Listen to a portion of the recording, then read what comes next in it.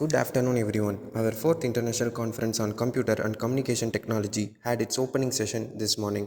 We cordially welcomed our special guest. Dr. Abdullah Sail Al Katani, Common First Year Deanship, Computer Science King University, Saudi Arabia. Dr. Fidri Yaqub, Senior Lecturer, Malaysia Japan International Institute of Technology, and Malaysia Dr. Abhishek Kumar, Senior Member IEEE, Assistant Director of Chandigarh University, Punjab, and Dr. Ariuday Nambi, Associate Professor, Department of Mathematics, College of Engineering, Kindi, and Dr. S. Siddhar, Cyber Security, Blockchain Expertise, Associate Professor, Department of CSE, Kebri Dehar University, Ethiopia, and Jalaja Madan Mohan, Head Technical Coordination and Public Awareness Section, Indira Gandhi Center for Atomic Research, Kalpakam, followed by the Chief Guest Introduction. We had a keynote session 1, which has been presented by Dr. Fitri Yaqub, Senior Lecturer, Malaysia Japan International Institute of Technology, Malaysia, regarding smart device for IoT application for urban farming, smart health and disaster management, and session 2 by Dr. Siddharth S., Associate Professor, Department of CSE, Kebri Dahar University, Ethiopia, about cyber security and blockchain technology. Now the paper presentation session have started in 10 different tracks with 20 jury members. I would like to introduce our jury, Mr. Saravanan Pandiraj, who completed his undergraduate studies at St. Joseph College of Engineering and Technology in India and his master's degree at Anna University in India BIT campus. He is currently an APCFY Deanship at King Saud University in Saudi Arabia and has published 51 articles in international journals. Additionally, he published articles on 49 different topics, including eco-friendly, bright luminescence, and so on. It gives me a great pleasure to introduce Dr. N. Sivakumar, Assistant Professor, Department of CSE, Puducherry Technological University. He has 18 years of experience in teaching field.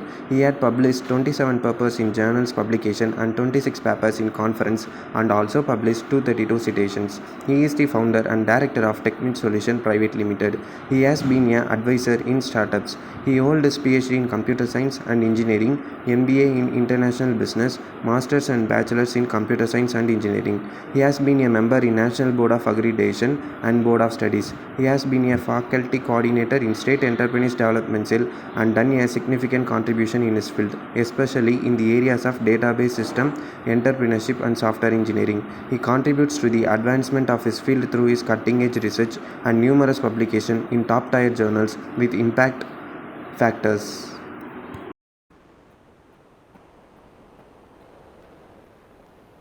Can you share your presentation now?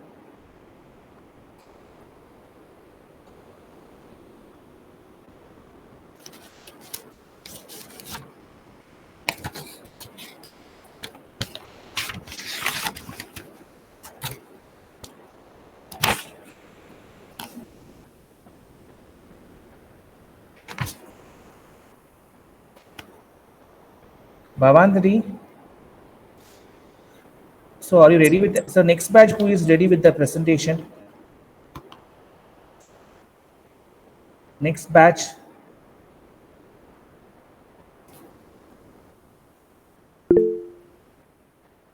Mohana Priya, you can start your session. You can start sharing your screen now.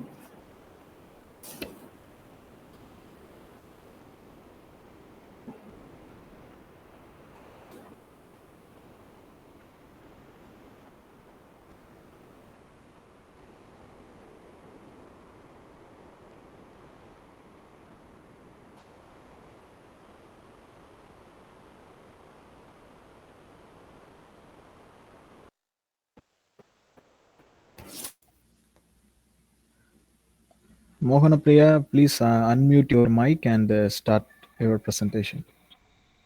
Good afternoon to all. First of all, thank you for giving us this opportunity. Our project is about forecasting with erratic ingredient and transformation. Myself, Mogana Priya, and my teammate is Ruchita. Our guide is Arilin Bina, HOD and Assistant Professor of Computer Science Department. Let's see what and all we are going to see in our project. Abstract, existing system, proposed system, architecture diagram, modules, conclusion and future scope. Now my teammate Ruchita will continue. Thank you, Mohanapriya. So, in our project, we are going to convert the inorganic pigments into organic pigments. First, we will collect the customer requirement and checking their possibility in a feasible solution manner. Here, in our project, we are achieved the accurate result with logistic regression in machine learning for the better solution. At first, what is logistic regression is a machine learning classification algorithm that is used to predict the probability of certain class based on some dependent variables. Here we are developing a natural dye and pigment with less inorganic substances for which is biodegradable, non-toxic and allergy free existing system. In the dye and pigment manufacturing system, mostly they will prepare with inorganic substances. Here they will use minerals and salts which can able to create the inorganic pigments, which is the combination of oxide, sulfide carbonates and other elements which are very dangerous to the environment. Salt is one of the component of inorganic pigment which may burn the plants and also lead to groundwater contamination. So we are developing our project with inorganic organic substances. Now we'll continue by Mohana Priya. Now let's see proposed system. We all see that inorganic are dangerous and allergic fruits. For this, we will be using the natural colors which are safe and we can able to use it. And it is non-allergic and also biodegradable. In our proposed system, we are developing a natural dyes and pigment with less inorganic substance that is biodegradable, non-toxic and which have been helpful for the human beings. For the children's also, we can able to use the paint with the organic in their room, so it won't affect any of them the allergies they are having. Dyes and pigments have a far low environmental effect than synthetic dyes. So it will also satisfy the customer needs whatever they want to turn the inorganic dyes, pigments, paints into the organic. Then now let's see the architecture diagram for that. First of all, the client needs to register in hours. With the help of the admin, he can register it.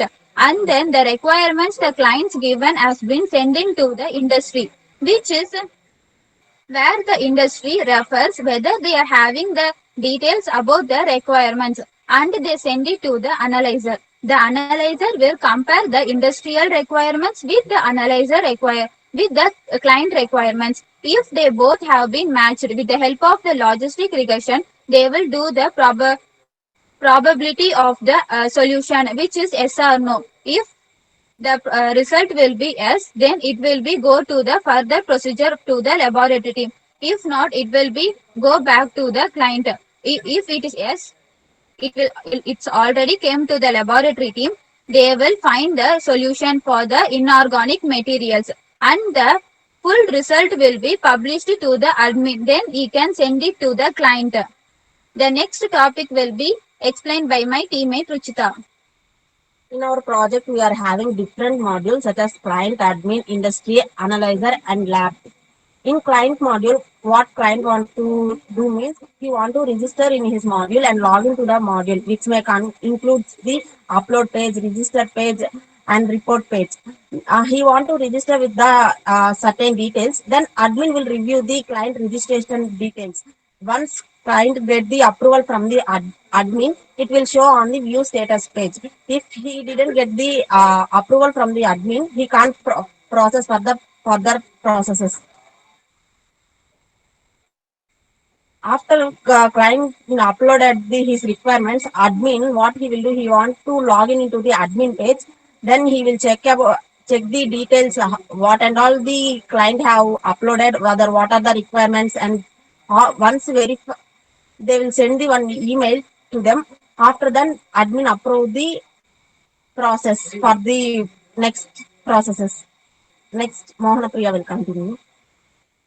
Now let's see industry. We already seen how the method will be work in the architecture. So let's see briefly about it. In this, the industry, the manufacturer team will log into the industry page, which shows them the view requirement, view analyzer report, and the update details.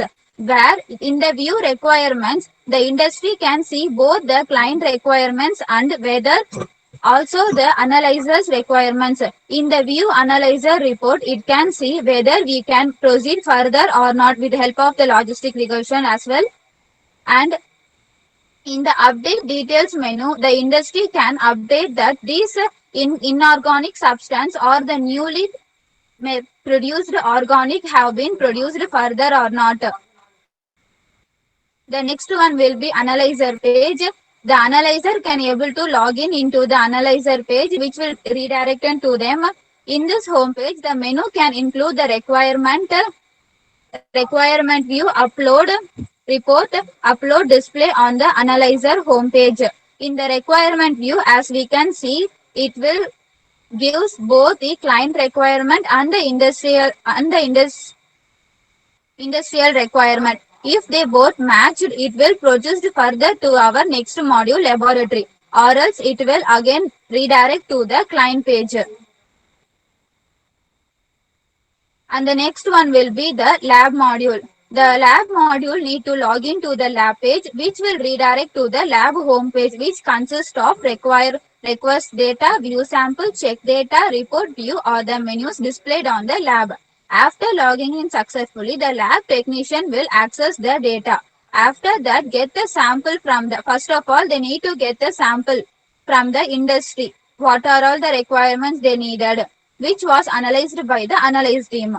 Then the sample of the industrial lab technician will test the sample and procedure to uploaded by the lab technician. Check the sample using the proper process uploaded by the technician, and if the sample has been completely produced, then the laboratory directly will send the full solution problems to the solution to the admin module.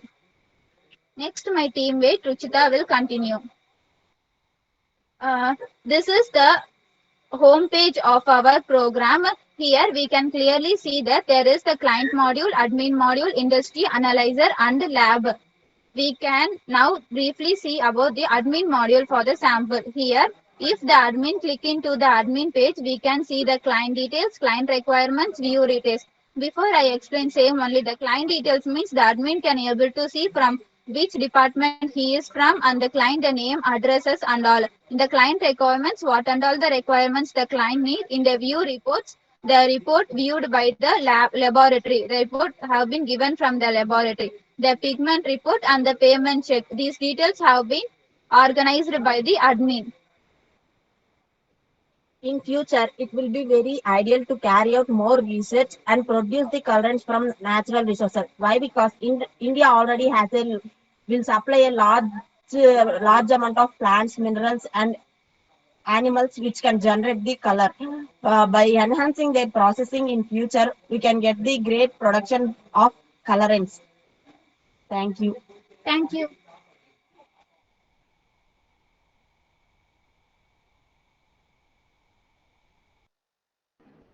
Okay, Ma, good presentation. Go for the first slide.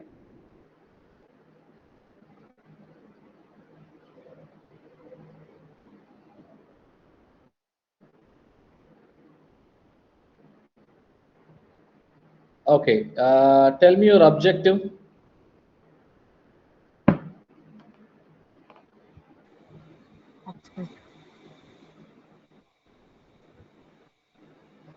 Okay, listen. Probably you will be doing this as your academic project. Yes, Final sir. year project இத பண்ணலாம் இல்லையா பண்ணிட்டு இருக்கீங்க.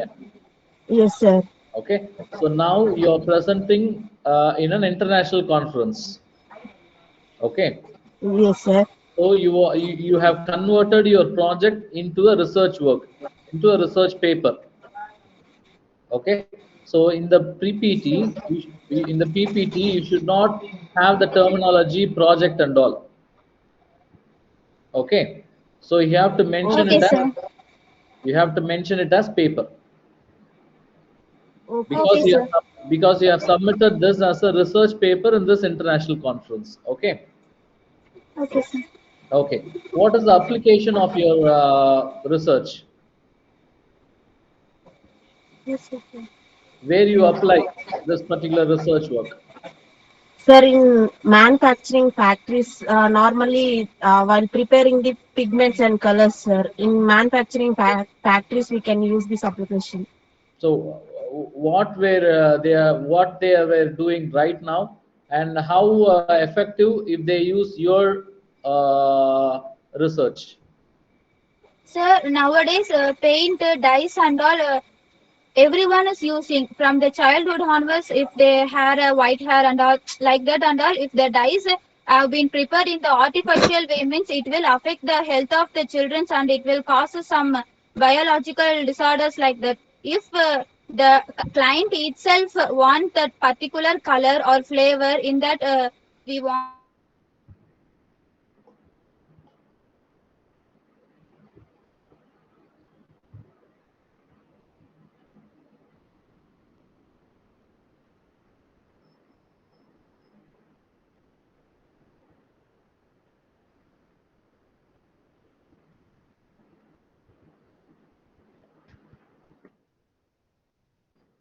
and all. Hello, do you hear me?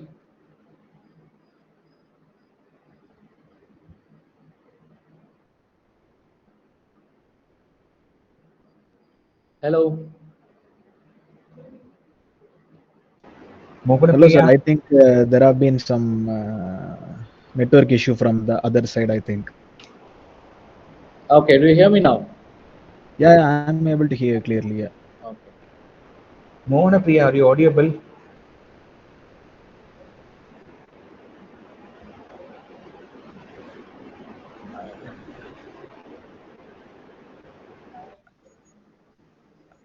They left the meeting, I think, sir.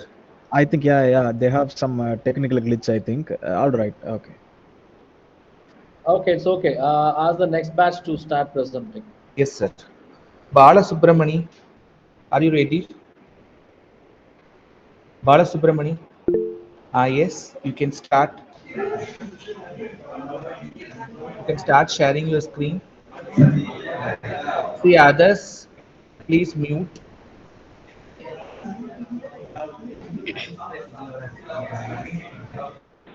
Sir, are we audible? Yes, you are audible, but your screen, you are opening too many screens. Yes, sir. Sorry, sir. Our network has been limited, sir. So it has been off. Now we are reconnecting it, sir. Just a minute. Wait, Bavadarni. Mohana Priya. Yes, sir. Yes, yours is done. Now you can. Yeah, yeah, you can mute your mic. Yeah, no problem. Okay. Thank you, sir. All right. Okay, Bavadarni, you can start. Yeah.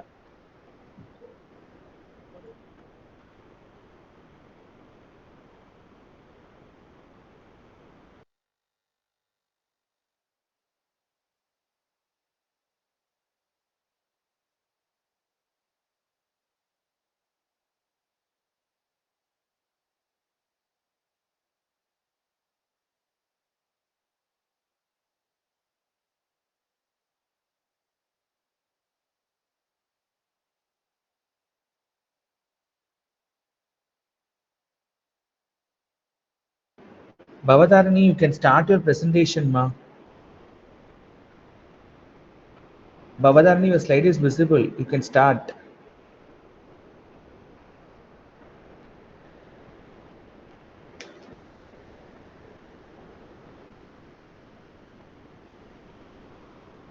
See what happened, Bhavatarani?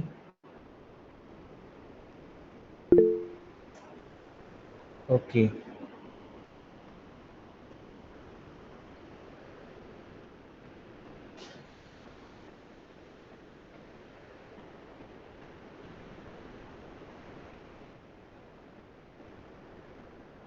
Next, who is ready in that session? Can you raise your hand? Who is ready with your PPT? Next, Arnachalam will be ready in the next session. Okay, sir. Be ready with your PPT. Hello, sir. Can you hear me? Yes, Audio. Gayatri, we are able to hear you. You can start your presentation. Yeah. Yes, sir. I myself and Bhavadani are teammates, sir. She's having trouble with the screen presentation. Hello, You sir. are Yes, opening yes. with multiple screens. Show with a single screen mode. Can you see the Yeah, screen? yeah. It's Yeah, fully yeah, visible. yeah, we So you can can see. start. We can see. Yeah, Yes. you can speak, please. Yes, sir. Good afternoon, all.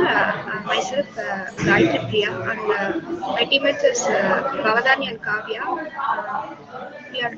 Our project is analyzing Bitcoin heist, ransomware threats with data process. The abstract of the paper is uh, there are about the ransomware attacks and the Bitcoin heist. There are Uh, various. yeah, excuse me, Gayatri Priya. Yes, sir. We are hearing so much of background noises. Yes. Can you please?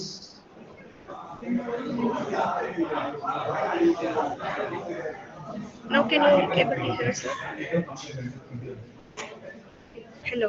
We are able to hear you, but there are very heavy background noise coming from your side. So sorry, sir. I'm at office. She's having trouble with PPT. Okay, proceed. Uh, our aim is to detect the ransomware attacks during the Bitcoin transactions. These are the literature survey. In the existing system, we have searched about many papers. They didn't tell about the what kind of ransomware attack. They did not calculate the performance and deployment is not done. Where we have developed a model which will specify the ransomware attacks and what kind of ransomware attacks. That and all we have about six attacks only they have happened during the Bitcoin transactions, which are all ransomware attacks. Ransomware attack involves only money, so only it is main during the Bitcoin transactions, and we have developed the confusion matrix and prediction time also increased, which is not done earlier. This is the architecture diagram. We are going to provide the data set which will process the data, and the output will be given. There are about five, six modules there. In the first module, data pre-processing, which will pre-process the data, which will filter the data to increase the accuracy, and in data visualization. For better understanding of the project, graphs and all done, graphs and diagrams will be represented in the data visualization, and XGBoost voting classifier, random forest classifier, and logistic regressions are the algorithms we are using for the paper. Uh, the voting classifier is the final algorithm which will combine all the results of the random forest, logistic regression, and the XGBoost algorithms results, which will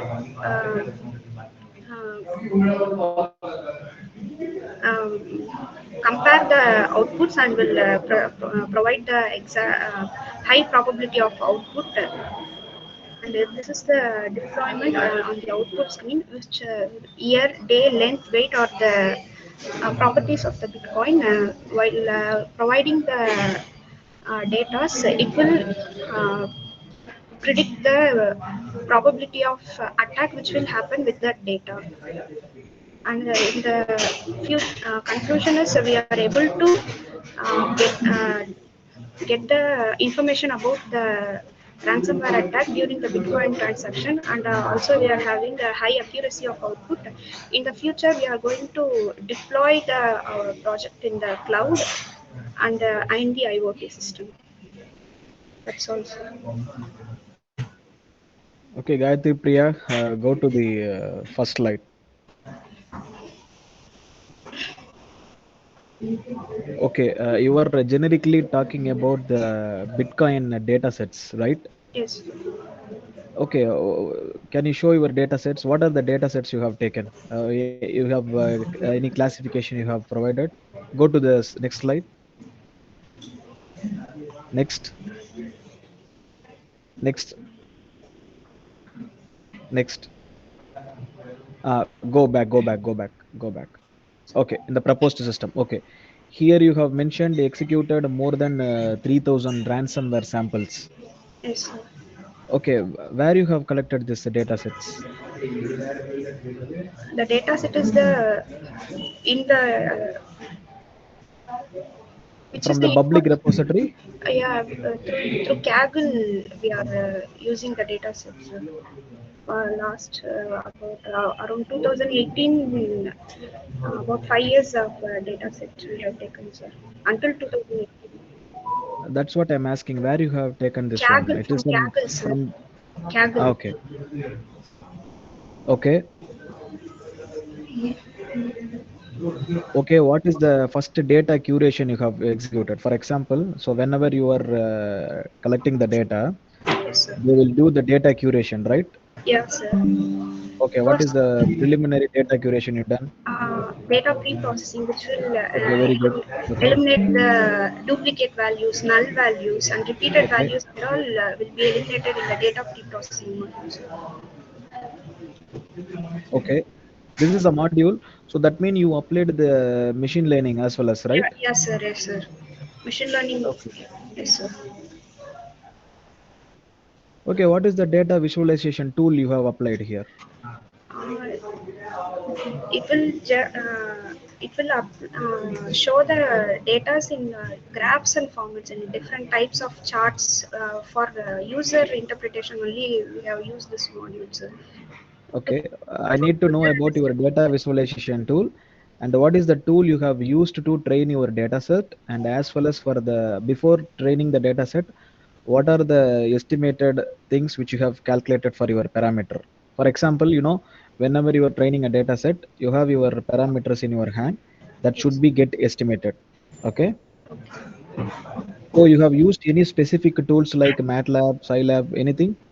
Yeah, sir. We have used Jupyter Notebook and Visual Studio for development, sir. This is what I'm asking. Why you didn't mention in the presentation?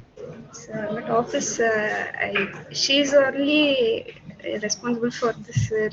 She's not able to on her mic, so I'm here doing this. Okay, okay. Go next. Next slide.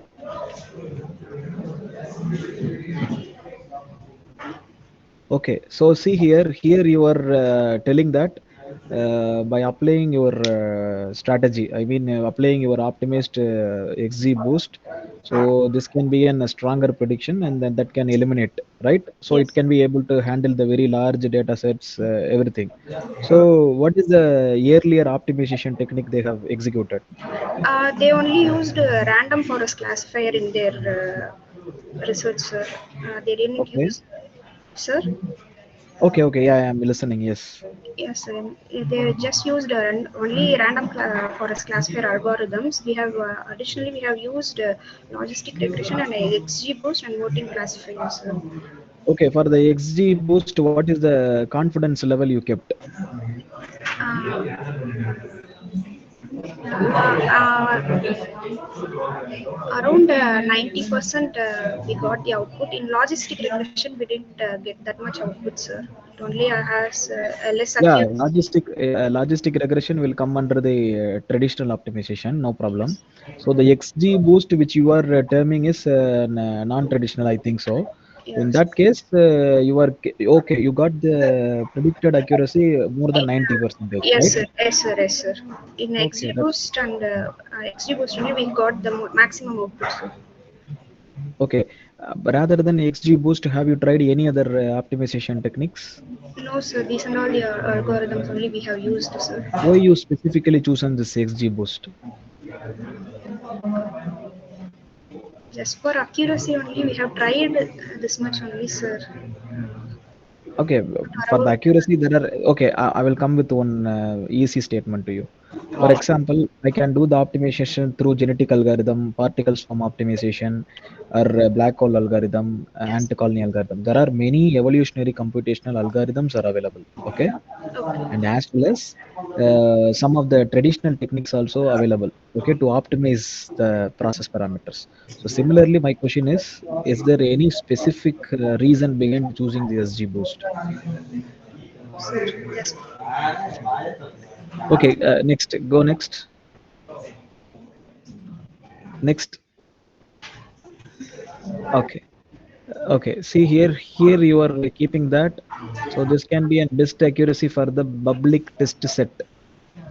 Okay, and then you are mentioning high accuracy score algorithm. So this is the question terms all around. For example, if you are calculating the distance, Yes, sir. okay, immediately you will go for the Dijkstra algorithm, right, for the finding of shortest path. So like that, for the accuracy, specifically you have formulated any basic algorithm initially first, then you have to compare. Okay, that is how you have to compare. You should not tell that, okay, earlier they used the random classifiers and the naive classifiers, so Okay. we have gone across this XGBoost.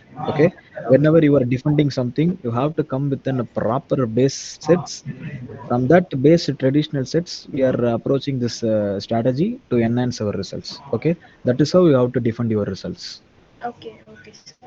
Okay, That's this will huge for you for your rest of the presentation in your university or in your industry. Everywhere, whenever you are defending your functionality, or whenever defending your result, you must have to tell that what is the existing technique yeah. and in what way I have enhanced myself through. Yeah. So that is very essential. Okay, Yes, then sir. fine, fine. Okay, let me proceed to Shivakumar sir for his questions. Okay, then. Now to add with Dr. Saravanan sir, like you have to come out with some suitable metrics by which you can compare the existing work with the proposed work. Yeah. Yes, sir. Okay, I don't see any tabulation here, graphical representation, right? Yes. Minimum you should have 3 to 5 metrics by which you have to showcase that your proposed work outperforms the existing work. Yes, So sir. that has to be represented visually through suitable graphical notations also. Then only your research will be complete and your project will be complete. Yes, sir. Yes, sir. Okay. And for training and testing, how much percentage you have taken data? Around 3,000 we have taken, sir. In that, 70% for training, sir, and 30% for testing. We have 7 to 3 in the ratio we have taken, sir. How much as a result have you got? How much accuracy you got from this? 91% accuracy we have got, sir. 91.08%. Okay. What about the existing? Yeah, yes, sir. Existing? No, according to your work, it is 91 percentage, right? Yes, yes, sir. What about the existing algorithms? What Around about the 20% only they have got, sir. how much? 20. Only 20 percentage Yes, sir. accuracy. Yes, sir. From the existing 20 percentage, you gain 91 percentage to your proposed work. Yes, sir. It's very huge. 20 percentage is not at all like a percentage for evaluation. Which algorithm is that?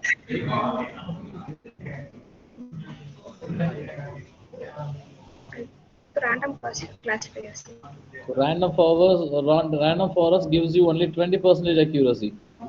Not sure, sir. I'm just saying, but No, I don't think so. 20 percentage can't be the percentage. yes, Anyway, sir. check it out. I'll see through Okay. it. Yes, sir. I'll see through it. Okay. Thank you. Okay, sir. Thank you. I request Saravanan sir and then Shivakumar sir and all the participants to turn on that camera to take one for snapshot. Hello sir, See, all of you. unfortunately I have been connected with my tab, I cannot. Okay. Okay. Shivakumar sir, it's possible, sir. Yes. You mean video? I, Hello, I, sir. I don't get you. Sir, can you turn on your camera, sir? We can take one Yes. Yes sir, yes snapshot. sir, can you turn on I camera, can sir? do that. Yeah, yeah. Yes. Participants can all turn on your camera. Participants, whoever connected, all turn on your camera. We will take one snapshot.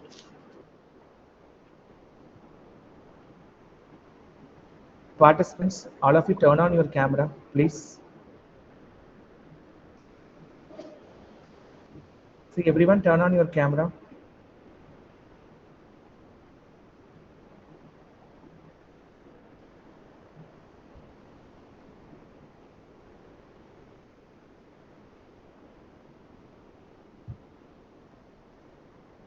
Everyone, it's audible. Turn on your camera, ma. We have to take one picture.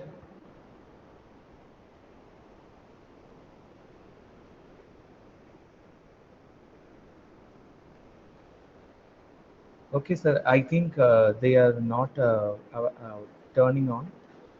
We can continue that session, sir. Next to who Okay. have to do the next to who have to do the presentation. Can come up with your slide.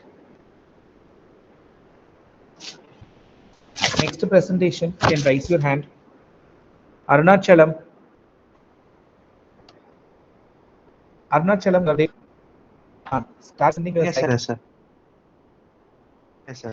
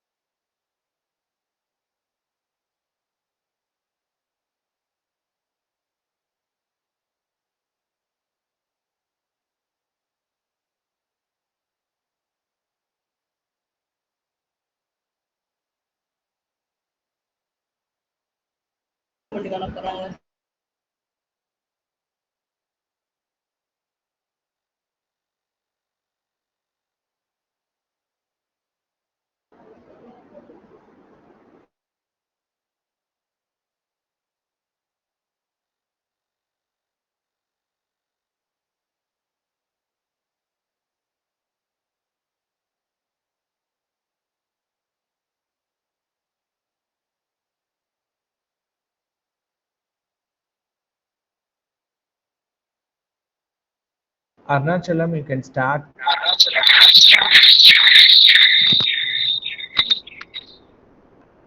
The screen is sharing, sir. Yes, visible. You can start now. We are waiting.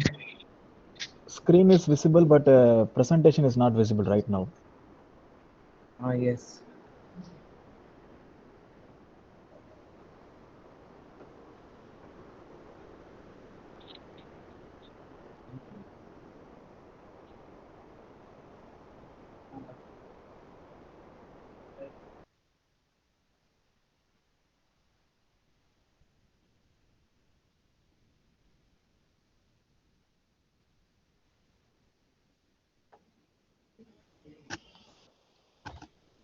Sir, 1 minute, sir. Arna,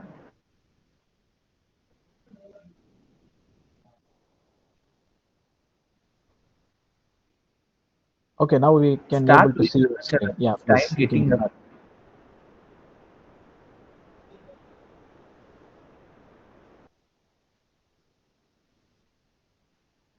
time getting up. Yes, sir. Oh, I your think voice is getting late. near to you, one of your friend also turning on his mic. I think ask him to mute, and you can proceed. We are getting your echo.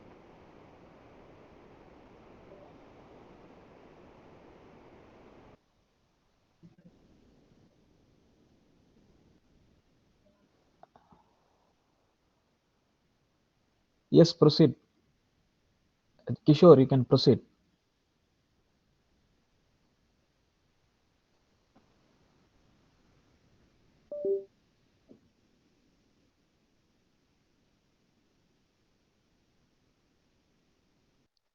Good afternoon, all. And I am Arnachalam, and my team members are Jayar Kishore and Jay Adyasan. We are from EGS Play Engineering College in Nagapattinam. Our conference paper is based on crime data analysis of Tamil Nadu using machine learning techniques. At first, I will explain about the abstract. We all know that in Tamil Nadu, the rate of crime is rising, and The Tamil Nadu is the fifth highest crime rate among the Indian states in 2021. The purpose of the research is to analyze the crime data of Tamil Nadu by using the techniques called machine learning. And this analysis will help us to examine the futures of the crimes that are going to held in every region of the state. Fourth point, we will analyze the particular crime is held in which time and which place, and by using this we will analyze the particular crime. And the introduction will be explained by J.R. Kishore.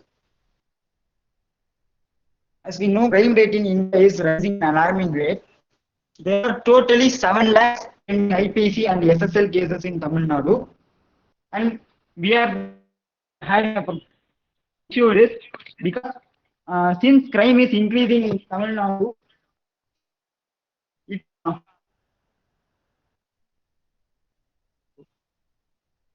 it is unable to finish the cases.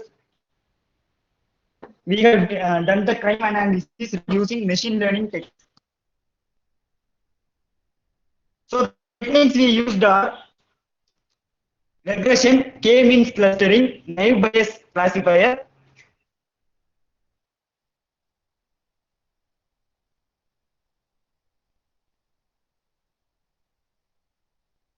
Bayes and k nearest neighbor algorithm. I will explain what regression analysis uses one or more independent variables.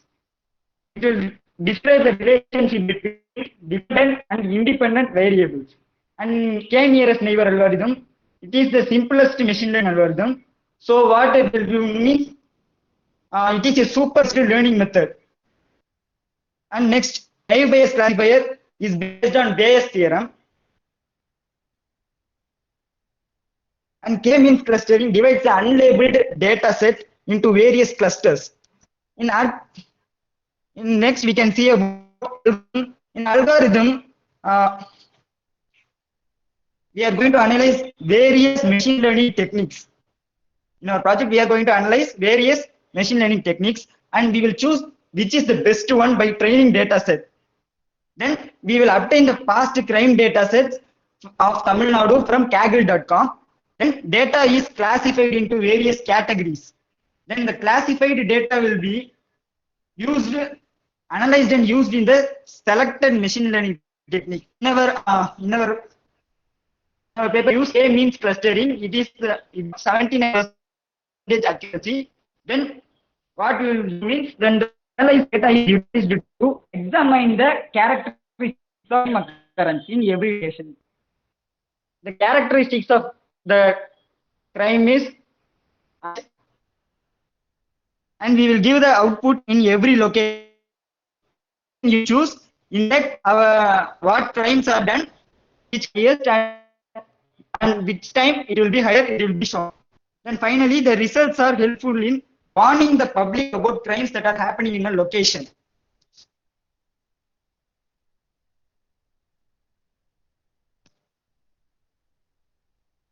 Here is our architecture.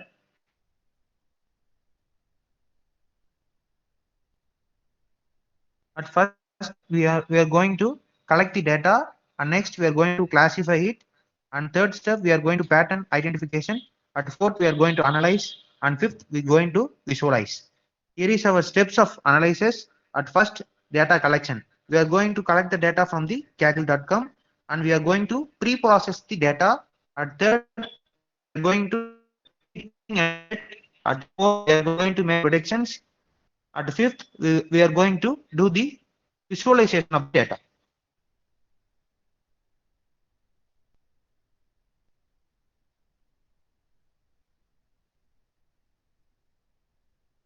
Will be explained by. Yeah, in this slide, as you can see that in the form of the Kishore said, the accuracy percentage of machine learning algorithm, we have displayed the all machine learning techniques that we have tested by using the test data set. We are using the test data set for finding the accuracy, which one can be used to analyze about the crime in accuracy percentage. And in this we have find that the k-means clustering is have a more accuracy percentage 79 compared to others. The k-means clustering is very fine to analyze about the crime. We are take the k-means clustering mainly this. So you have 1 more minute time to end your presentation. Make it fast. Okay, sir.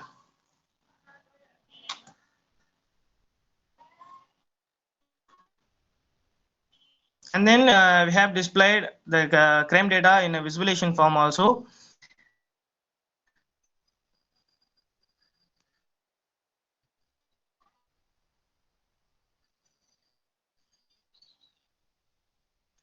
In this slide, as you can see that we have displayed the different crime incidents that occurred in Tamil Nadu.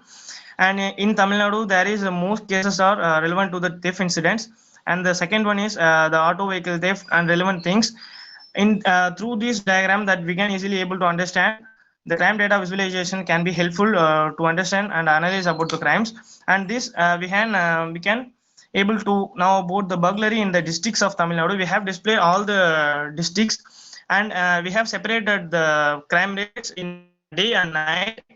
And in this diagram, as you can see this, that Chennai is have more burglaring compared to day. In night the more burglaring is happening there. And the followed diagram that we displayed the different crime incidents that happened based on the range and places and based on the types. And in majorly Chennai, the burglary is happening more compared to other crimes. And finally, in conclusion, with the using this methodology, that we can easily able to analyze about the crime, and using this that we can prevent the crimes that before happened. For example, that if we are using this in advanced form, for example, if you are using in Google Maps in future, if the person who is don't know the place where he is going, but the application can be give alert whether there is any crime is happened before or which kind of crime is possible to happen there. So the person can be alert, and in future, after many advantages added to this, we can use it in a various forms. And in this, we have mainly used the k-means clustering techniques because it has more accuracy rate, and with an overall outcome, the advantages means law enforcement department would strengthen production during the vulnerable moment, which would be reduce the crime. Thank you.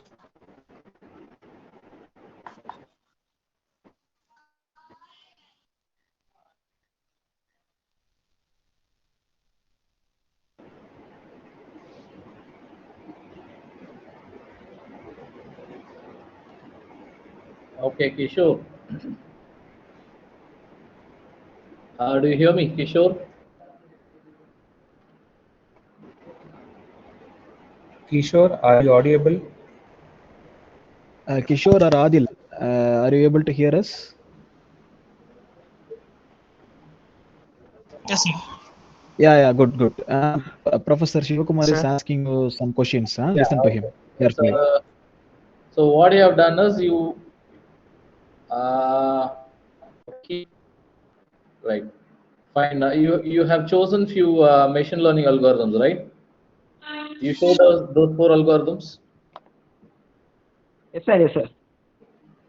You just show those four algorithms you compared. Yes, sir. Yes, sir. Move the slides. Yes. There are so much of other We have machine learning algorithms also. Why you have chosen only these four? The question this is, would be the best for choosing, sir. huh? We have selected the best. We have selected the best four techniques, and in that, which we can use. We have seen the accuracy, which is the best one we have chosen. On what basis you claim that these four are the best? What is the Uh, basis for your selection? On what basis you have selected these four? when we trained and when we trained the data set and we analyzed, we have come to the thing. These four are the best, sir. What are the other And we are algorithms you familiar tried? with this topic, sir. What are the other algorithms you tried? These four only, sir. We have chosen these four only. First thing, there are so many machine learning algorithms and deep learning algorithms. Okay, algorithm has its own applications. You have chosen crime, and you have chosen these four algorithms. I don't know what is the basis for selecting these four algorithms for applying crime data. Okay, and one more thing is, and among the four, again you are getting a like accuracy percentage of less than 80% only. Go for the table. Yes. So here also you claim that K-means clustering seems to be better by having 79%, but there is no big difference between naive-Bayes classifier and K-means clustering. Okay, and please understand the difference between clustering and classifiers. What is the difference between clustering and classification? Classification means we are different by category. We are different in the data, Hmm. Okay. and K means clustering means we are dividing the unlabeled data sets Then how you are comparing these into two clusters. algorithms? These two has different purpose, right? Yes, sir. Clustering is different and classification is different. Then how can you compare these two? We are just analyzing four machine learning techniques only, sir, That is fine, and man. just choosing the best one. Yeah, that is fine. These, but still, this clustering is different from classification. Yeah. Yes, sir. Then how come you compare these two? Can you compare a sorting algorithm and a searching algorithm? Can Yeah. you compare a sorting algorithm and a searching algorithm? Their purpose is No, different, sir. right? Yes, it's different. The same thing is applicable here also, right? Yeah. Okay. Okay, sir. Okay. Over to Saran. Sir, thank you for the question. Most of the questions I have in my mind you asked already. Thank you, sir. Okay, Adikeshavan, Arnachalam, and as well as another one. You have to improve a lot in this case while you are defending your results, and especially as like a professor mentioned, you have to tell why you have selected this one and what are the feasible outcomes can be executed. All the people you have to understand when you are talking about algorithms. You must have to know about what is traditional, which is widely available, what is the non-traditional, widely available, what is the optimal, what is the near optimal. Okay, why you are always going for the accuracy prediction, everything that mean. And one more thing, overall almost two batches have completed the work in data sets and data science, and then consistently last batch Gayatri Devi, while she was explaining also, she said that we got this 90 percentage of accuracy. Okay, I have a question. So all the researcher, while you are working on the data science, you should not expect this R square to be always a 90 plus. Okay. The reason behind is, for example, now I am taking a class for 40 students. Okay. My objective is one of the students only get the gold medal. Okay. Out of 40, if only one student is getting a gold medal, mean what is my possibility, probability, R square? Okay, out of 100. So objective is satisfied, but my R square is 1, right?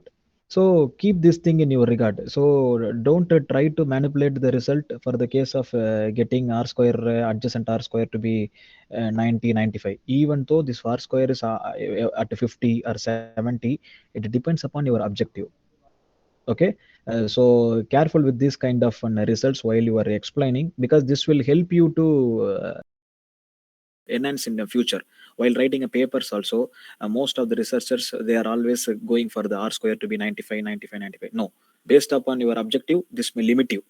Okay, the best example, out of 100 students, only one student can get a gold medal. So from my class, if one student get a gold medal, means my R square is 1% only, then objective satisfied. Okay, keep this thing in your mind and work on your research. Okay, thank you. The you can next one can proceed. Dr. Srivel sir, you can proceed for next one. Next one, you can start the presentation, ma'am.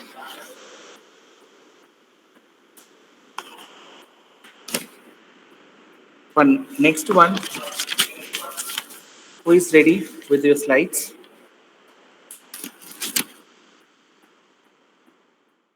Still, how many presentations are there? I think 5 presentations are there, sir. Okay. Participants, you have to complete within 7 minutes. I think Akshaya, you are ready with your PPT. Akshaya, Akshaya, whether you are there. Devi, are you ready with your PPT?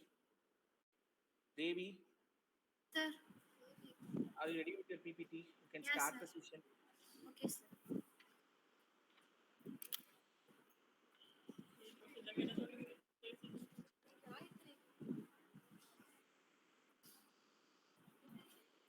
Started. We have to have a we have a validatory also.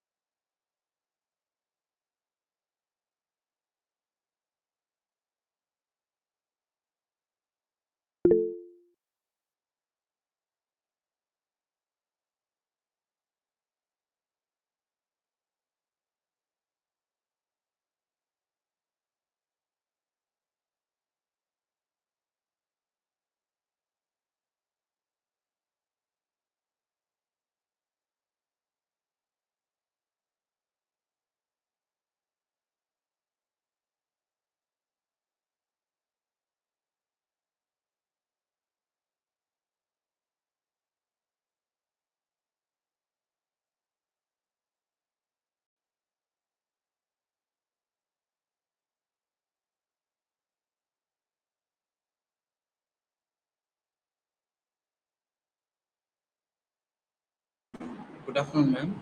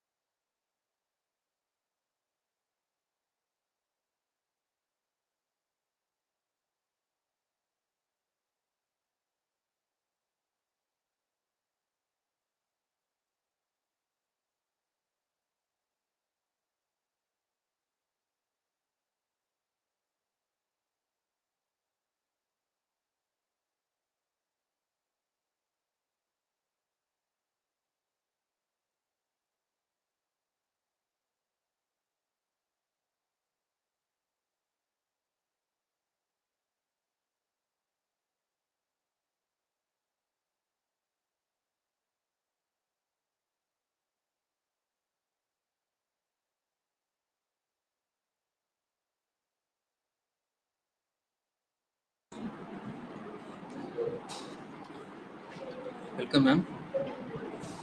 Sangeeta, ma'am. Tanish, ma'am. Yes, thank you, thank you. Okay. Shall we start, ma'am? Yeah, sure.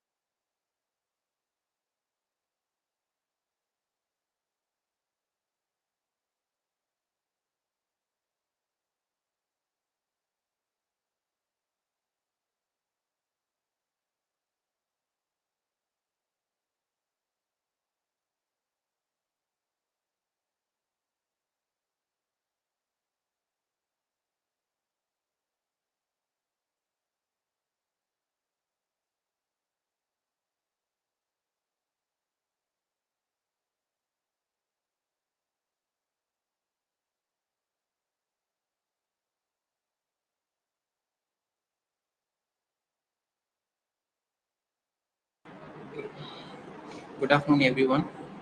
It is my pleasure to introduce our esteemed jury member of this track, Dr. Sangeeta, Assistant Professor, Department of Computer Science and Engineering,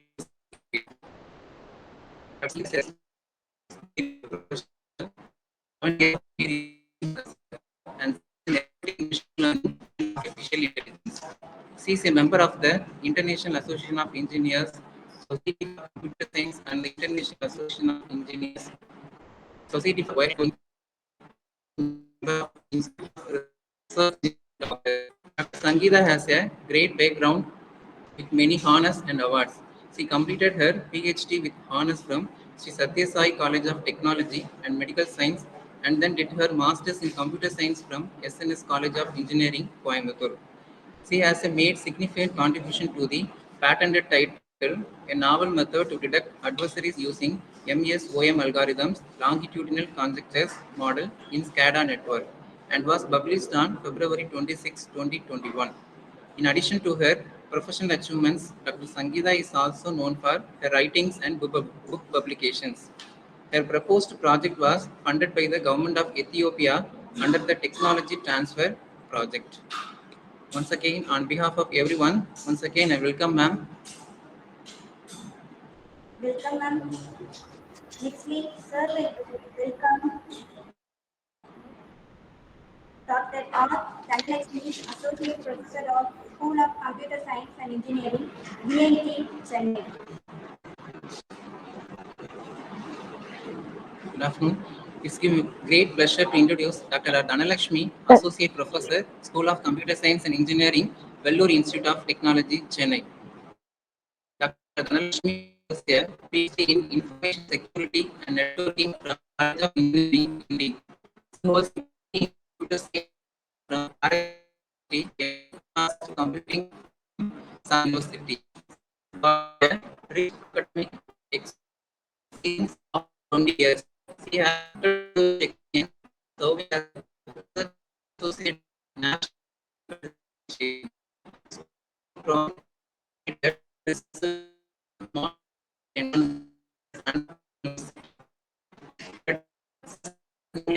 papers in international conferences and international journals, including Elsevier and the presented her work at international conferences sponsored by India, organized at IIT Madras, NIT Trichy, Anna University, and then Pondicherry University. She has organized and of international conferences sharp. Seen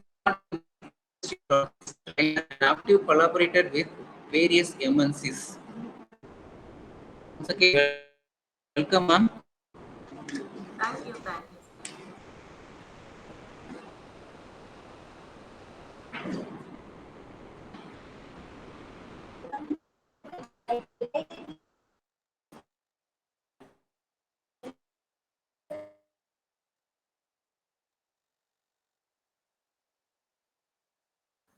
Yes, we can.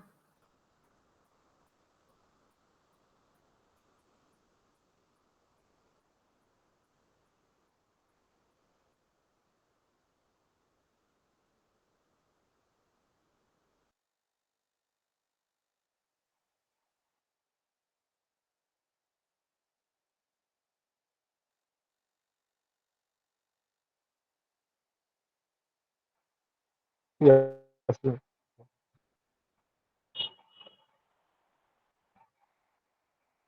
Ma'am, whether my camera's on?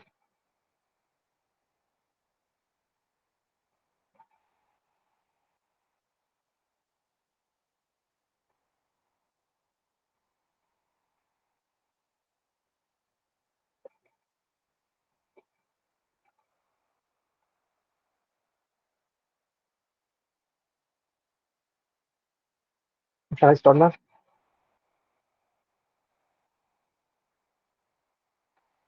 Ma'am, Yes, Praveen. whether the It is slide visible is and available? yeah, it is visible. You can be audible to us. Yeah, yeah. Good afternoon. Our next step is the motion classification using on my and and Praveen, and my members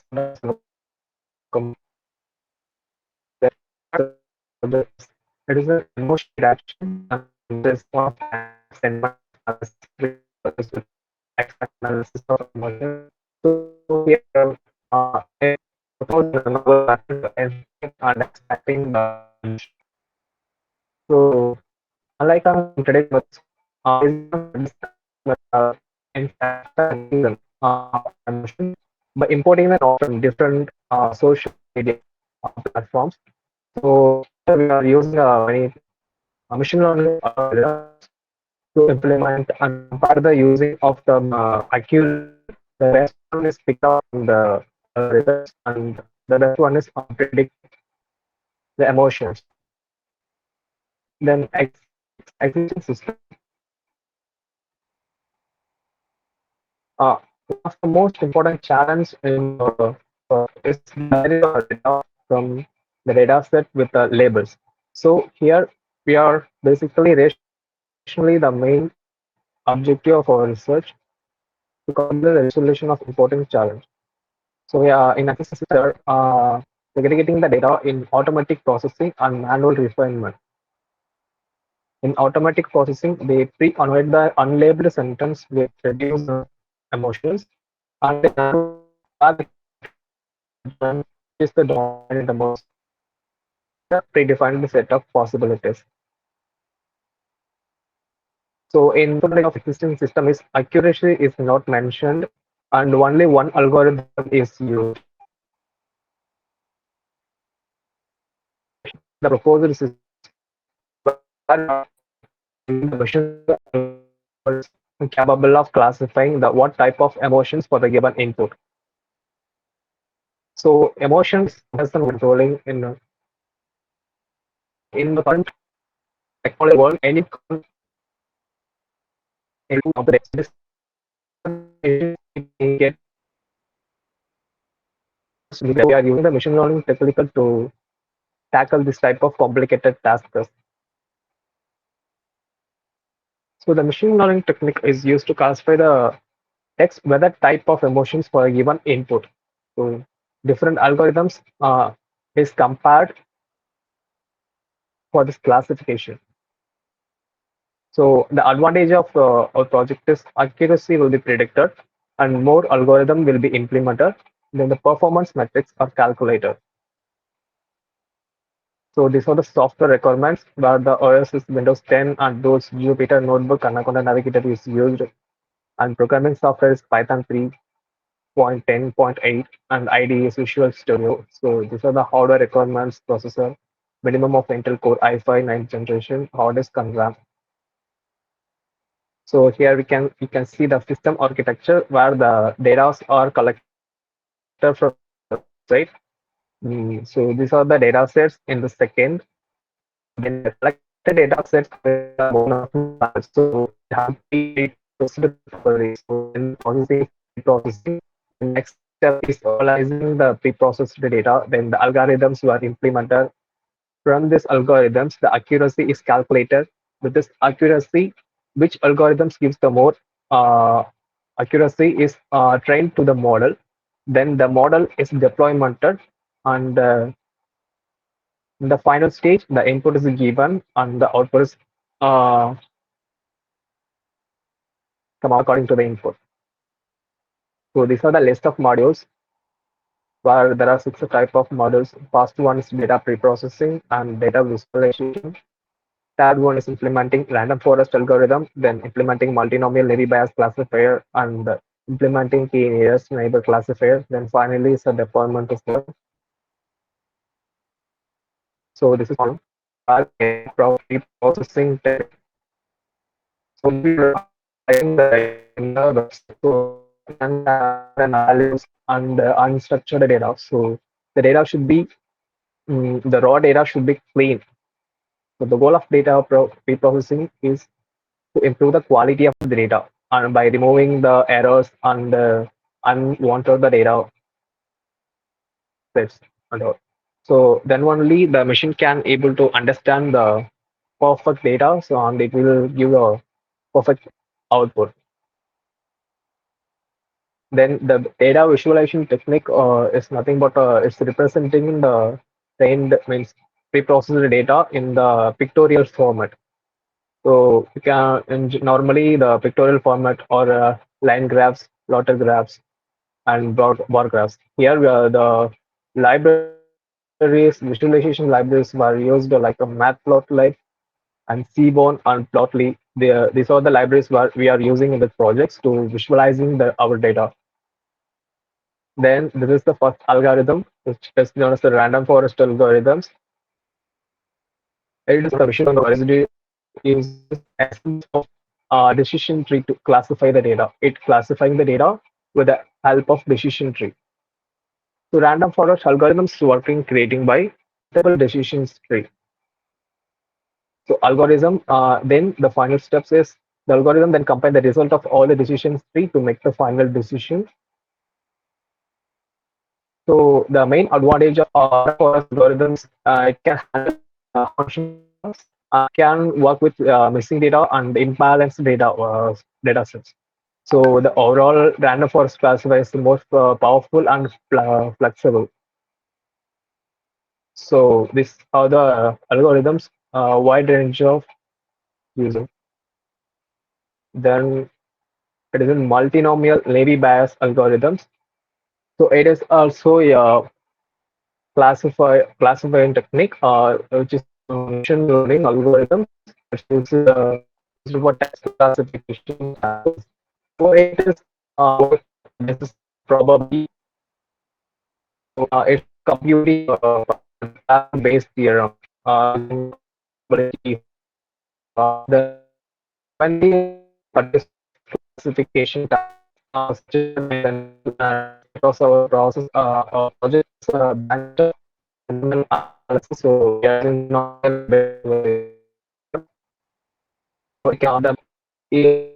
in this program handle the large data sets with high dimensional features and it computationally efficient. So it's further and effective algorithms which is used for text classification tasks. Then the final algorithm is k nearest neighbor algorithms. So it is a supervised machine learning algorithms for both regression and also used for classification tasks. So the KNN algorithms works by finding the k nearest neighbor.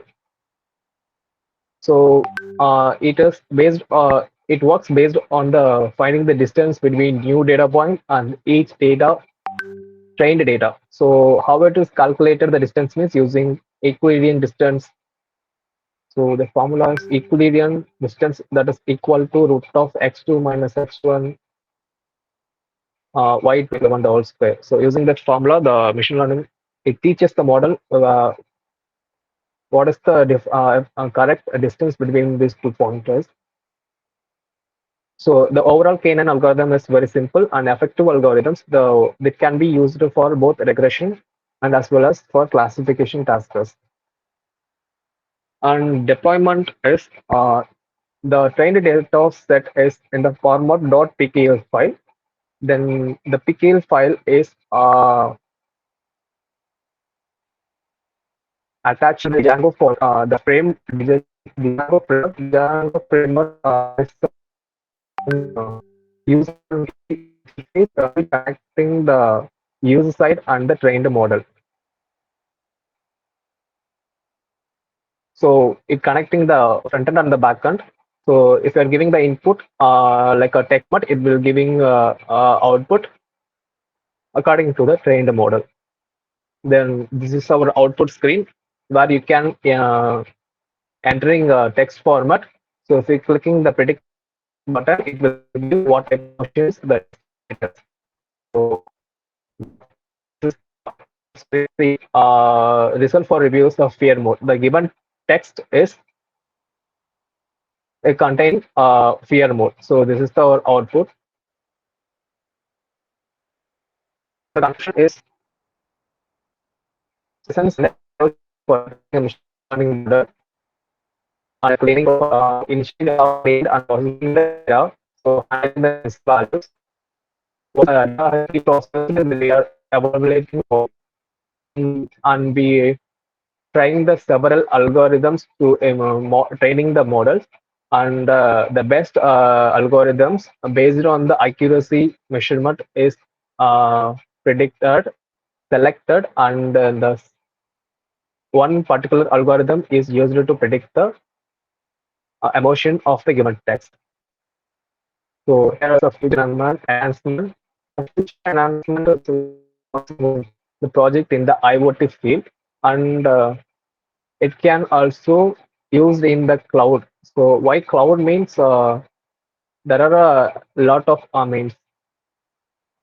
of storage space capacities there. So it can able to store n number of data sets. So the accuracy is increased while using the project in cloud platform. So these are the two future enhancement. These are the reference we have taken from the different platforms. So that's our project. Thank you.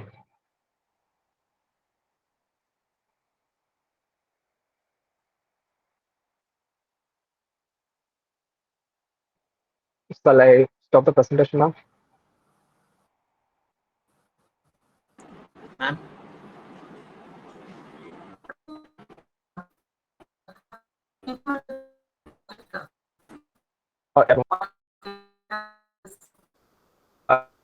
Or percentage is over, ma'am. See, I could understand what are all the various algorithms that are available. Yeah.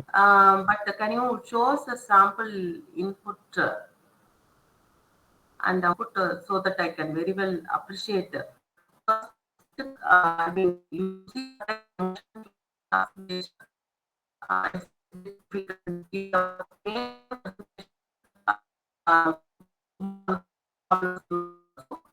equally both can you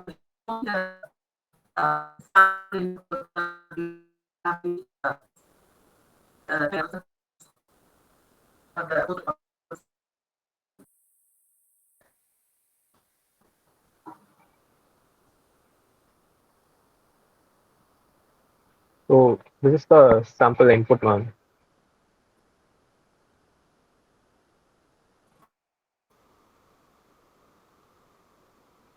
what are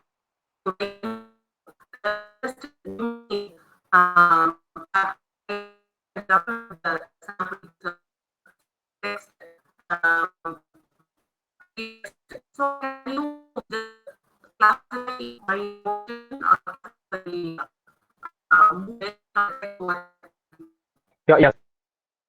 Ma'am, can you give a time, ma'am? I will run the project and show me. It will take some time at the end of after to the tables.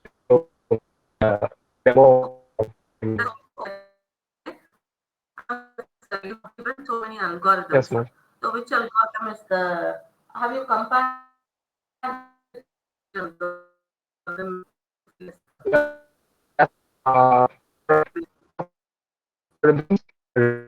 Algorithm is gives the more accuracy, ma'am. It's about 90 percentage of accuracy giving, ma'am. Multinomial name base, k nearest neighbor, random forest. Okay. So the random forest is giving a more accuracy, ma'am. So the random forest is used for training the model. How do you And forest. how Ma'am? do you compare the accuracy of algorithms in the text classes? For example, I am very happy. So based on my text, I can also say that I'm not happy. Very happy. I mean, is it your input going to be a single input, or you are going to get a series of input, or do you get my trait of texting pattern? Do you get my how do you analyze me? Um, so with a single text, Yes, ma'am. Actually, ma'am, it's not a single text, ma'am. If you are giving a single text means from the text itself you can find whether you are happy or sad.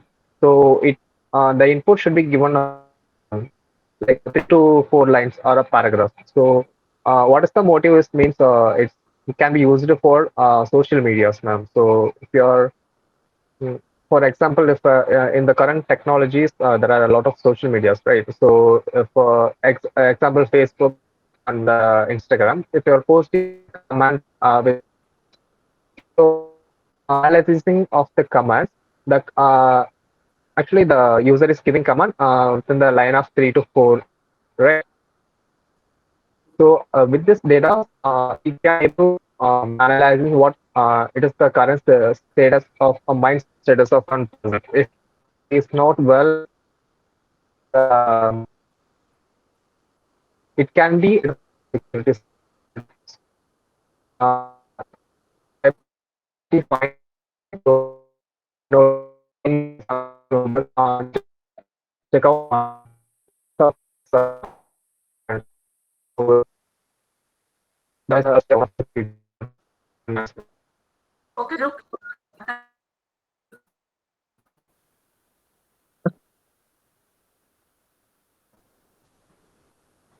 shall I stop the presentation or? Yeah, yeah.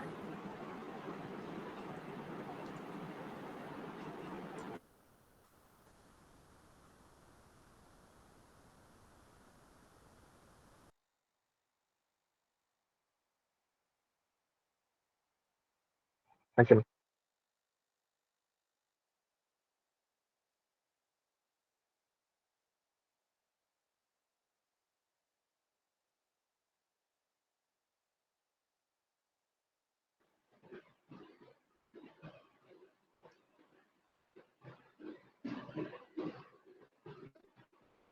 My screen is visible.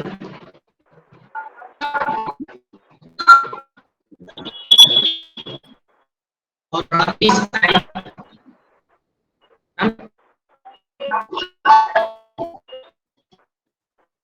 Proceed.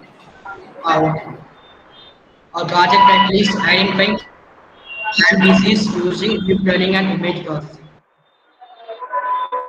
Anakin Gupta, Suresh Rajan, Tao Prakash, Surendra Gupta, myself, Sri Rajan. Remaining confined, Prakash.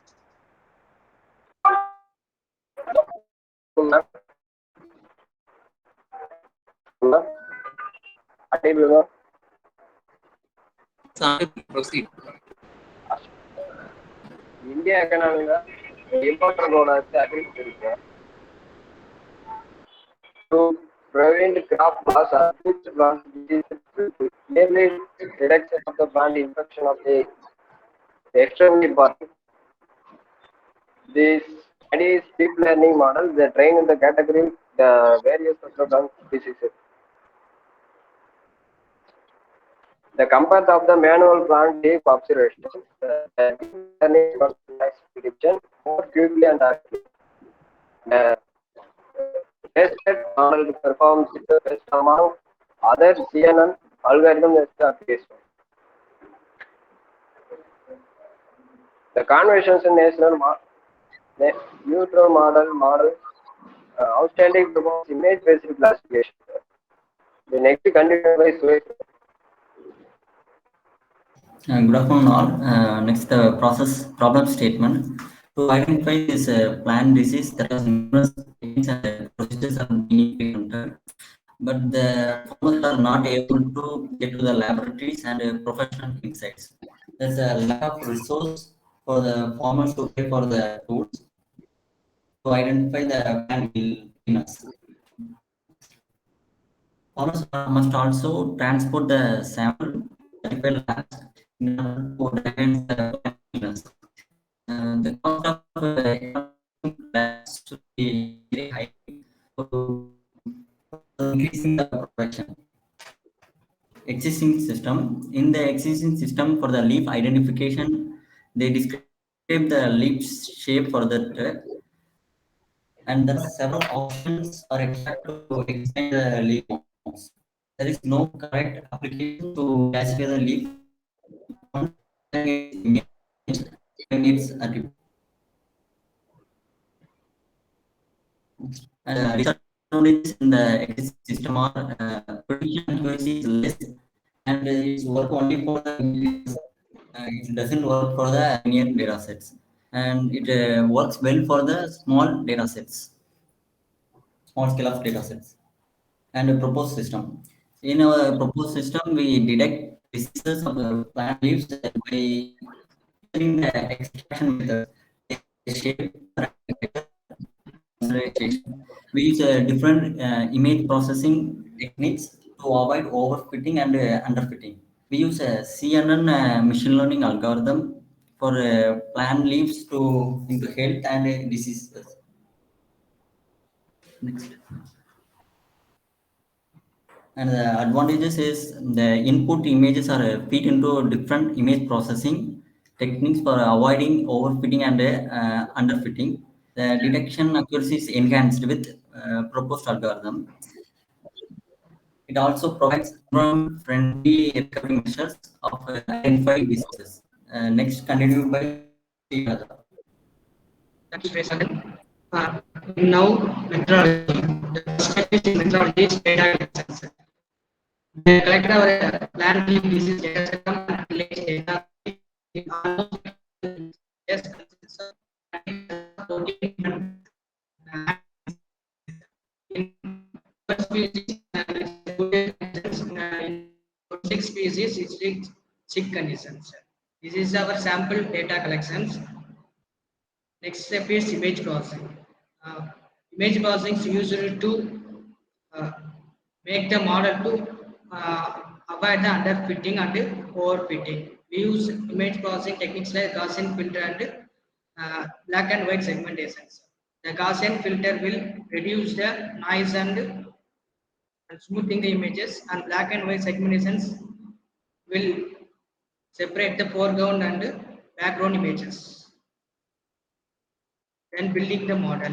We will use an CN algorithm for build the model. We using ResNet model for to train and determine the for this land disease leaf basis. Remaining continued by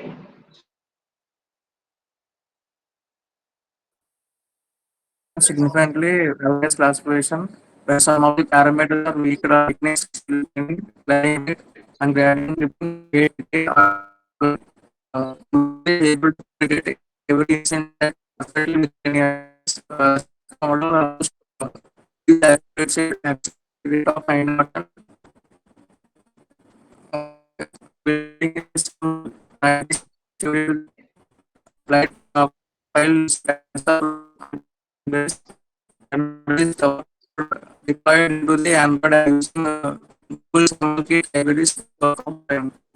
To work offline, we need to use Google ML libraries. ML libraries, Google's expertise to mobile developers in a powerful way and easy to use package. Make your UIs and Android apps more engaging, personalized, and helpful with solutions that are optimized to run on devices. The study demonstrates how the CNS model functions with images and to prevent a model overfitting by using several image processing techniques such as gradient VDK and schedule learning defined by different business approaches. Business algorithms was when compared to conventional neural networks algorithms. These are the reference. Thank you.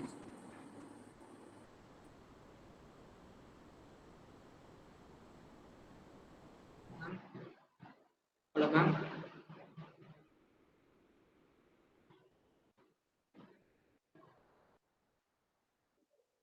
So, what is the what is the objective of this plant disease identification for the better yield, or how? What is the time period you recognize, and do you have any um, steps or any measures to predict or to detect it at the earlier stage? Ma'am, we were using the image processing for image classification, ma'am. Then we will use an CNN ResNet model for training the model, ma'am. All these classification, everything is after at what stages you will find the plant diseases. Ma'am, can I show the app demo, ma'am? Yeah. Okay. Yes. Make it faster, make it quick. Okay.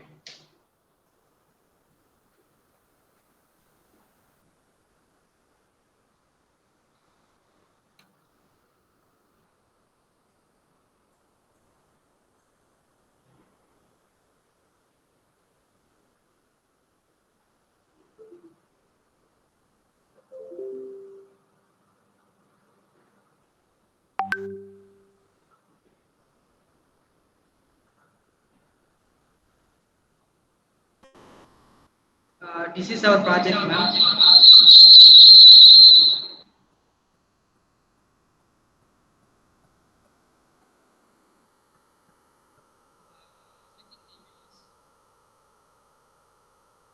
Then we'll get the process, ma'am. It will identify and say it's an apple leaf and the symptoms and how to manage it. Hello, ma'am.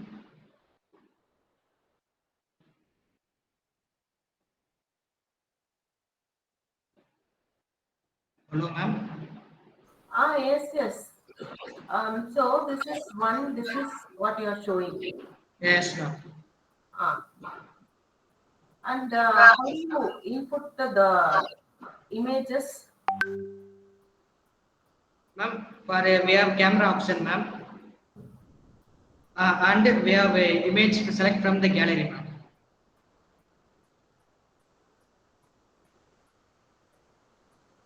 If we select that image, ma'am, then we'll get predict. It will analyze and tell it's an apple leaf, ma'am. And what disease it have. How many images you have got and how many diseases you have identified? Totally, ma'am, 55 total images, ma'am, with 38 species, ma'am. With 38 Species, plant species, ma'am. Leaves, different leaves. how many diseases? What are all the see this?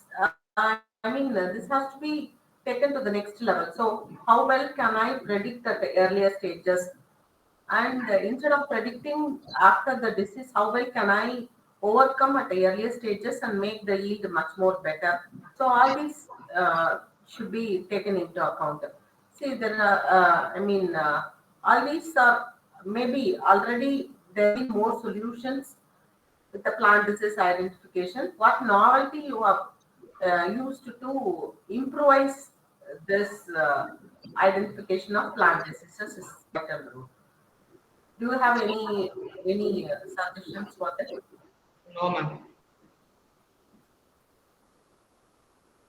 Only with the images you will classify that this is not the dual disease. Yes, ma'am. Okay. Okay, fine. Thank you.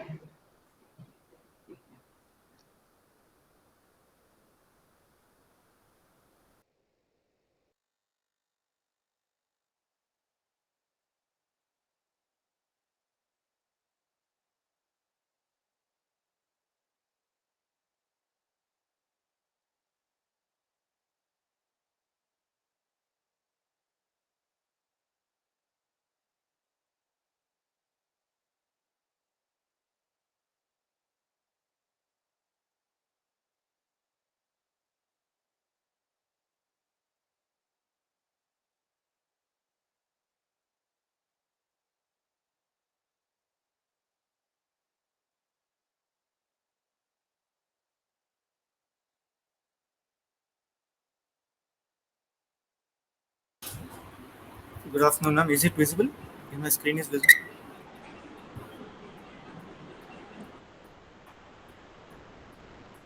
Hello, ma'am.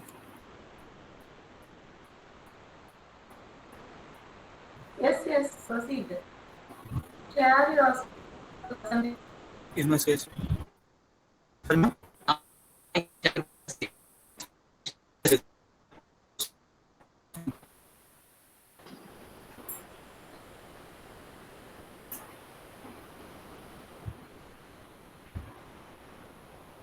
Is it visible now, ma'am? Yes, visible. Yeah. Proceed. Okay. So this is our project which is to test home control monitoring system using Android smartphone. So we did this project under the guidance of Dr. BM ma'am. So the authors of this project are myself, C. Saishna, and my teammate, Punna Sri. The goal project is to provide users with a convenient and efficient way to control and monitor their homes by integrating various sensors and devices with the Android-based smartphone. Because nowadays everyone is using an Android smartphone and everyone is increasing the comfort and convenience. So we have developed a project that we can take every like home-based home-based devices in our to achieve this goal, several steps are involved. So first we have built our sensors to detect whether the lights are on or off, like that. For example, temperature sensors can be used to monitor and control the temperature of the room, and the motion sensors to detect the light, and other sensors and devices that are included. The second step to choose the controller will be the communicate with all the sensors and devices, including smart hubs like Samsung. We use our device or use our project with the help of Google Assistant. We can command like turn off the light means it will turn off the lights, or turn off it manually. There are options given like turn off the light if there is the switch light is on.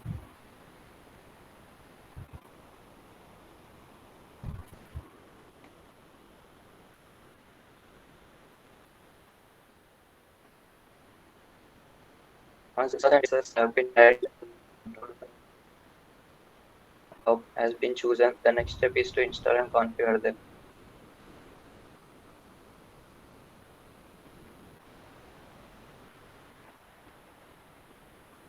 In our project, we have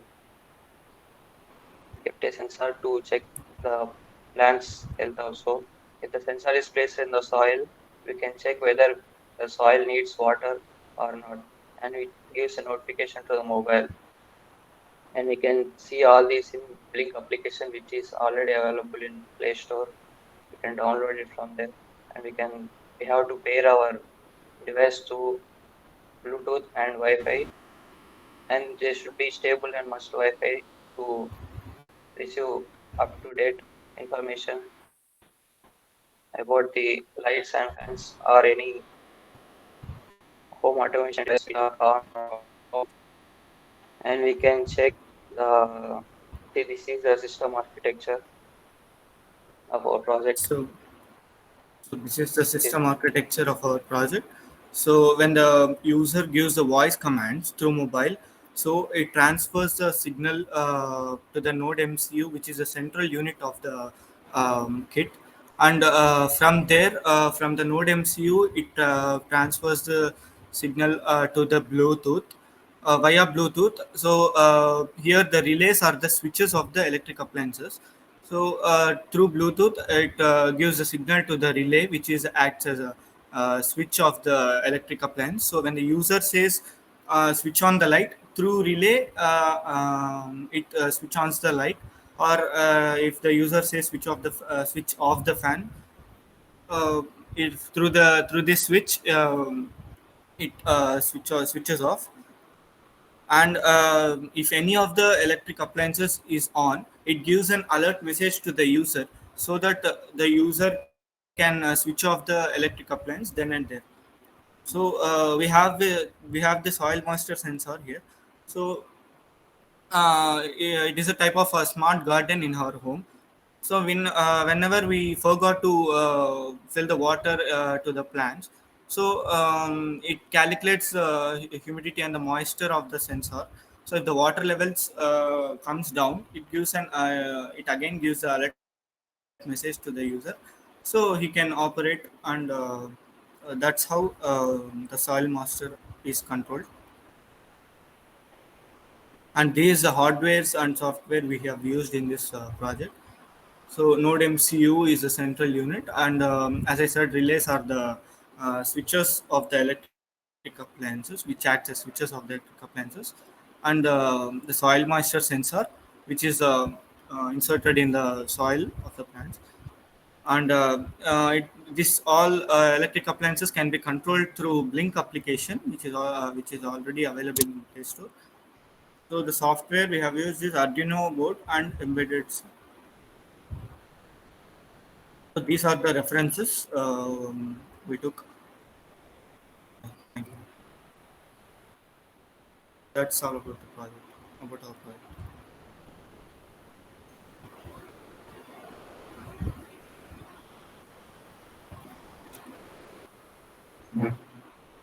Do you have any specific application? Is it for home automation or for any specific application you have got? Only for this home automation we have got that application, ma'am, so that we can control all the electric appliances which is present in the home. Home automation, that's what gardening also comes for your home automation, or controlling the appliances at the home, or what is why you do a soil moisture you require in a home? I mean, whenever the water level is decreased in the soil, so sometimes we forgot to pour the water to the plants. So through this home automation, I mean, we can control we can see Home the alert. automation, I understand home automation is all the appliances switching Yes, on the yes. AC based on the room temperature, based on the movement of the users at a particular room, switching on the lights and all the appliances, and that is what this home automation is. And this Yes. irrigation suddenly, uh, so uh, so what place soil moisture sensor is for gardening. So uh, be clear in your objective of what you are going to achieve. Is it for home automation in the sense controlling the appliances at home, or what is it? controlling the home automation and checking the water, like gardening also, ma'am. We are doing both, ma'am.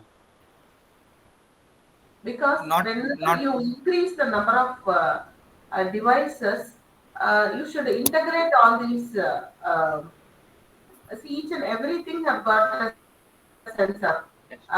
So you should integrate all these sensors, and you should know at least their usage or pattern of their and how do you control all these appliances, or that should be clear. And there are so many applications, IoT applications. And what is the novelty here in your proposed work? Because there are so many, all these Node MCU, all these Android applications. There are many number of projects that has come out. So, what is the novelty in your project? Yes, not only controlling the appliances when we are present at home, when we go outside. So sometimes we forgot to turn off the electric appliances like fan or TV or light. So from outside, using the app, we can switch off or switch on the fans if we according to our preferences. So that That's is the what is main. home automation. Ma'am? That's what is home automation, and that's what I'm wondering. Not only with the home automation, we also go with the watering the plants and sensing the moisture of the soil, and what is the novelty? There are see any appliances, any devices can be connected all with the cloud or with the IoT devices. And what is the novelty that you are proposing? Ma'am, this is all ma'am, soil master ma'am. In every home automation, there is a fan, light, and every electric appliance we can control through phone, ma'am. But we have added soil moisture to check whether the soil is moisture or we have to pour water like that. We have added this extra, ma'am. Okay, thank you. Thank you.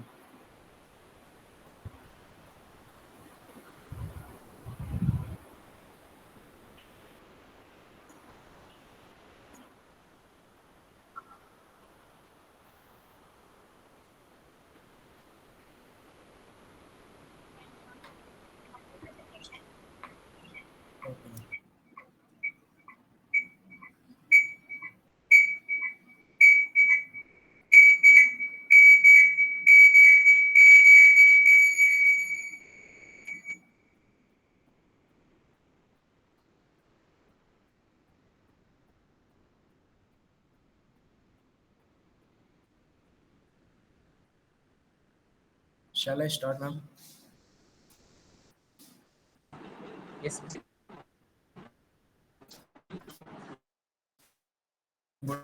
From EGS Pile Engineering College, Nagapatnam, and we are here to present our presentation that we have made for our final year project, that is Advanced Real-Time Security System using face and image recognition system.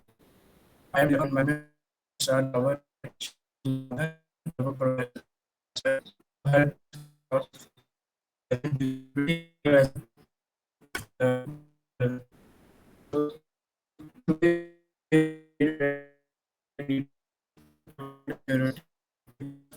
years and bought security we have technology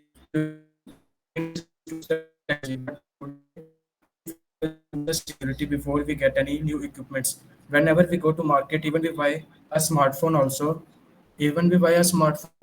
then we have to check that whether it is going to provide us security to us or not, because security is the main reason for us that will provide us a huge impact in our day-to-day life in all over the world. So regarding that, we have made this project in that we can get a security based on the today's field. In this we have made a in this we have made the immunization that help us that whether the person stands in front of door or at the wall, whether he is a robber or he have anything in his pocket or things, because it can means it can scan and tells that whether the person have any harmful equipments with him or not. So by this we can get us idea that whether the person is harmful to us or not. For that, we have made this problem. Before this, there was so much problem regarding when we enter any place or when we enter any place or mall for of the security.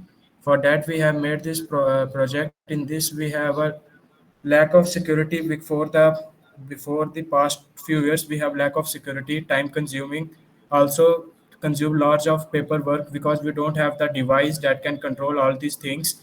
And it is also lack of storage because previous time the cost of the storage is too high, but nowadays middle class people can also buy a ssd and these kind of things to store their data. So this is the best way to get the security from the IT world, and these are the hardware requirements that we can get. The that we can use, that is computer, internet, mouse, keyboard. Minimum 128 RAM is required, but it can run on. I think I have in my PC. I have a 12 GB RAM, so it is working in that also. But if we want a cool features and means all output, then we have to minimum require 100 GB RAM because this is a heavy. In this we have used the heavy software that is not able to run on the 2 GB RAM or a 4 GB RAM. So for that we have to maintain the dignity for that. These are the software requirements. In this we have using operating system, so we can use Linux also. Language we have chosen Python, OpenCV, Tinkerter, GUI, and Data Smile and spreadsheet Excel. In sub Excel sheets we can means store the record when person enter. When a person is going to enter a mall room, the image, his blue image will be saved in our database whenever in next time he is going to enter. So we can easily recognize, yeah, whether this person came to in at which date and which place, whether at that time his profile was neat and clean or not. After that we have used this technology spiral model. In spiral model, it was impossible to do him. It is a very good method because we can have a statistical analysis also. We can have document validation at that timing because it will help us to gain the objective that we want in outcome. Also, it will provide us implement whether that this project is going to provide time on crisis. Also, the perspective if project is fast and spiral models to help that it will provide us the budget projects and also the risk analysis, that how we can analyze our risk and how we can maintain the presentation, how we can maintain our model so that the future users will not get any false impact on them. So these are the use of the spiral model. After that, we have chosen the software in this HAAR cascade and machine learning approach. Also, we have chosen OpenCV and the cascade algorithm and also LBPH algorithm that will help us to. LBPH also stand for local binary pattern histogram that will help to make our image into the binary decimals process and get a blue means a blue gray and black and gray image, and that will be trained to our software to recognize that whether this person is going to means harm our society or not. Because when we are going to do any crime, our face impression also get different from the natural, so this will also help us. And after that we have chosen Euclid distance formula in that so that we can get an actual recognition of the person, and that will help to society for the security purpose. These are the block diagram that we have used. First input image will be converted into gray image that will be going pre-processing, processing and recognition. In pre-processing image, the image will be converted into gray image and then different direction and 28 dimensions. After that, pre-processing will be going to enhance that image, finding the neighborhood whether that image is going to be similar to the second person, means the two person are identical or maybe different. After that, the comparing of the image, it will test the image, and processing image will test the image and give the output that whether this person is the same the previous one or it is the new one in our system. at last, in conclusion, we have that in this we have chosen four algorithms that will help us a lot to easily do our project, and it can be used for a different society. Means today we are here in the field where we need a security, so we can choose in our college also in a multinational company in the doorstep that will help to provide security also attendance, because that is the old time when we use a register and pen to put attendance that whether you are present or not. But today we are in the digital field where we can get a clear cut idea that whether that person is present from long days or not. So at last, thank you to all colleagues and my teachers to listening me.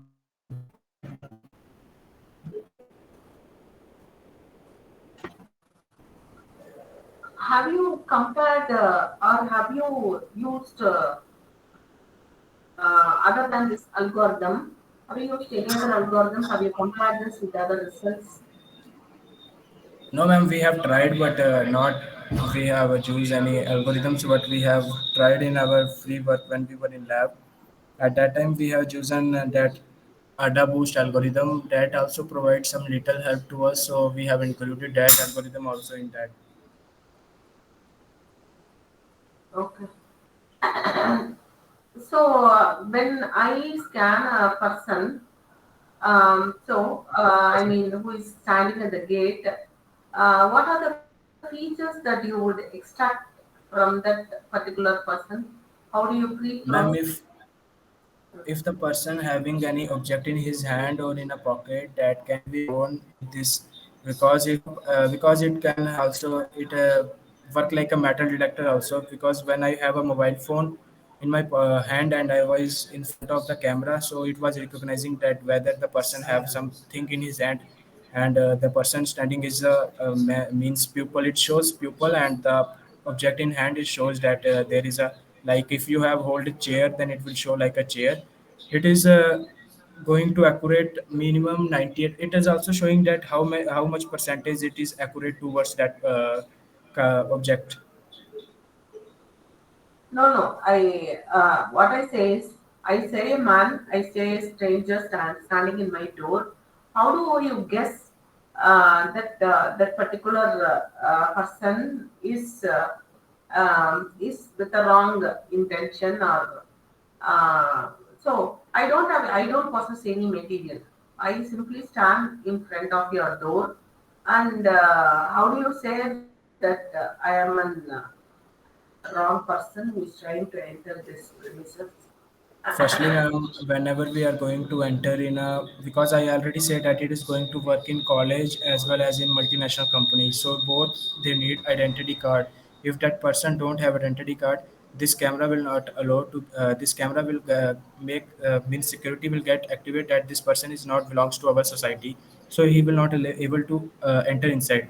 If he going to enter inside, a new person means a new identity will be frame in our database that will show that this person was that came in that time, and this person have a means is outsider and it is not from our society. Means the society is belongs to, I am going to belongs to the college as well as the multinational company. If the person is entering first time, then it is not predictable, but if the person is going to regularly means entering in front of that camera, so it going to recognize his motion also as well as his activity, by which we can frame that the person is going to do any misbehavior or any kind of that things. See, without an access card, I cannot enter the premises at all. That is in a Yes, ma'am. multinational company. So that Yes, is an ma'am. initial check what I'm going to do. So without an access card, I cannot enter it also. There are so many, even a car or whatever the vehicle that is entering. The system have changed in such a way. I mean, without any human intervention. So I need not want to employ a person there. So I recognize all my number plates. I recognize all this database with I mean images, and I will correlate with my database, and I will allow that particular vehicle my gates will be automatically opened. All these systems have been developed. So this an I mean needed problem, but the thing is, instead of your camera that is checking me whether I have got any I mean any particular things or objects I possess, I can you can also simply track a person, and you can emotionally you can analyze that person using your camera, and you can tell that he would have come with a wrong motive or whatever. You can simply judge his activities over a period of time, and you can also tell that what level of a genuine person he is. All these can be done, and this and I mean your application has become, you have limited your application uh, for this particular system. That's what I say. You can very well enhance, and you can explore it the possible ways of improvising. I mean, this particularly we have four module in that. First, one is live camera, by which we can means in live camera, whatever the person is coming in front of him, he can track and tell whether it is the object of a robot or what the kind of the play, what kind of object is that. In second module, we have means image recognition. Whatever the image you will put in front of it, it will recognize and tell that whether it is belong to our database or not. And third one is that video processing. Whatever the video you will shoot and process in this means this software, so it will going to recognize that it is going a car and it is a man, and you can able to track whether which car you are going to track, and it is easily recognizable. And fourth one is attendance, means entry exit system, that is helpful in the companies and in college as well as in military area also. As I have went in military area, in that place when I see the person standing in that gate, he is not able to recognize that which vehicle is coming and whatever, because they have the simple surveillance camera. But when we are going to given means this software, so from that they can track whether this the vehicle is coming is whether it is from the our own unit or means own our Indian army or from the other field. So it will be going to tell that things also. Okay, okay, fine, fine. Thank you, ma'am.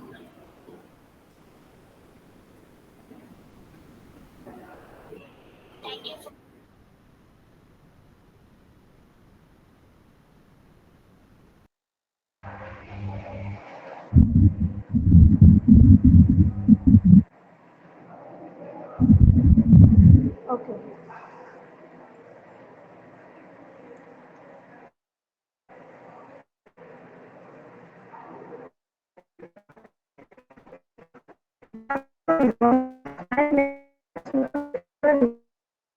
And big data and monitoring and this project focuses on identifying a product based on set of variables using a decision tree algorithm. This algorithm is used to label and categorize unlabeled data, which is then analyzed to determine certain factors like freshness, less quantity, and quantity. Put in quality and clients, knowing how it provides all the and this support system for processing the action and identifying the state depending on methods. The decision tree algorithm is used to label data, and the label data is analyzed to determine certain factors and influence future clients. Now existing in by manufacturing to maintain a low temperature and monitor and on observation. Logistics later and issues not taken. Now the system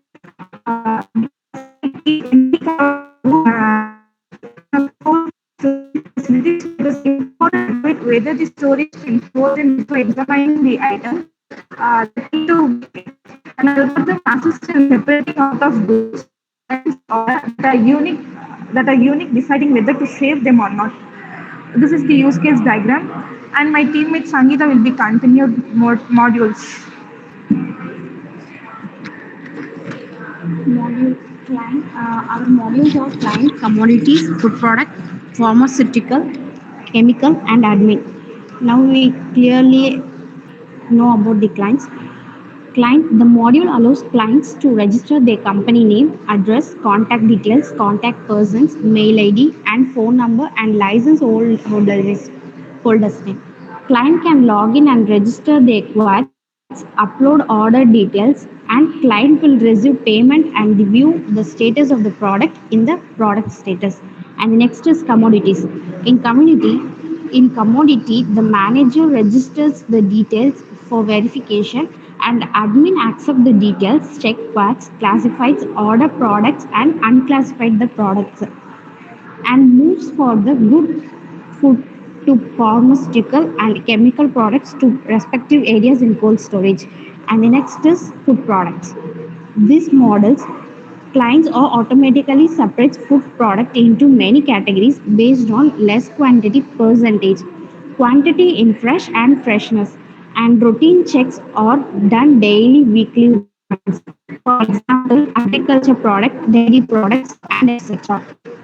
And the next is pharmaceuticals. These models are same like food product, and pharmaceutical products are separated by year and routine check is done daily or weekly based on the requirement by the manager. For example, tablets, antiseptic, and biological aspects. And the next is chemical. This module automatically separates the chemical product from the client into a different type of such as organic, inorganic, inflammable, powder, toxic, radioactive, refrigeration, and etc. With details such as list quantity, and the quantity is fresh and freshness is calculated in this following. And admin. In this admin, it checks the registered details from clients, food managers, pharmaceutical managers, chemical managers, commodities, verified people to check status, and admin authorize the quotes sent by client and authorize any action needed. And finally, the conclusion. Cloud cold chain is becoming increasingly popular due to changes in the environment, and firms are outsourcing their cold storage needs, consolidating services, and other value-added services will become more popular as the need for refrigeration grows. In future updates on customers and the state of their items should forecasting losses is also crucial, which may be utilized to make plan for the item storage in future. Thank you. And this is the end. I would like to thank you for your time and attention today. Thank you so much. Yes, Ma'am. what is the computational part that is involved in cold storage? Are you going to develop an app, or how do you get the temperature?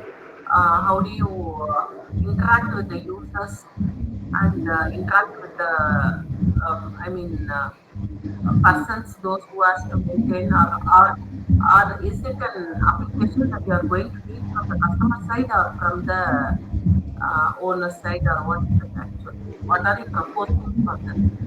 This is an hardware project, okay? So, what the computation that you have involved here? Yes, ma'am. Uh, Product or monitoring are examined regularly in every day by database system. Um, Web-based assistant does calculation using data sets to daily routine check for your products and choose outsource the cold storage needs and make temperature and utilize to make plan item storage in many places. That's what. Have you developed any application for that? Have you done anything on that? Ma'am, One second, ma'am. Have you developed any application for that, or any app or any application for that? What is your what is your work involved here?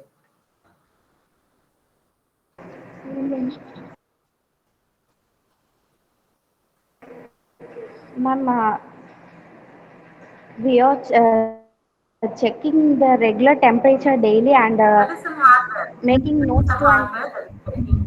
So how do you interact with the concerned persons and to maintain the temperature, or do you predict the lifetime of the product that you are maintaining, that you are storing, or how do you interact with the customers, or how do you interact with the concerned persons? I'm asking you. Have you developed any application for that?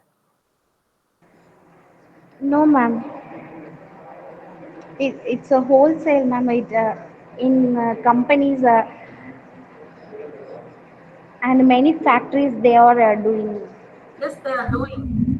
I know, I understand this problem. Now, what are you proposing? I'm asking you.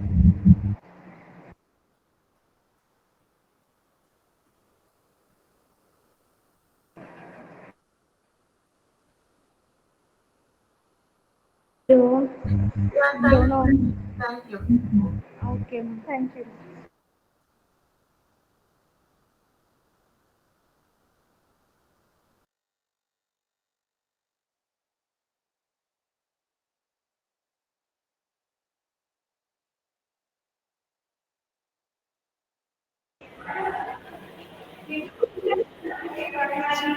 Yes.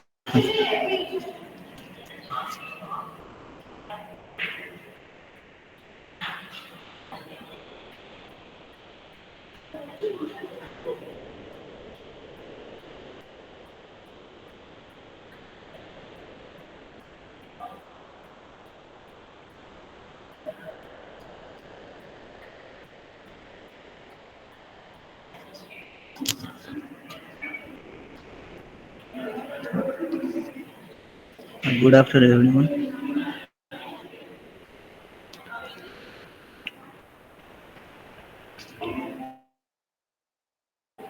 I'm Deepak from Sri Muthukumaran Institute of Technology. Our project is human emotion detection using deep learning. Abstract of our project. Human emotions are the mental state of feelings. There is no clear connection between emotions and facial expressions, and there is significant variability, making facial recognition a challenging research area.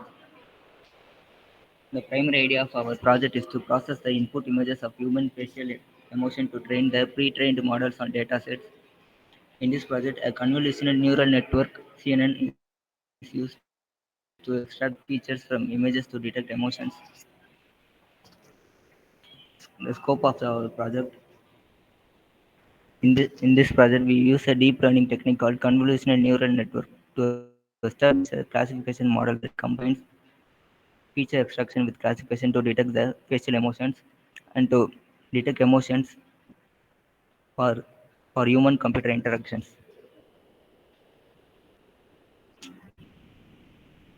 The existing system has a cascaded adabus learning algorithm which is achieved a age estimation mechanism using Gabor wavelets and OLPP. This paper is organized in the following section.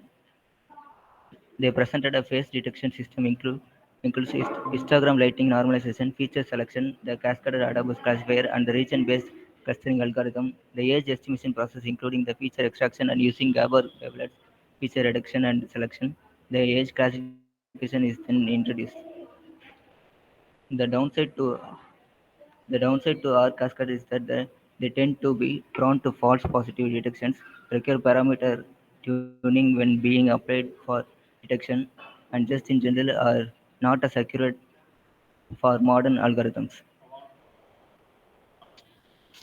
Our proposed system is to improve the process of facial sentiment analysis system. A classification mechanism is proposed using a CNN architecture. The goal of this project are to establish a model that can classify seven basic emotions: Advantage, advantage of our project is that even in low resolution photographs, our technique can be implemented easily.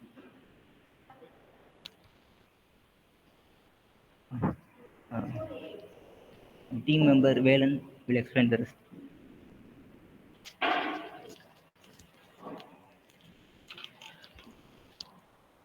This is the architecture diagram. The web camera first of all opened and captured the face, and the image was pre-processing by system program. Then trained the image, and the trained image database was analyzed the trained LBPH, and the face detection was acquired. Then the convolutional neural network was act and detect the face emotions, and already I give the data set about seven basic emotions. Then deep convolutional neural network was analyze the seven basic emotions. And then module descriptions. There are five modules. There are face capture module, pre-processing module, and training module, face recognition module, and then expression recognition module. The face capture, the face capturing module, the image was used face expression recognition and static image or image sequencer. The image of face can be captured using camera. The face detection is useful to detect the facial image or facial emotions. Then pre-processing module. The pre-processing module was analyze the image and clear the pixel position or brightness of the picture and color normalization, histogram normalization. And then training module. The training module, the already given the data set about angry, sad, and happy, more basic emotions. The training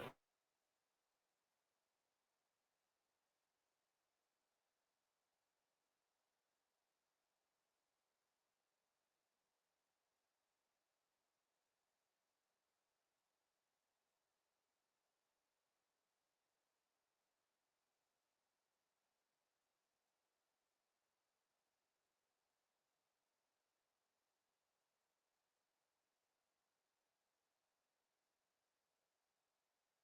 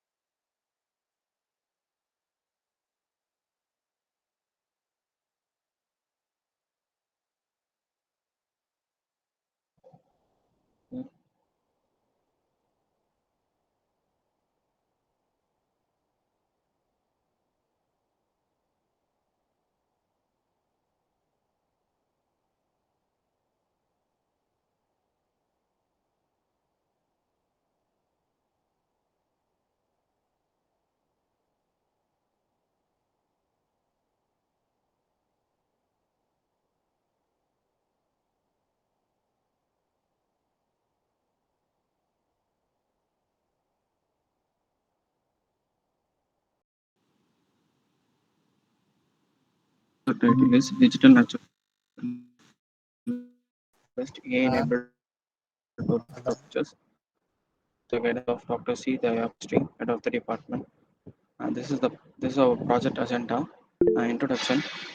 I have done this project purposely for biodiversity researchers and wildlife photographers. Why means previous days they used to take the photos, they used to take the rare species of photos, and they used to search about that animal in guided books. So it takes so much of time to get the information about the particular animal. So we have created this project for that, knowing the rare species. So we have collected the data sets from the different websites like Kagli, and we have specifically focused on flora and fauna, flowers and mammals.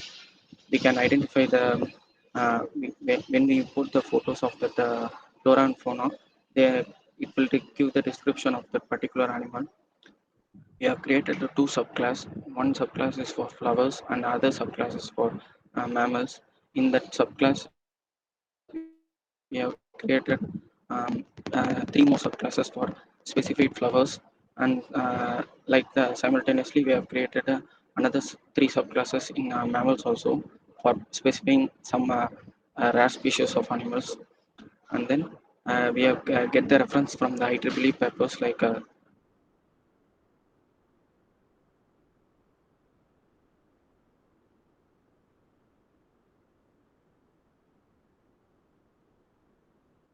one reference system based on image processing.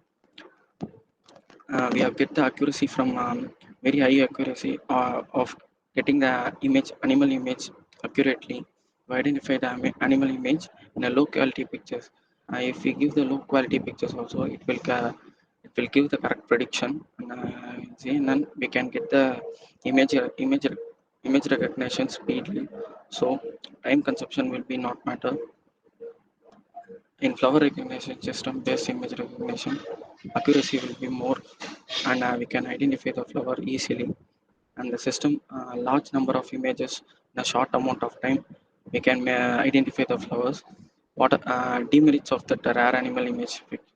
This more expensive. The training of that model will be take more time to train that model. So it will take so much of time to train that large amount of data sets. In flower recognition system, lighting conditions and lighting patterns will be somewhat differ, so that if we give low quality of images, it will not recognize properly. A limited data set will be will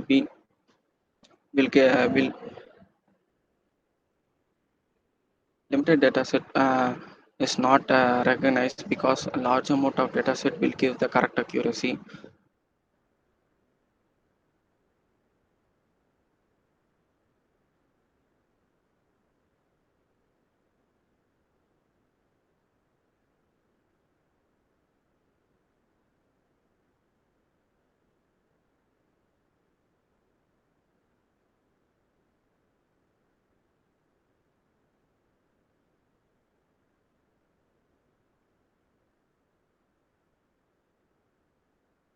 Small data set to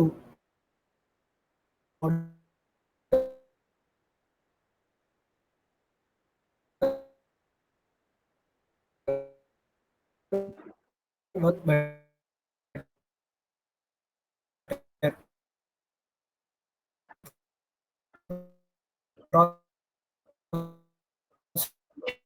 Imaging the images.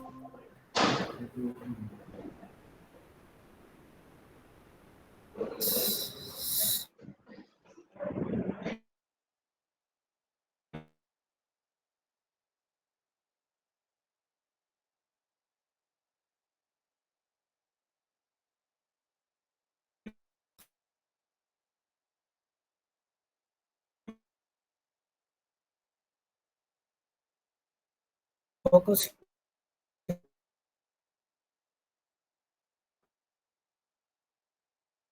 like and another using decision tree and building web applications and deep learning model and train on different species of birds, flower and mammals and get the prediction of the birds when images being given.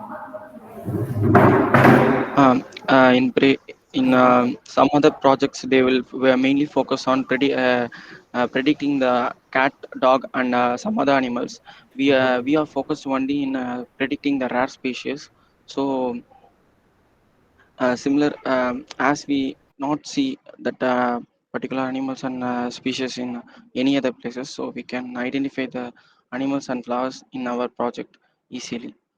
These are the 5 layers of conventional neural network applied in our project. Conventional layer, this layers of applying the filter of the input image. ReLU layer, the output of the conventional layer, passed and activation function, which is non-linear of the model. Pooling layer and fully connected layer and output layer has been used. This is the basic architecture of that CNN algorithm which we have used in our project. And then this is the technical architecture of our project. When an image is given, it will data pre-process, and pre-processed image we have trained that trained data set, and we have applied a CNN algorithm, and then we have evaluated, and that evaluated we have applying the test images. After evaluating, we have created that model. Using that model, we have applied into the UI, and when the image is imported into the UI, it will tell the description of that particular rare species. This is modules of our project. First of all, we have corrected the data collection from the different websites like Cogly, and we have augmented the data. Why means um, augmenting the data will be more get the accuracy more accurate. So it will augment the data in a different tilt form. Like one image can be augmented into 10 to 30 forms, like that. Uh, Thousand number of images we can be getted, and the accuracy will be more accurate. Loading the data and pre-processing. Second module, making a list of path when we have data list containing. Loading the image into the machine understandable data, and then splitting into and training the data set. First thing is to convert the data of NumPy arrays. We are making the images into arrays, so it will be more. Mukesh Kumar, can you just explain what is the significance of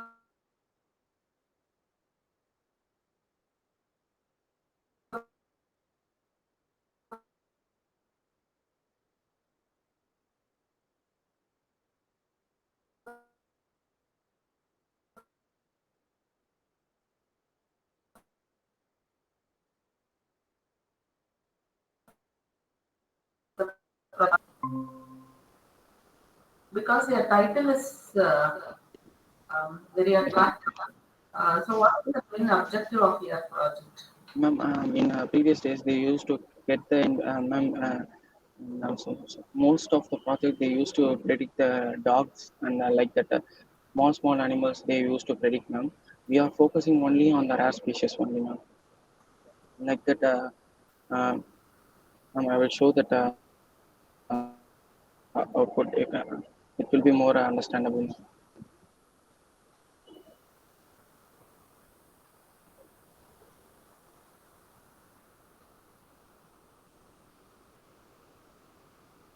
And while it runs, I will show the output in my image. Okay. I'm like, this is a rare species. And we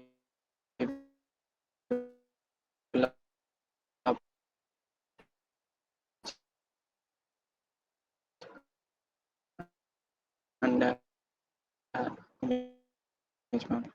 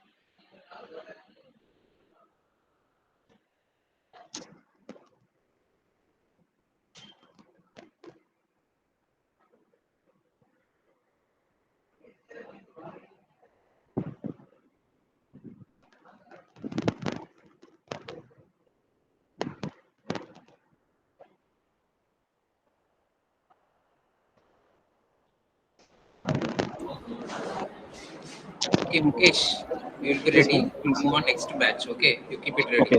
Okay. Okay, my next team, kindly share your presentation.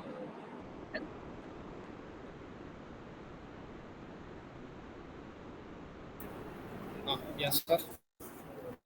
Is it audible for you? Yes, audible. Share your presentation.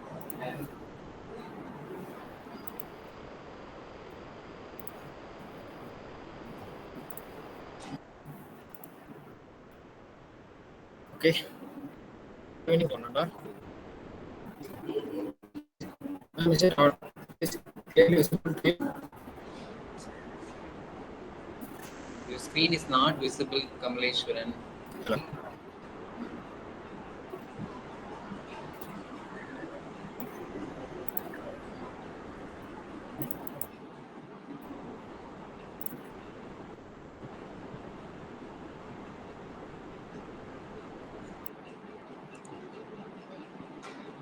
Yes, visible.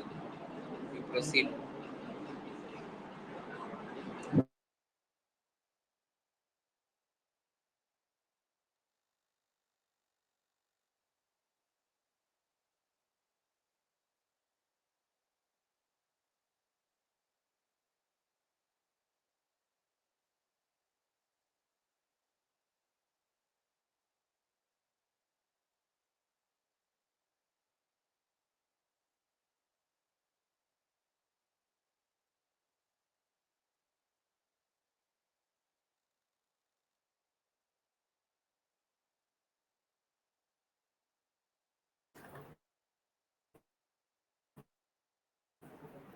Sir, it is audible.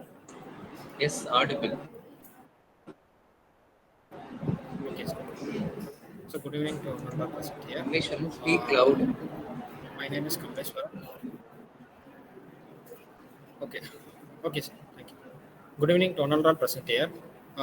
My name is Kamleshwaran. I am from Adi Parasati Engineering College Department of Computer Science and Engineering. Here I bring you the topic of domain is robotics. In that robotic, I'm especially concentrate on the topic of spying robots using Raspberry Pi processor. So in that, we have a teammate are grouped together as a four members: Kamleshwaran, Sahabu, Tamil and Santa Prasad. Our team guide is Srivel.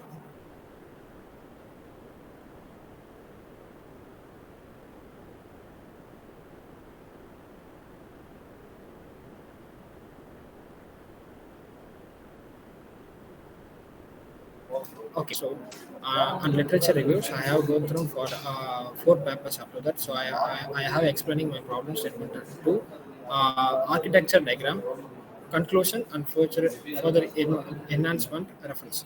Okay, we are going to next slide.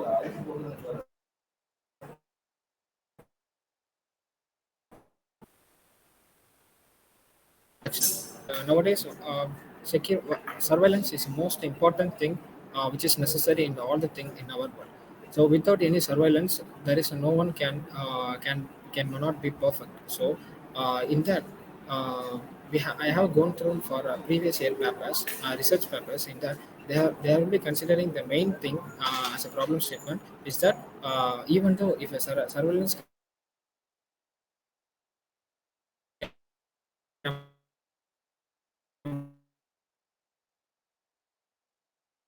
camera is problems, I have created my solution. So second problem is that even though the camera is can able to change their position, but not able to interact with the environment. I mean, present environment. So by considering these two as a problem statement, I have constructed one solution for this.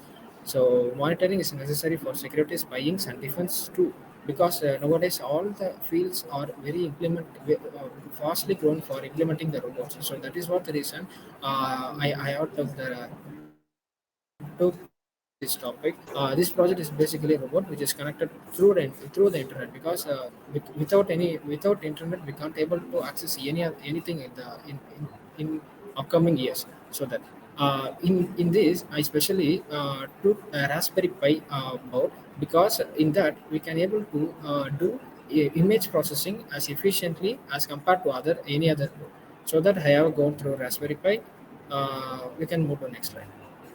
objective. So my main objective is by considering those two problem statement, I'm going to develop an optimal way, I mean optimal solution for the robot, which is adapted to our environment. So here, unmanned vehicle are grown fast growing. So even though if for a surveillance purpose, if a drone is used, but that is not that much efficiently, we can get output because the drone flying time is uh, I'm rarely sorry. Flying time is comparatively, I mean, low compared to robots. So that is what the reason I'm going to robot. And this approach is used to reduce the death rate of humans in boundaries. It's the main reason. But our robot is going to applicable in all the applications and into the environment. So especially I'm for the understanding purpose, I have used boundaries, which is so far called the military border area of any countries, not only for India's. So upcoming slides will be clear cut explanations will be given for you about this problem statement. So I have gone through for these two. I have considering this base paper as an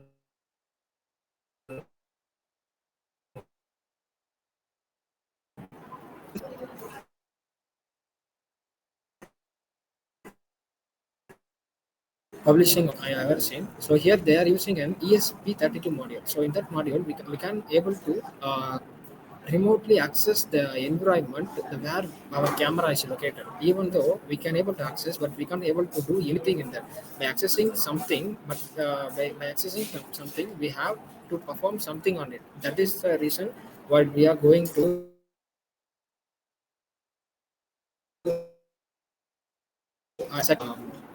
they are streaming the live recorded session from the current environment. So that by streaming the current environment, we can't able to control illegal activities which can be carried in the environment. But my problem solution is our problem solution is to bring in front of camera. Is there any other illegal activities which can be carried out in front of the camera?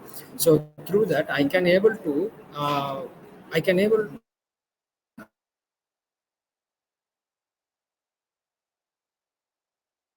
I can able through using certain algorithms.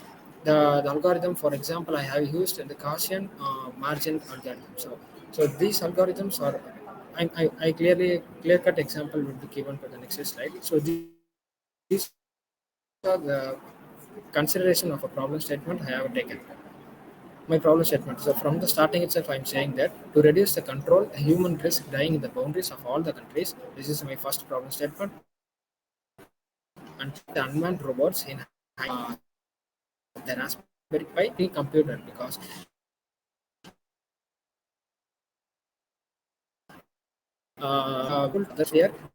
it is very well by implementing. It is very good to implement in this. So this is an algorithm, so Gaussian mixture model. So for example, consider this scenario. I'm taking one picture through my mobile. Even though the camera is focusing all any other areas, but only thing I like focused on the particular person which is near to the camera, so that the same same methodology is used in this algorithm. What that is, this algorithm commonly used to image background subtraction. So if the camera is focusing in certain area in certain geographical location, the camera has to this algorithm helps to detect only the abnormal situation of the abnormal situation of the environment in front of this camera. So that I have gone through this algorithm. But except this, I have gone through other algorithm too. But exactly that algorithms cannot able to maybe maybe able to give an approximate solution for that. But this is help for me to give an exact solution for this.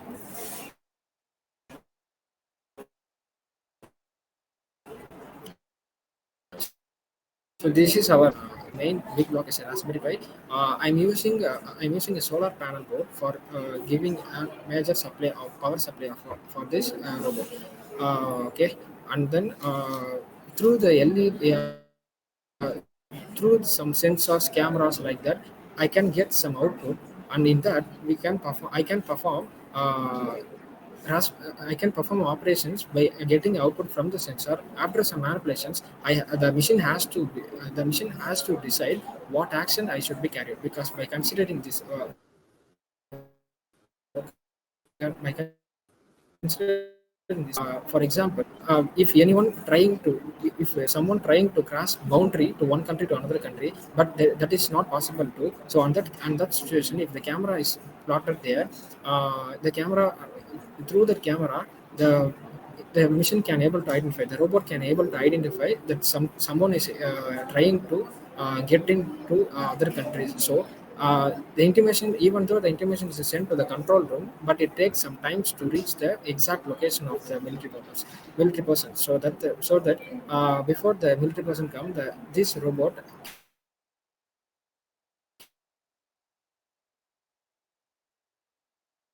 can before they comes, because the theft, I mean the person can able to hide somewhere else also. So but by avoiding that, we have implementing this this Raspberry Pi using image processing by using this cache and mixer algorithm. So this solar charging is another important concept in this project, because it is somewhat difficult for me to find an exact solution for this, because a solar panel is not giving that much power at every time. Only the sunlight is available, then only we can able to operate the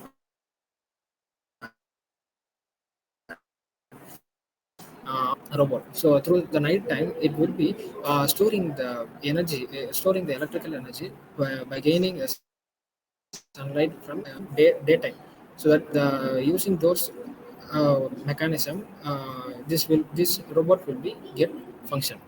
Yeah, using these cameras, we can able to achieve these kinds of applications. Okay, health and safety. Nowadays, in Corona pandemic, we can able to identify. You are all familiar with this, because while we are going to public place, in that place they are using one camera. So through that camera, the camera itself can able to know that whether you are wearing a mask or not. So this is the basic of this image processing.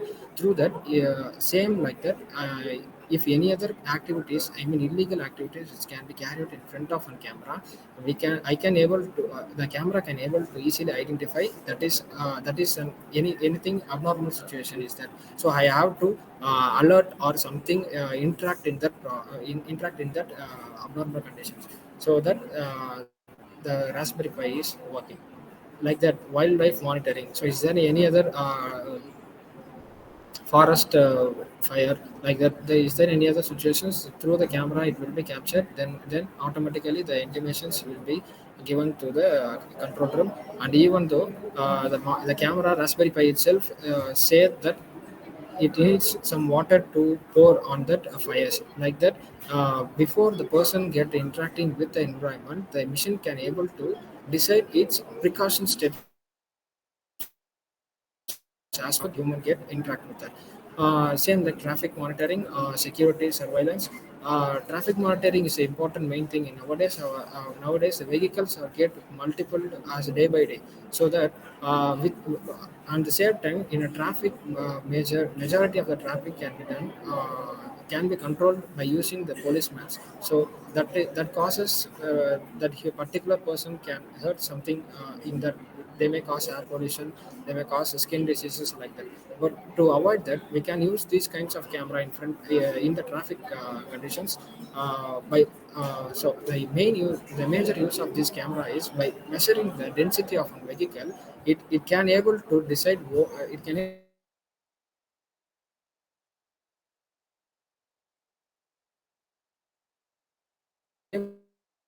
able to decide that the flow traffic clearance will be going through like this.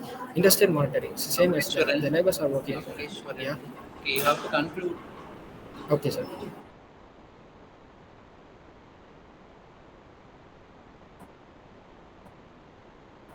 Implementing this, we will move forward. We are working in this project as efficiently, so we must continue to invest in rich development to improve our performance and capability of this robot.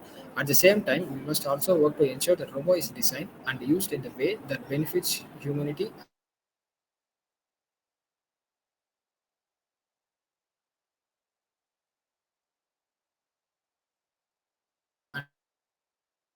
Ishwaran, Against this, do you have any quantitative results? ma'am. Quantitative results. Yeah, ma'am. We are working through this one for recent days, so that we have just planned that these kinds of activities may can be, these kind of ideas can be implemented through this, so that we are working on it. But still now I didn't get exact. What is your stage? What is your Yeah, ma'am. status This of is your? we are collecting the informations, and we are identifying the way what algorithm and what implementations we have to do, and what are the what are the regions we have implementing these kinds of activities we can be carried with this ma'am. Okay, Probably fine. we So have done. Yeah, thank you. it's only at the very preliminary stage of conceptual. Yes, ma'am. But Only we at the have conceptual. experience in working of an hardware too, but I have to improve my project like this likewise, and surely I can get this project as my future enhancement. Okay, okay, fine, fine. Thank you. Thank you. Ma'am, shall we conclude the session, ma'am? Yes, yes, yes.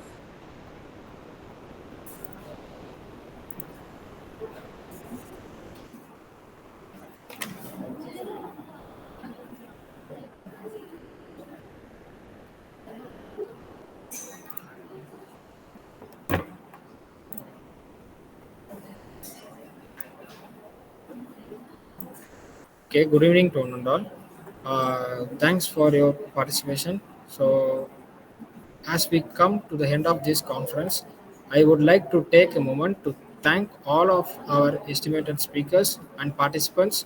Your presence and active participation had made this conference a great success. We hope that this conference had provided you with valuable insights and learning opportunities, and that you have gained a new knowledge and skills that you can apply in your personal and professional lives.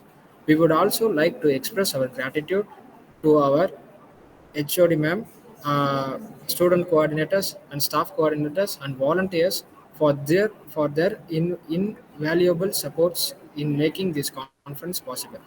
Lastly, I would like to remind you that this is not the end, but this is just a beginning of new journey. Let's stay connected and continue to collaborate and work towards achieving our shared goal. Thank you once again. Thank you, Thank you. Thank you. Kamalesh. Thanks for inviting me. It's my pleasure to be with you all. Thank you. Thank you very much, ma'am. Thank you. Thank you, ma'am.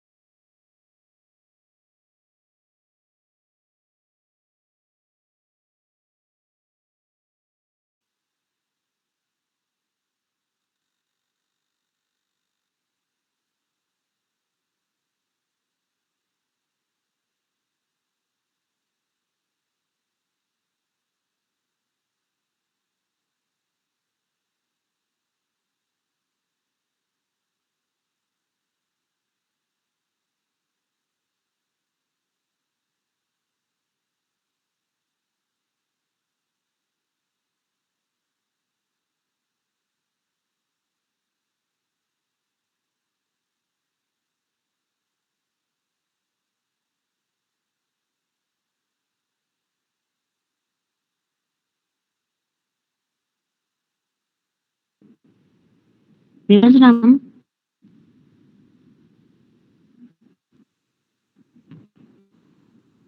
Niranjana ma'am, can we wait for another 5 minutes?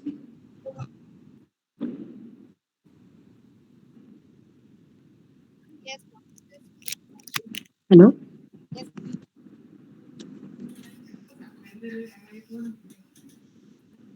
Are you able to hear me? Yeah, 1 second, 1 second. Yeah, I can hear you. Okay, you can wait. No problem. Can you hear me? Sir, Mateen, sir, hello. Hello, sir. Sir, hello, sir. Mateen, sir. Yes. Shall we Yes, start, ma'am. sir? Hello, ma'am. Yeah, shall we Yes, sir. start, sir? Yes, ma'am. Yeah. Sure. Charmati, you can start now.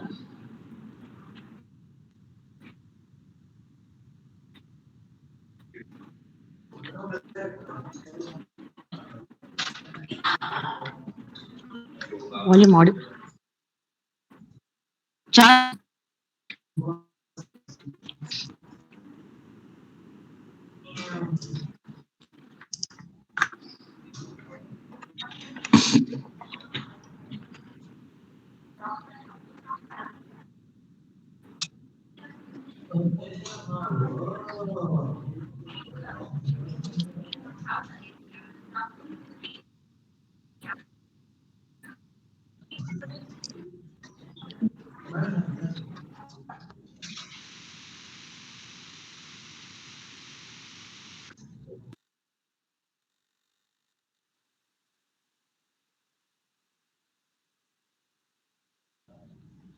Ma'am, you can off the cameras. Yes, sir. Yes, sir. We can off the switch off the camera. Voice to Charmati, be you can clear. switch off the camera. Voice. Yeah, you continue. Yeah, you continue. Yes, ma'am. Dr. Priti Hafib, Senior Lecturer from Malaysia, Japan International Institute of Technology, Malaysia. Dr. Abhishek Kumar, Senior Member of IEEE, Assistant Director from Chandigarh University, Punjab, India. Dr. D. Ariuday Nambi, Associate Professor, Department of Mathematics from College of Engineering, Guindy, Anna University, Chennai. Dr. F.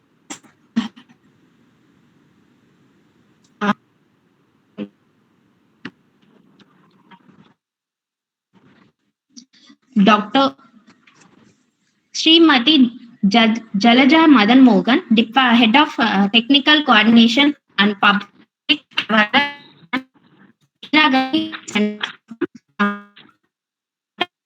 Research, followed by the Chief Introduction. We had keynote section 1, which has been presented by Dr. Senior Lecturer of Asia Japan Institute of Technology. According to the application for disaster management, and the keynote section 2 has been presented by Dr. Associate Professor, Department of CSE Department, about cybersecurity and blockchain technology. Now, in the paper presentation session will be in different tracks with 20 jury members. I request Dr. C. Diamond, Head of the Department, CSE, to do an introduction about our jury members, Mr. Mohammed Abdul and Mr. Dr. G. Niranjana ma'am. Welcome, ma'am. I'd like to introduce our jury members, Mr. Mohammed Abdul Mateen and Dr. G. Niranjana. First, I'll introduce Mr. Mohammed Mateen. He received his Bachelor of Degree in ECE Department from JNTU University and Master's degree in Digital Systems and Computers from JNTU University, Hyderabad. He holds a PhD in School of Electronics Engineering from VIT, and he has made significant contributions to the field of engineering with expertise in areas such as signal processing, machine learning, and computer vision. Throughout his career, Mr. Mateen has demonstrated a commitment to excellence and a passion for innovation. He has worked on a variety of research projects from designing embedded systems for biomedical applications to developing algorithms for automated image analysis. In addition to his technical accomplishments, Mr. Mateen is also deeply committed to social causes. He has been involved in several initiatives aimed at promoting education. With these words, I'm extremely happy to invite you as a jury member for the international conference, sir. Sir, welcome, sir. Next, I would like to introduce my classmate, Dr. G. Thank you, ma'am. Niranjana. Uh, yeah, thank you, sir. Thank you so much. It gives me a great pleasure to introduce Dr. G. Niranjana, Professor, Department of Computing Technologies, SRM Institute of Science and Technology. She has 22 years of experience in teaching field, and she also received Young Investigator Award in IET Women Engineer Award. She holds a PhD and Masters in Computer Science and from SRM University and bachelor's from Madras University. She has published more than 20 Scopus Index articles, and she has done her research in networking, machine learning, deep learning, and image processing. She also received a grant from Department of Science and Technology, uh, served for the title Automated Deep Learning Framework for COVID Disease Detection and Analysis in Southeast Asian countries using computer tomography. With these words, I'm so happy to introduce both the jury members, and I shall we start the session, sir? Thank you. Yeah, Sure, thank you. ma'am. Yes, we can. Yeah, we can start. Okay, Charmadi, you can. Is the first batch ready? First batch of students, are you ready? Yes, ma'am. Yeah, Charmadi, please ask the first batch students to shut up their screen. Okay, ma'am.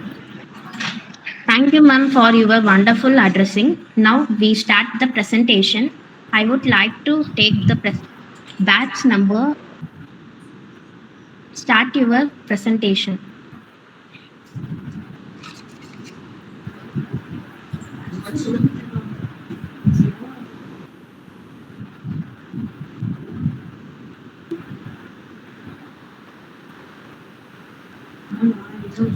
Batch number, paper name IEICTACC 66. Start your presentation. Okay. Turn on your camera. Yeah, please share up your screen, batch number 1. Yes, ma'am. I'll sharing, ma'am. Yeah, okay. Screen sharing.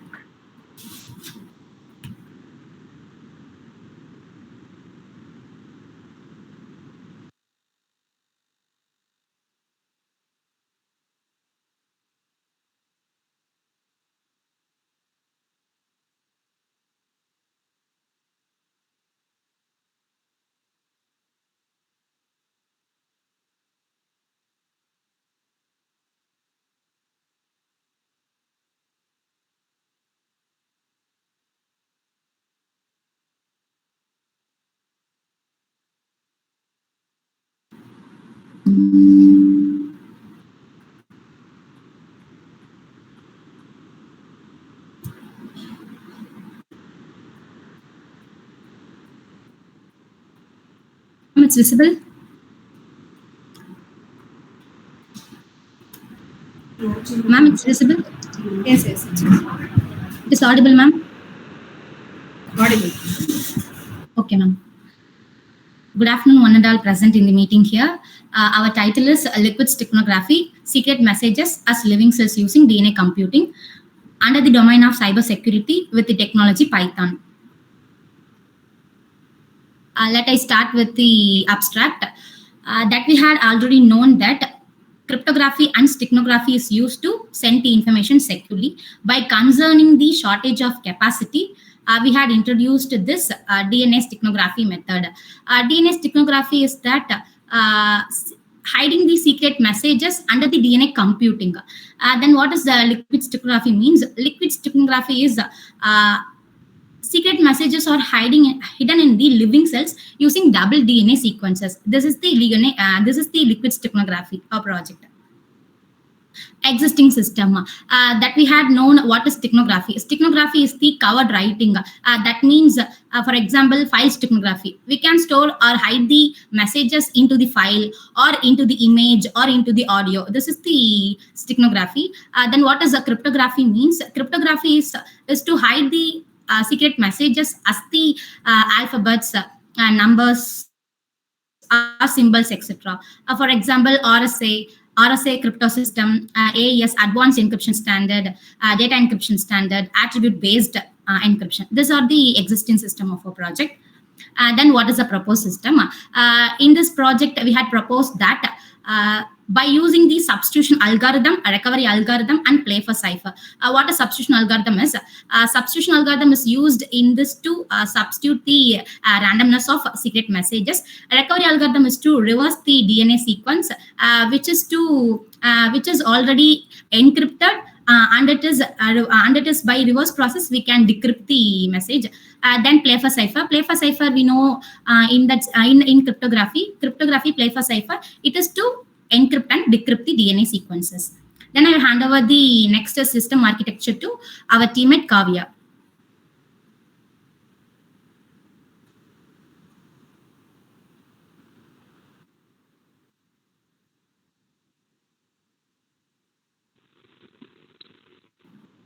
Good afternoon, ma'am. Good afternoon. Okay, this is first of all between two members conversation. First, we have to register and log in.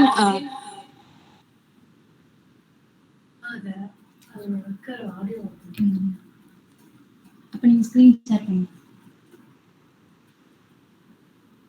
Screen நீங்களே share பண்ணுங்க, என்னால share பண்ண முடியாது. சரி, நீங்க அப்படியே வச்சிருங்க, audio மட்டும். Sorry.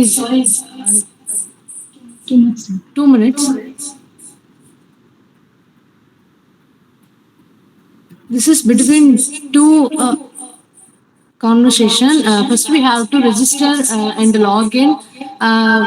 We usually send the request and they accept, and we will send the secret messages and they will accept. Then only we have convert these all the secret message DNA.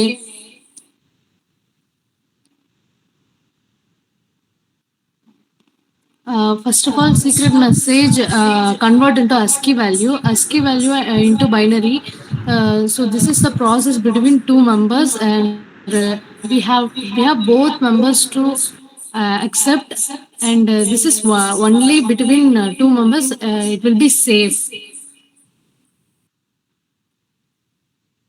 And the next slide is.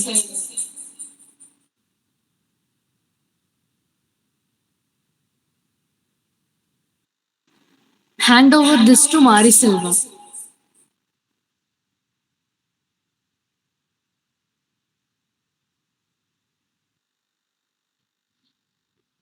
Hello, ma'am. Good afternoon to all. Hello. Yes, good afternoon. You carry on. Be loud. Okay.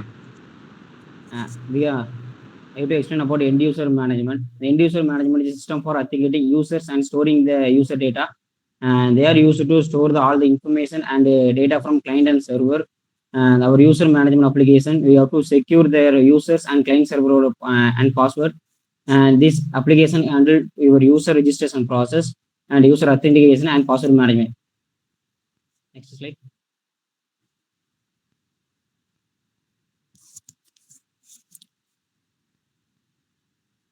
Kartia. And the key generation and distribution. In this website, we have to create a key distribution for both the client and server. Then only they have to communicate each other and recover the information and share the information to each other. And they share the key with this key generation distribution. This means there already exists a key generation distribution client and key generation distribution and server. The client send the request to key contribution to server, and the server accept the request, and then they communicate with each other. The key distribution generation generates the key KCS, and they send the client key contribution server to key contribution and client. The server key distribution to distribute sender, and they store the information, and then they will to request to the user. Okay, next we can to him now.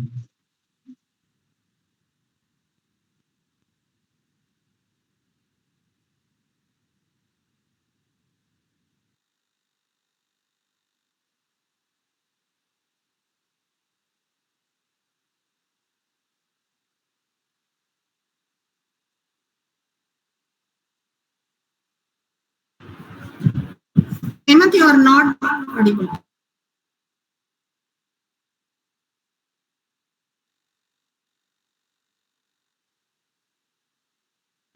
Himmat start.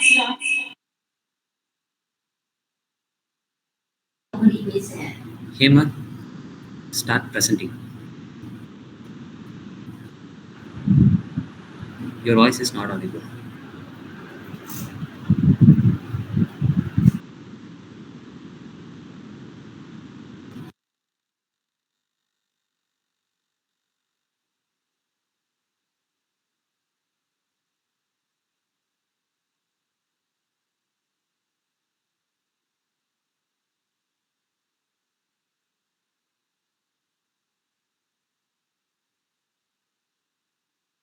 Other team members start presenting.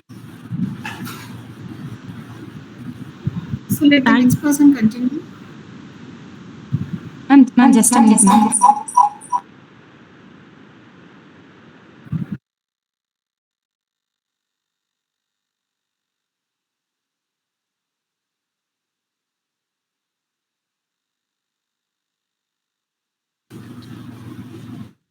Thank you for your wonderful presentation. I request I3IC TACC 20 to start your presentation.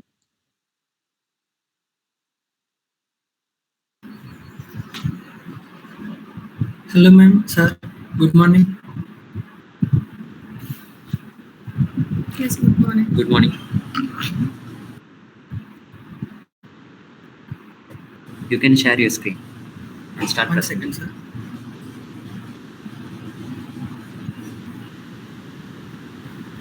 Is it visible, sir? Yeah, it is visible. Yes. Yes, sir. Good morning, sir. My name is Lokesh. I am from Satyabama Institute of Science and Technology, Chennai. And our project is analysis of financial crisis in every country. The main aim of our project is to analyze the recession of country economies by using machine learning algorithms. To achieve this project, first we have to collect the datasets of country details economically, and to get them into pre-processing, we have to train the dataset with machine learning algorithms, or we can develop a model and compare with existing model and then to find the best model based on the accuracy. And my teammate Vinay will be continue from here. Vinay? Hello, so can you able to hear me? See, Lokesh, can you put it in slideshow mode? It's not visible. Okay. Actually, the main reason we have taken this project because we can see so many countries are going into the recession. For instance, we have seen the country Ukraine and because of the war, the Ukraine went to war for financial crisis like food and every aspect. But coming to the US, we have seen US so many of the people who are migrated to US has losing their jobs. So in order to that, whether the country is going into the recession or not, we'll be and using this analysis. Excuse me, We just a will minute. Your presentation is not visible. just a second. Kindly turn off your video. Ma'am, like my network was not good, ma'am. Like if I turn on my video, my voice might be breaking. Yeah, okay.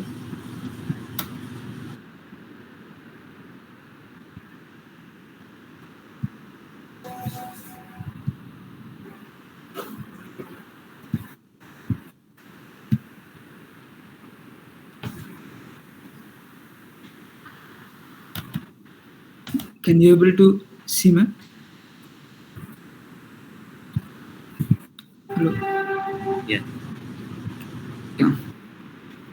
Like, by using so many data sets, we will be saying whether the country is going into the recession or not in the future. For instance, we have taken all the data sets from the Google and the Kaggle, and by taking the sectors like industrial sector, food sector, agriculture sector, nearly 12 different kinds of attributes are taken and considered. By looking into those attributes, this my project will say whether the country will be going into the going into the recession in the future or not. We have taken almost four algorithms, which are decision tree, random forest, and other few more.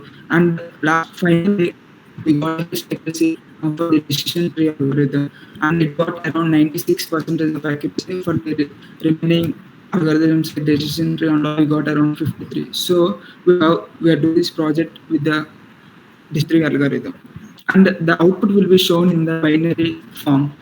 For instance, if the output was shown zero, then means that the country was not going into the recession. Like if the output was showing the number one, means if the country might go into the recession by considering the circumstances of the income and the economical development of the country. And this is my system architecture, sir. And these are the existing systems. Actually, this project has all existed, but the accuracy level was very low in the previous one, and the prediction rate was not good. Like it has showing the results. For instance, like if the country was in a good position, like Canada type of countries, it was showing the wrong outputs. Like the country might be going into the recession in the next 2 years. But our project, it was showing lot of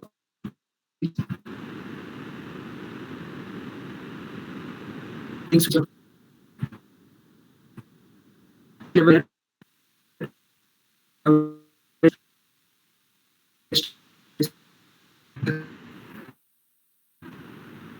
and this is the workflow, sir. First, the base will sets will be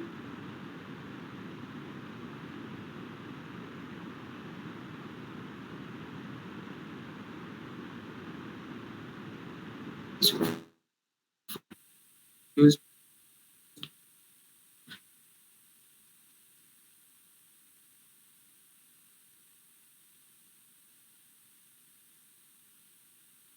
This is the data sets which are all the information which we have taken.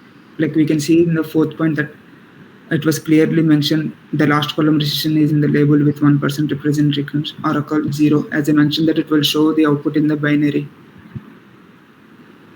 And these are the results, sir. Navi bias algorithm.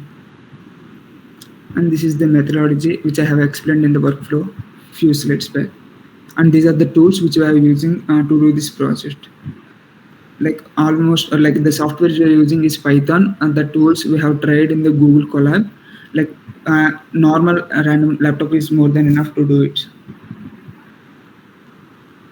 And this is the conclusion of our project. And these are the references.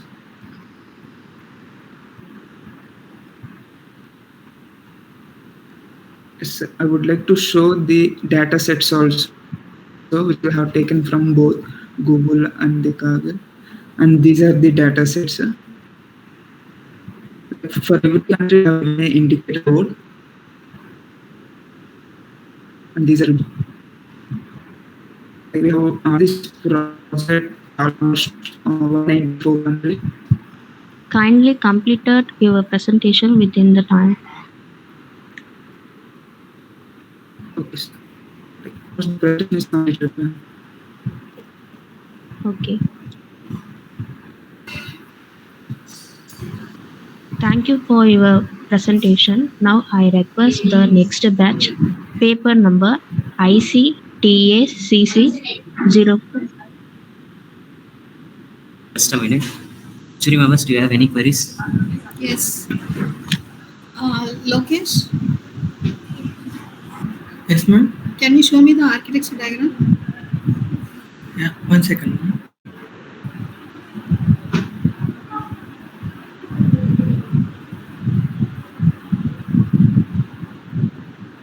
it is visible, ma'am.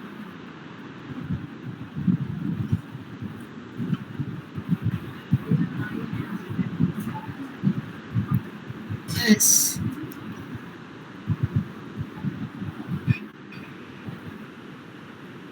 So here where you have applied SVM,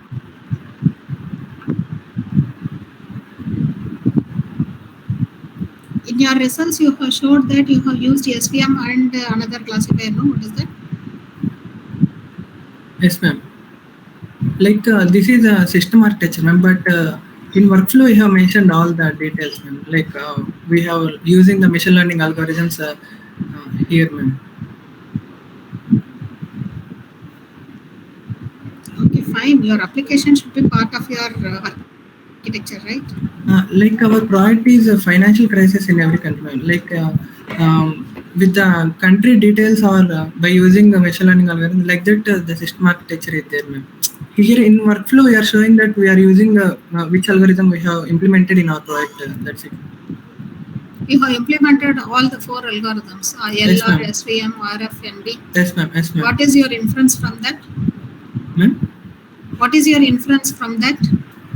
Like by using four algorithms, we have got less highest accuracies logistic regression, ma'am. By using logistic regression, we have done this project, ma'am. By comparing all four algorithms and in 1 second, ma'am. Can I show my output, ma'am? Yes, yes. 1 second, ma'am. I will share.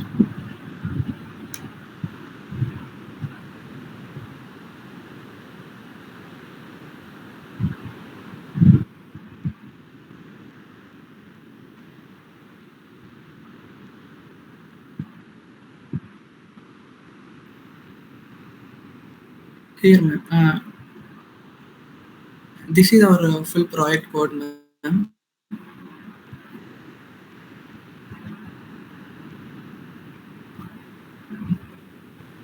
Like this, we will predict the country is whether going to recession or not going to recession, ma'am. If the country is going giving the output 0 means it is not going to recession, ma'am. If the country given 1 means it is going to recession, ma'am. Like for single country means it's take very long, ma'am. So that's why we have collected all data sets into one data set and we are predicting the output. Okay, how many parameters you have taken? Nearly 20, ma'am. 20 parameters. What is your data set size?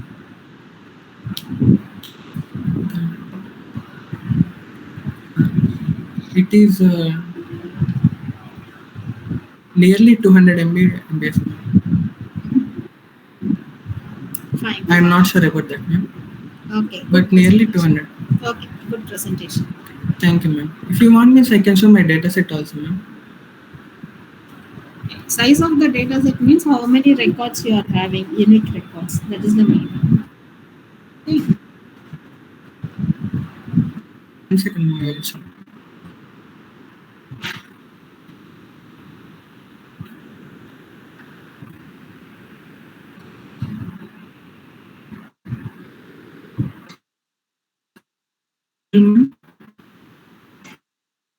Yes. Like 20 parameters we have taken from 2000 to 2021 we are showing, ma'am. These are Where you country collected source this code data sets? from internet source and with the help of our project guide, ma'am. Okay. Okay, good work. Okay, thank you, ma'am.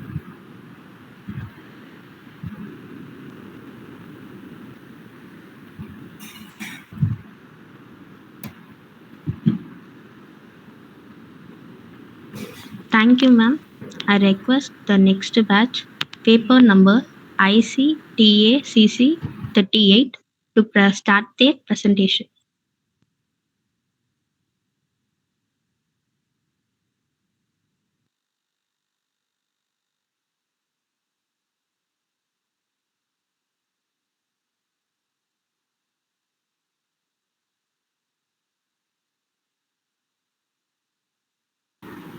Good morning, ma'am.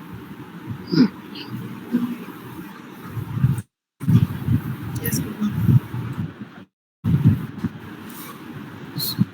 Good morning for the jury members, and this is Pranav and Prasanna here to present our project. And we are from Satyabama Institute of Science and Technology. So, project name is Comprehensive Fundamental Analysis of Stocks in Secondary Market.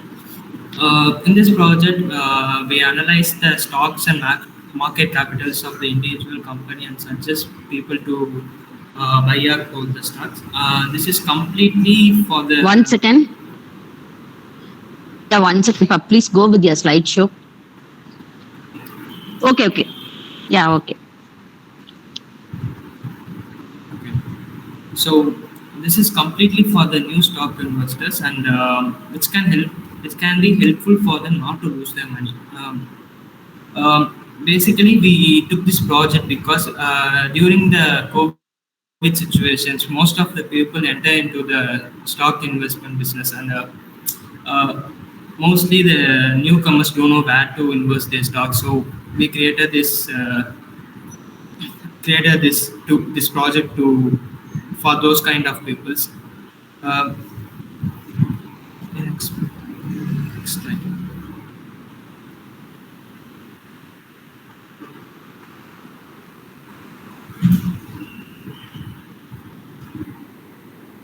So actually, we have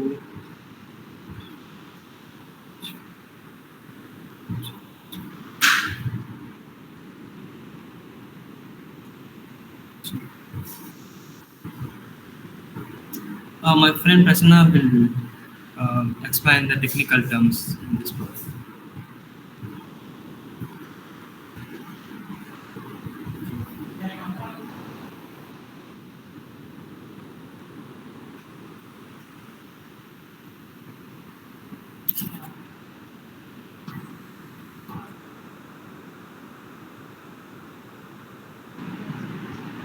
Good afternoon, ma'am. In this we have used system requirements where hardware requirements. There is this process and RAM also 4GB, ma'am. In software requirements we used Windows 10 and overall, and language is Python 3.11, and also we used Google Colab, and we are I have the architecture diagram. In this project, we didn't collect the data set from internet sources, ma'am. We have to go and yeah, take the web scraping method for what are the parameters. I have the totally 9 parameters and totally taken different IT stocks, totally 15 IT stocks. When we go through the website, there is a screener.in is the legal website is that, ma'am. So I went there and I take the web pages to web scrap, and it is an HTML site, and we have converted in the scrap schedule in URL like this, and we estimated and extract the data set into the file storage. It gives an Excel sheet format. What are the types of architecture is that market cap and dividend, price equity, return on capital equity, that will be visible in the format map. And then we have the steps of web scraping step, determine the targets website and specific data want to web scrap, and that structure is be an unorganized structure, and we have the and we have to complete in organized data structure, ma'am. And we have the two in this we have to do fundamental analysis, in which we have file storage, and that is one for data collection. It is a stock analysis which we collected from the website, and we have to data pre-processing with the data cleaning, typecasting, and missing values. Where is the missing values? We have to fill the values, and we used the financial ratios. In which company have the financial ratios, we have to implement that, and we are using own trading algorithm. It was in India, who are the big investment parties are that Radhakrishnan Swamiji is that is the big king of stock investing. He got give that what is the ratios of give the company performance to applicable the project. We use the principle for trading own algorithm and sorting algorithm, and which are used in simple algorithms we use, and trade in trading algorithm we applicable in analysis method. And we have the company performance to check the current price and what is the in check current price have the amount in one of the different IT stocks. We will give the graph like graph in the project. We will show in next module, ma'am. And then in company performance we will the next step is industry performance, which gives a profit or loss strategy. In every company has the 3 years of 3 years, and in every year we have 52 weeks IR low percentages that we collected from the same website, and showed in them. And we have evaluation in the strategy method. We are applying the strategy. What is means in existing system they are used to the analysis method only, but we used in strategy by or weight strategy. That will give the in which strategy gives the percentage of margin to Excuse me. applicable. Yes, ma'am. Your time's up. Kindly finish the presentation as soon as possible. Oh, okay, sir. And then we have the comparison return on capital equity and price equity and return on current, and we use in buy or wait strategy in this. We have the output. So this is the output. We applied the analysis, and we are given the buy or wait strategy. This is the previous day of yesterday's stocks we printed. What is the today stock of Infosys, TCS, and HCL Tech and Reliance? We abstract and give the answer like this: analysis of stocks buy or hold strategy. And this is the graph for market capitalization in crores, and this is the profit loss strategy map. It is useful for past 3 years before what is the company is used along with the current market price to check whether is a worthy stock to buy or no. This is the strategy works, and we have the comparison of the fundamental analysis is normally compare the stocks in the same sector, which we use common parameter. And this is the conclusion of our financial analysis.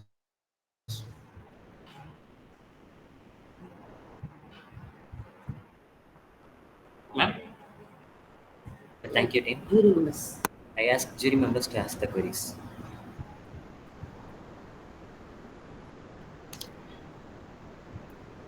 What tool you have used for extracting the data from the website? From the website, we are extracting it's useful for Python library. Beautiful soup, ma'am. Beautiful. Soup. Yes, ma'am. Okay. So, what is your inference from your project? They used to do only analysis method which are collected from the data set, ma'am. So we used in a web scraping method and using the buy or wait strategy, ma'am, and visualizing data frame. For visualizing the outputs, which tool you have used? Django, ma'am. Jago. Django.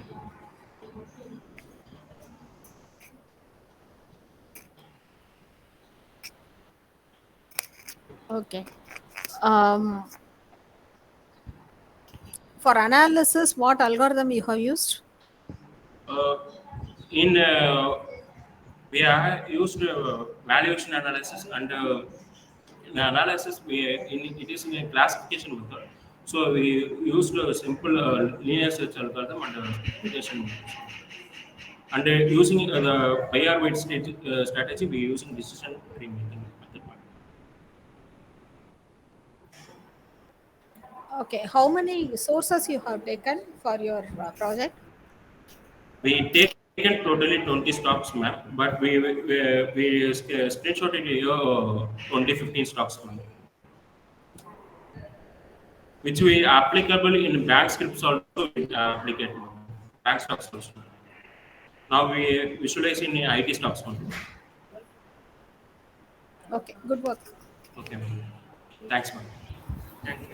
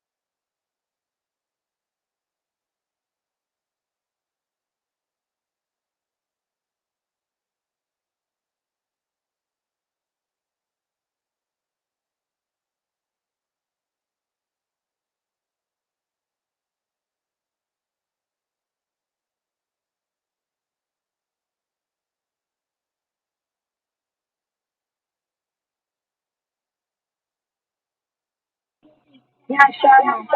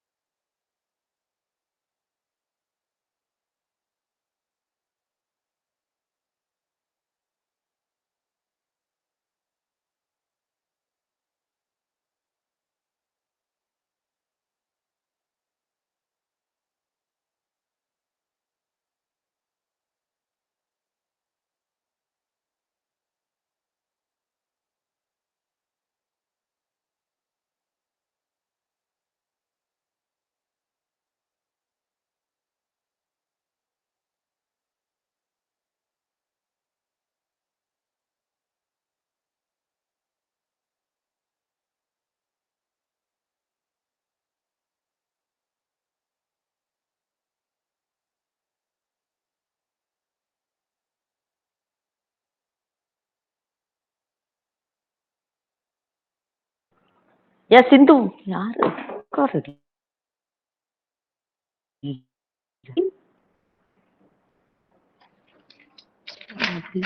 Yes, ma'am. ICT AC 78. Separation of changes, layoff, and employing bearing. Yeah, please share up your screen, pa.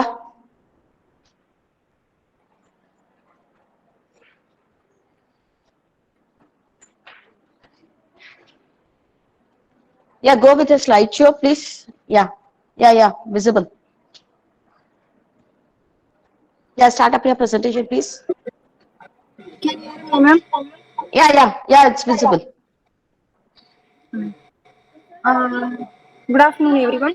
We are from Sri Muthukarama Institute of Technology. Our topic is separation of changes, layoff, and employing bearing. My teammate is Jayalakshmi and myself, guided by Miss P. Saranya, Assistant Professor of Computer Science and Department. Today we are going to see about the Next content batch, is abstract, introduction, existing system, proposed system, architecture diagram, modules, and last the conclusion and the future enhancement. Um, Abstract in this project, we are talking about the most efficient software industry connection overcoming employee layoff and the company tie-ups to share works. Um, what is layoff? It's elimination of workers or lack of works or a lack of funds, and it also because of the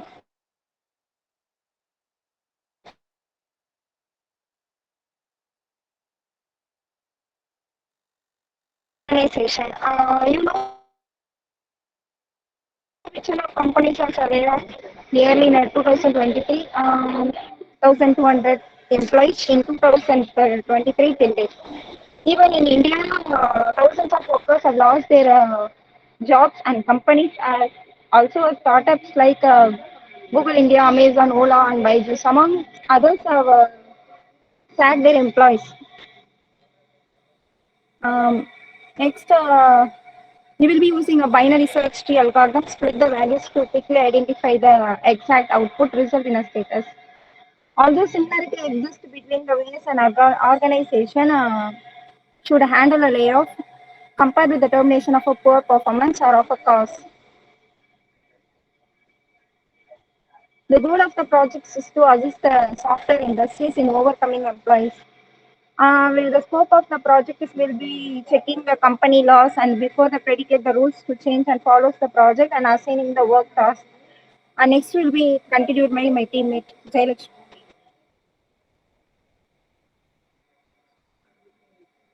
Good afternoon, ma'am. Architecture diagram using manager, admin, super admin, employee portal, current client portal. This using register login and updates the logout. Next, existing system. The existing system make it difficult to identify the big companies that are investing in the software access that all countries spend a lot of money on. Feel that the organization cannot offer them job security and therefore they are reluctant to gain employment with the organization. The remaining employees can feel saddened that people they work with were released from the organization. After companies conduct layoff, they must pay money to recruit, train, and develop new new workers. Proposed system. Proposed method is intended to implement an effective algorithm that monitors employee work and status to predicate the algorithm. So in coming years, the product will be complete on time. There will be no problems. It requires excellent effort to upgrade the company from top to bottom and reduce the cost, but our application majorly reduce cost of production. Will be continue my teammate Sindhu. Next, we are going to see about the module description. It's a manager, admin, super admin, and employee portal, and the last the client. The module in a module manager in a manager module will be registering the details and email, password, and confirm that mail, and we will be redirected to the home page. Next, we directed to the home page. We will be uploading the details of the employee and be seeing the project status. Manager can upload a project details and can add new projects. Next, we will be checking the client requirement and update the client. And also, we will be using a machine learning algorithm. The employees' data is separated from the good working employees. Next, we are going to see about the admin. In admin module, we will be logging the module and we will be directly to the home page as usual, the manager module. And we will be checking the status and giving a warning if working is not properly will be done. Next, we'll be go through in a complete task chart and we'll be status to update the hike after the update of the employee. Then the super admin will accept or reject the company detail if it shows in the tie-up status. Next, as a super admin module, the tie-up company's admin is called as a super admin. He or she will be logging the module and the super admin will check the tie-up request from the admin. And after checking the admin, the super admin will be verifying the details of the employees and checking the number of employees working currently and the status of the project and the layoff employees. And next, the layoff projects will be taken over to the super admin and he will be logging in and checking the process for the past past months and days and they will be logging out and they will be checked and updated and they will be logged out the module. Next will be continued maintain. Employee portal. In this model, employees will log in the module. The employees will check their status of complete work and not complete work and status, etc. Employees will check their capability status and attendance status.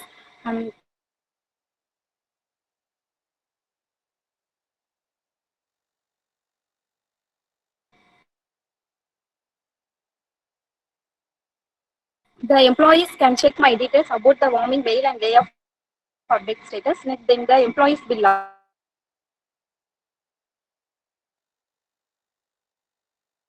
out the email and password and confirm password for login to the managers, its status to approve the client problems. Next, if you read the something for the key takeaway of this discussion is that although not most recommended approaches to handling company functioning or cutting costs, sometimes a layoff can be the only feasible options for an organization to take up. Um, However, you can take some preliminary measures such as regularly upgrading your skills and soft skills and improving your soft skills and knowledge.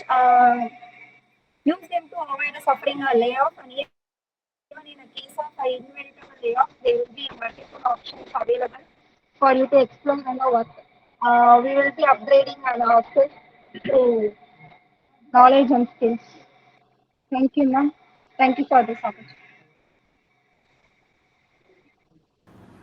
Thank you, team. Is there any queries, juries? Yes, the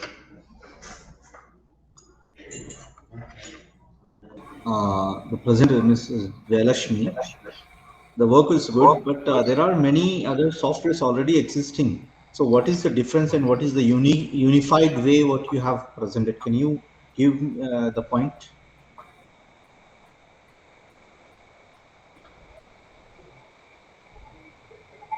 Can you show the inferences to the existing software and what your system, what you have developed it? Difference.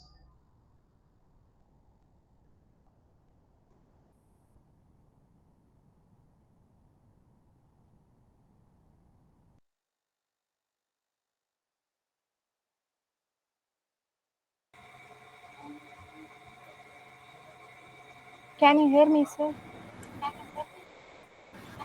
Yes. Yeah, we can hear. Yes, yes, continue.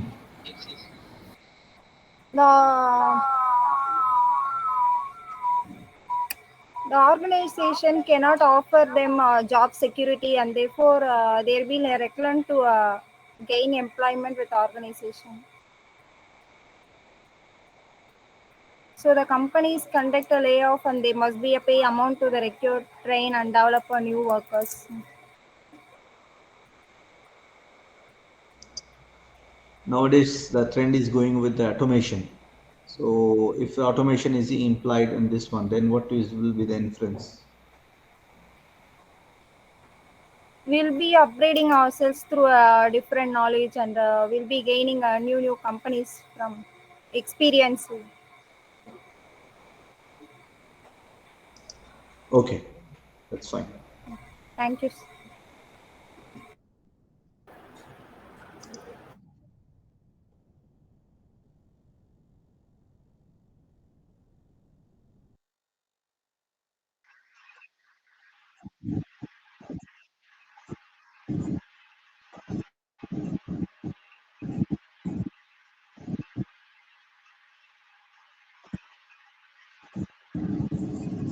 Good afternoon, everyone.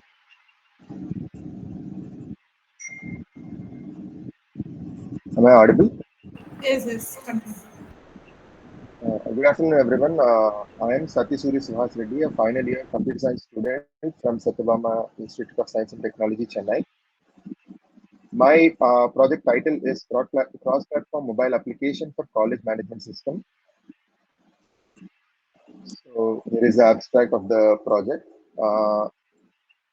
It is a mobile application which can help in the administrative processes and all the common processes which are held in the colleges through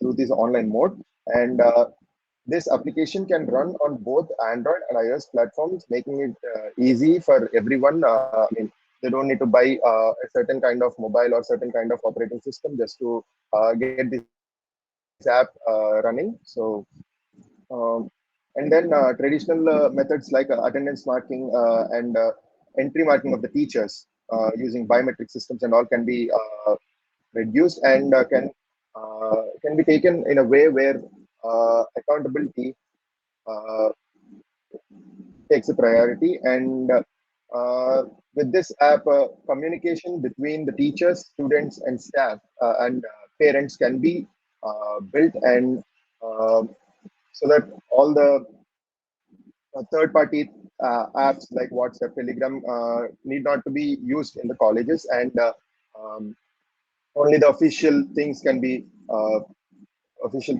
taken place between all these people. And next, okay, here's the proposed approach.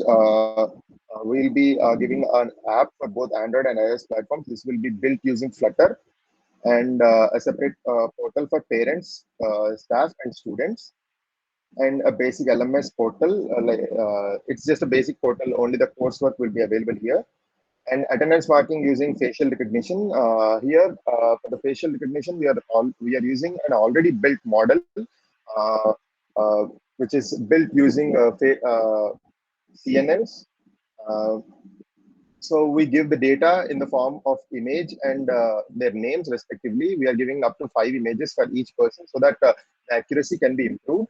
And mm, for the staff attendance, they need to be in the location of the college so that their attendance can be marked, and they have to after getting the location marked, after validating the location, their attendance will be marked on the basis whether their face is matched with the face given in the images or not.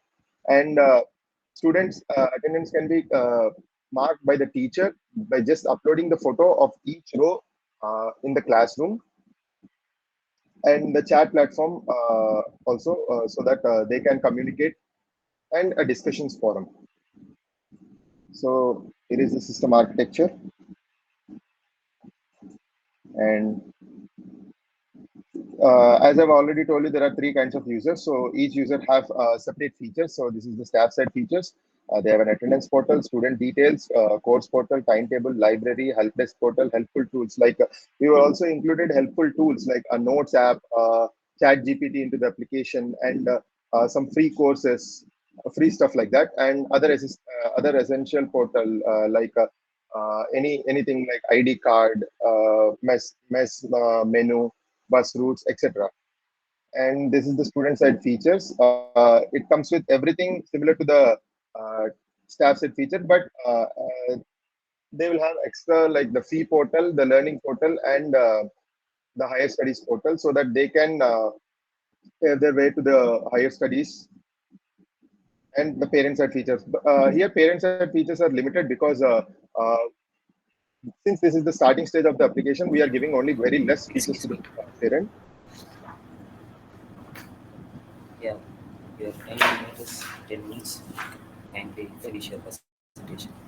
Okay. So the parent can view all the details of their student of their child from the application. They can view the attendance reports, student details, their fee and timetable, as well as their results, so that there will be no hiding of the information between the student and the parent also. And yeah, that's it. If any question, the app demo is available at this link on YouTube, and the whole code can be accessed through this link, this GitHub link. Surya, show me the UI of your. Can I show you the demo on YouTube? I mean, I can't share my screen right now, so. Yes, yes. Okay.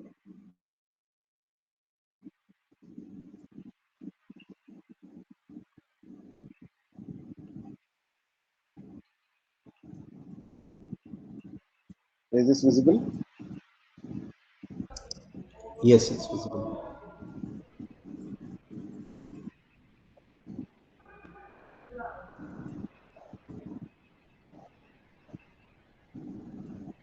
So This it's is only mobile platform or any other platform also? It can also be extended to web platforms as well as desktop apps, sir. Since it is built with Flutter, Flutter is a very flexible framework, so that we can, we can implement it in further ways. Like, okay.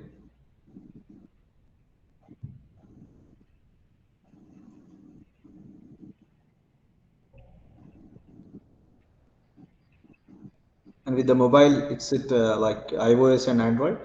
yes, sir. This is yes, sir. Both iOS and Android can be deployed at the same time. Okay. So this now we are seeing the iOS. Attendance system is automated if like some students are absent. staff is taking the attendance and they are absent, then automatically a message will be dropped to the parents. No, sir, not. We haven't worked on that feature until now. That is a future implementation of this project. I mean, Because already these type of applications available with automation type of things, yes, exam sir. results and even like absent and present with the daily attendance will be given to them as a message, SMS, and Yes, even sir. WhatsApp is also connected automation. Yes, sir. There are systems like this, but nothing. Until now, they haven't integrated each and everything into a single application, sir. So we are Okay. integrating everything related to the college. Okay. So even ChatGPT is also integrated. Yes, sir. Even ChatGPT is also integrated. Great. Very nice. And in the future implementations, if uh, actually we have to run this face recognition program on a server, sir. But currently, due to some budget issues, we are not running it on a server. We are just using it in the local host of the computer. If any like funding is received, we will run it on a server so that everyone can access it. Okay.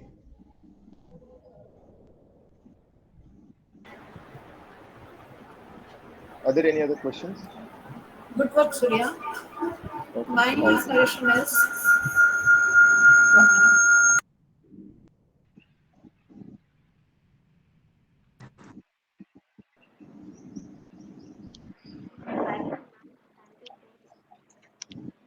I request the next batch, ICT, ACC, 85, to start your presentation.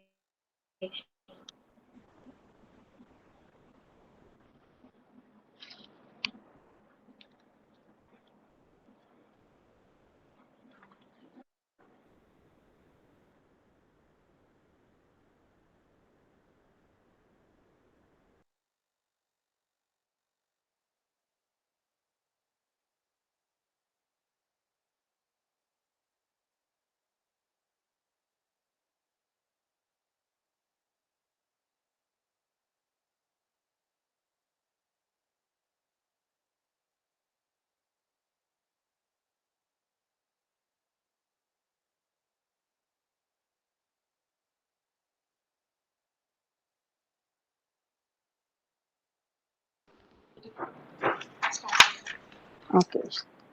They're sharing the screen now. Blockchain based anti verification. Is this visible? Yeah, visible pa. Okay, we are from Hindustan College of Engineering Technology, and our topic is blockchain-based anti-key verification.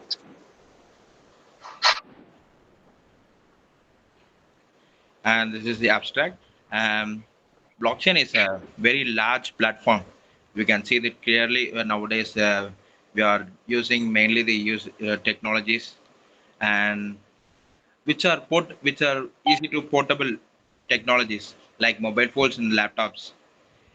And this in this blockchain, we are the main reason is they can see transparently, which means they can see through all the transactions and how the transactions are made, and it is like a library functions which is already been there and which they can see through it clearly.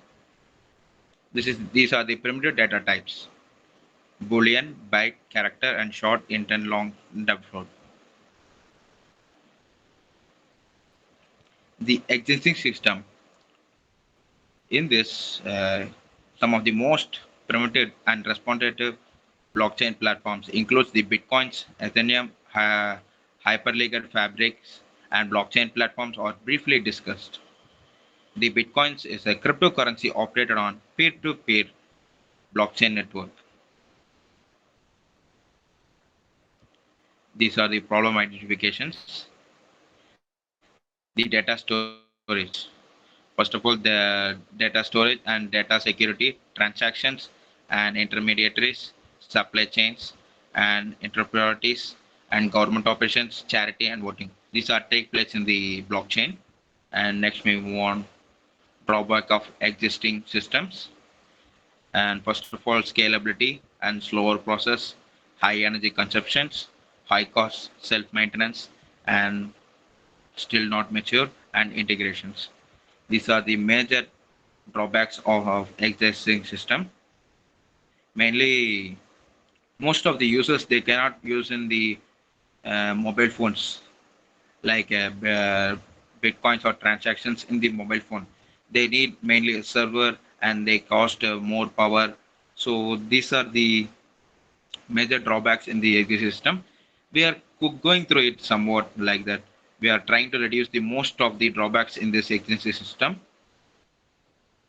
And next is literature view. Systematic review of blockchain based on the applications across multiple dimensions. We investigate of the blockchain technologies. We identify the characteristics that are business as usual practices. We provide a framework to determine the fitness of blockchain per applications. We are we took some steps on mainly based on the took, taking the priority to the separately to the separate users, which means we are going through the will give separate priority for the each and every person. And here next comes proposed system. We provide several services: storage, verification, and search.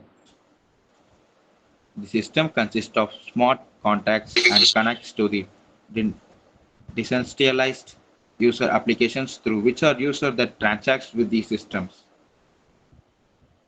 The antiquus verification system is an excellent electronic replacement of a traditional verification method. Nowadays, we usually not go through the traditional method, which may be not safer nowadays. So we move through the electronic replacements.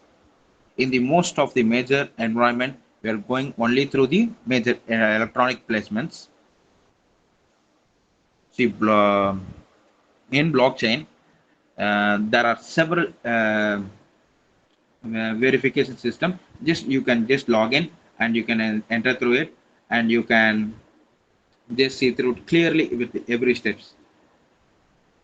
These are the advantages of proposed system: increased trust, security, and transparency. The traceability of data shared across the business networks are delivery cost saving with a new efficiency. The blockchain of the business user shared and immutable ledger that can only be accessed by the members within the permissions.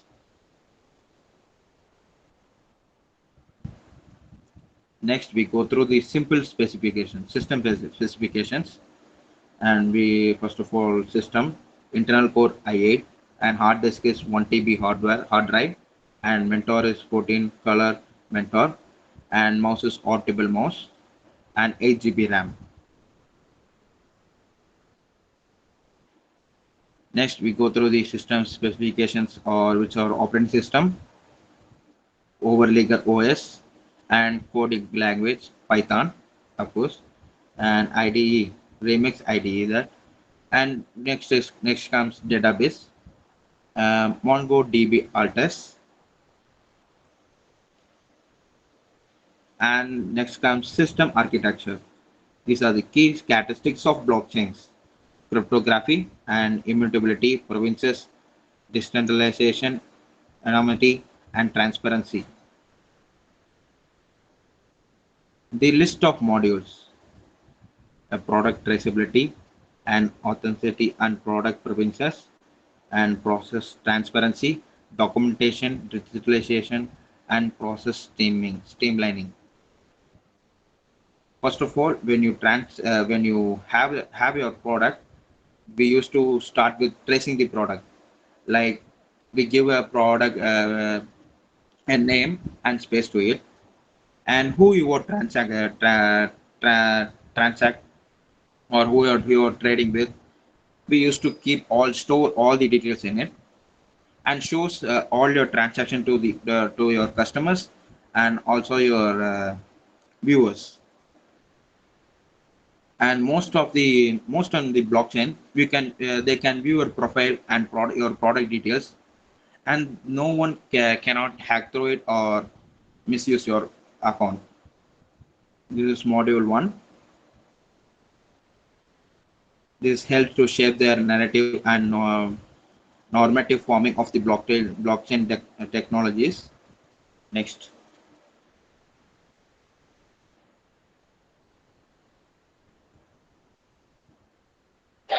module three.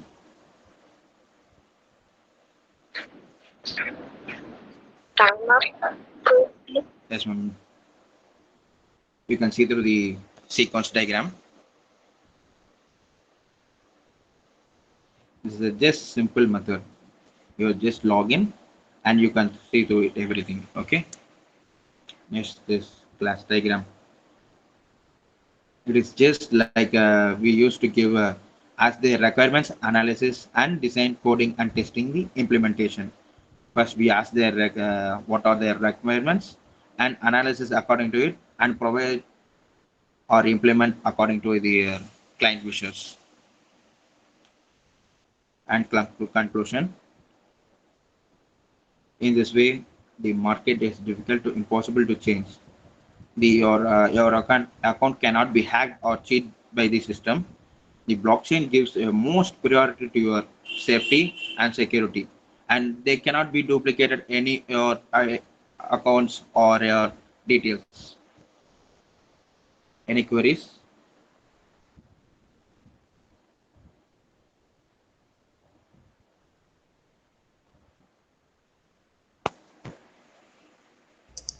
So it can be linked with all the documents of the antiques.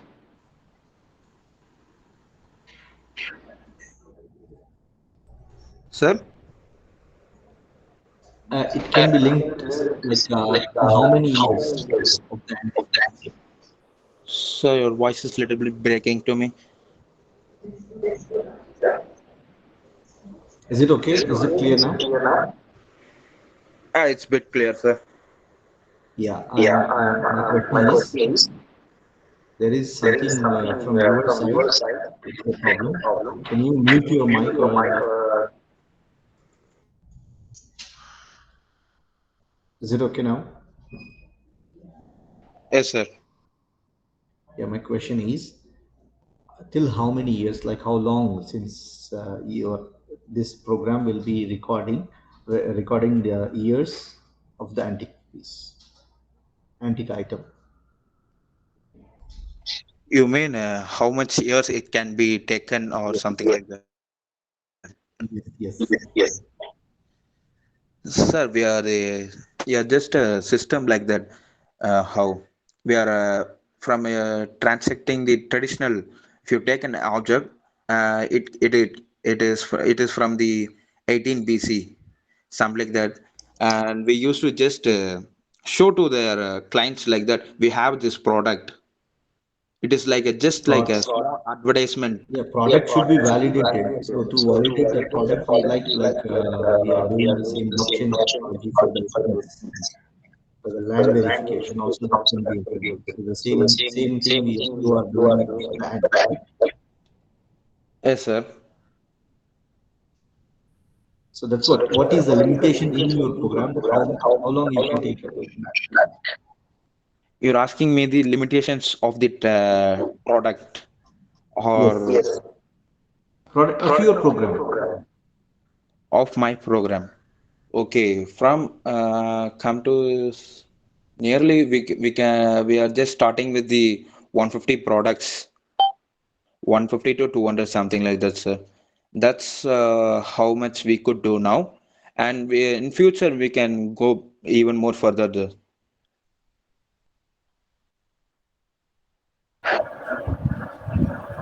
Yes, Karan, good work. Ma'am? Good work. I have a query. As sir asked, how will you validate your results? Ma'am?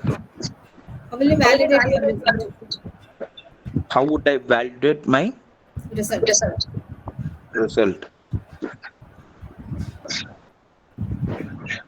It is good, ma'am. Not it may be secured for the clients and for both the parties and even for us, even for the admins.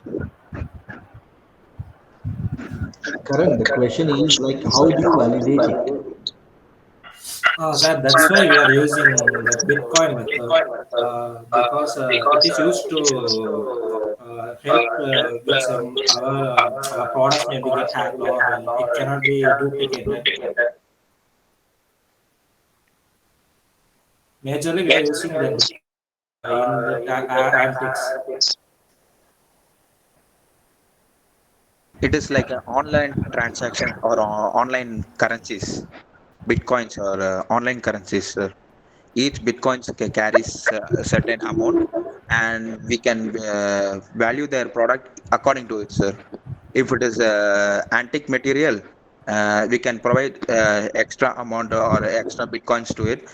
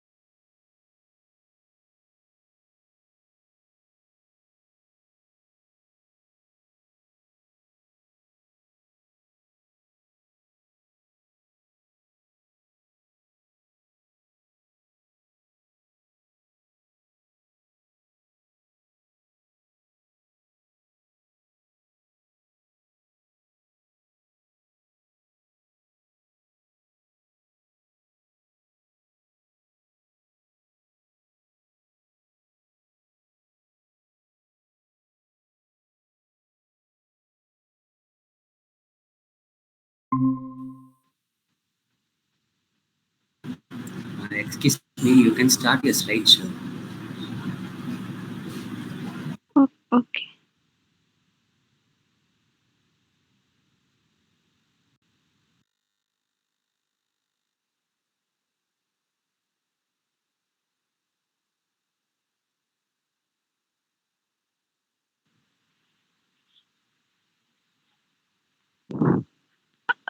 Communication is in life with Communication is the major issue where specially abled people facing from their birth.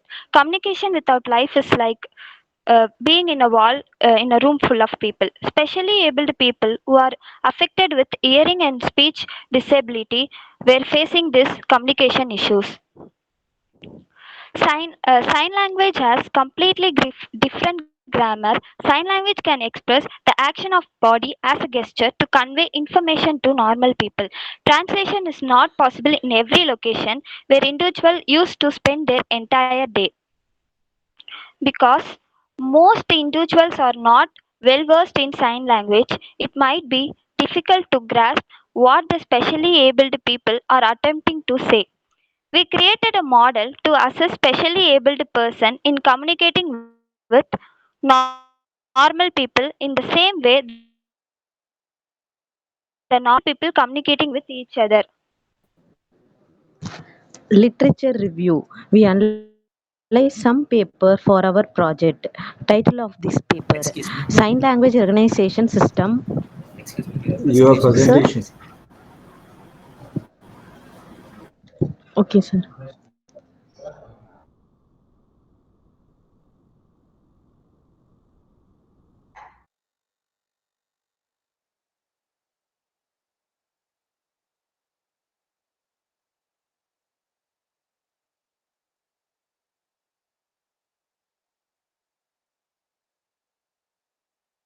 Sir, some network issues, sir.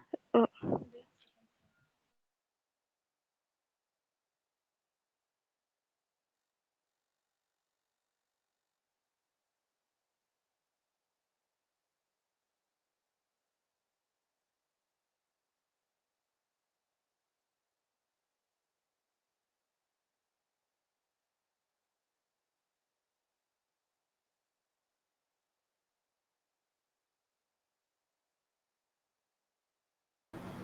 Can you able to present?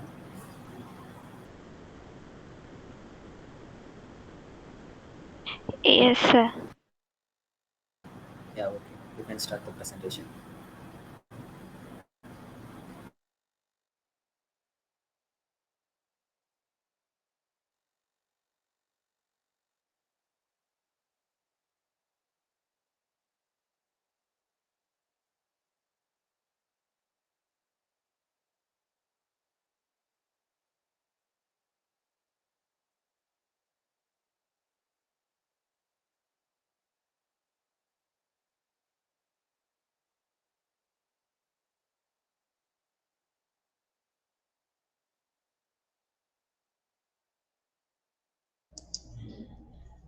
So, Yuvashri, share up your screen. Go with your presentation. Yuvashri, Yuvashri, go with your presentation. Yes, ma'am. Here some network issue, ma'am. So only I can't able to connect the screen, ma'am. Wait a minute, ma'am. Share up your screen.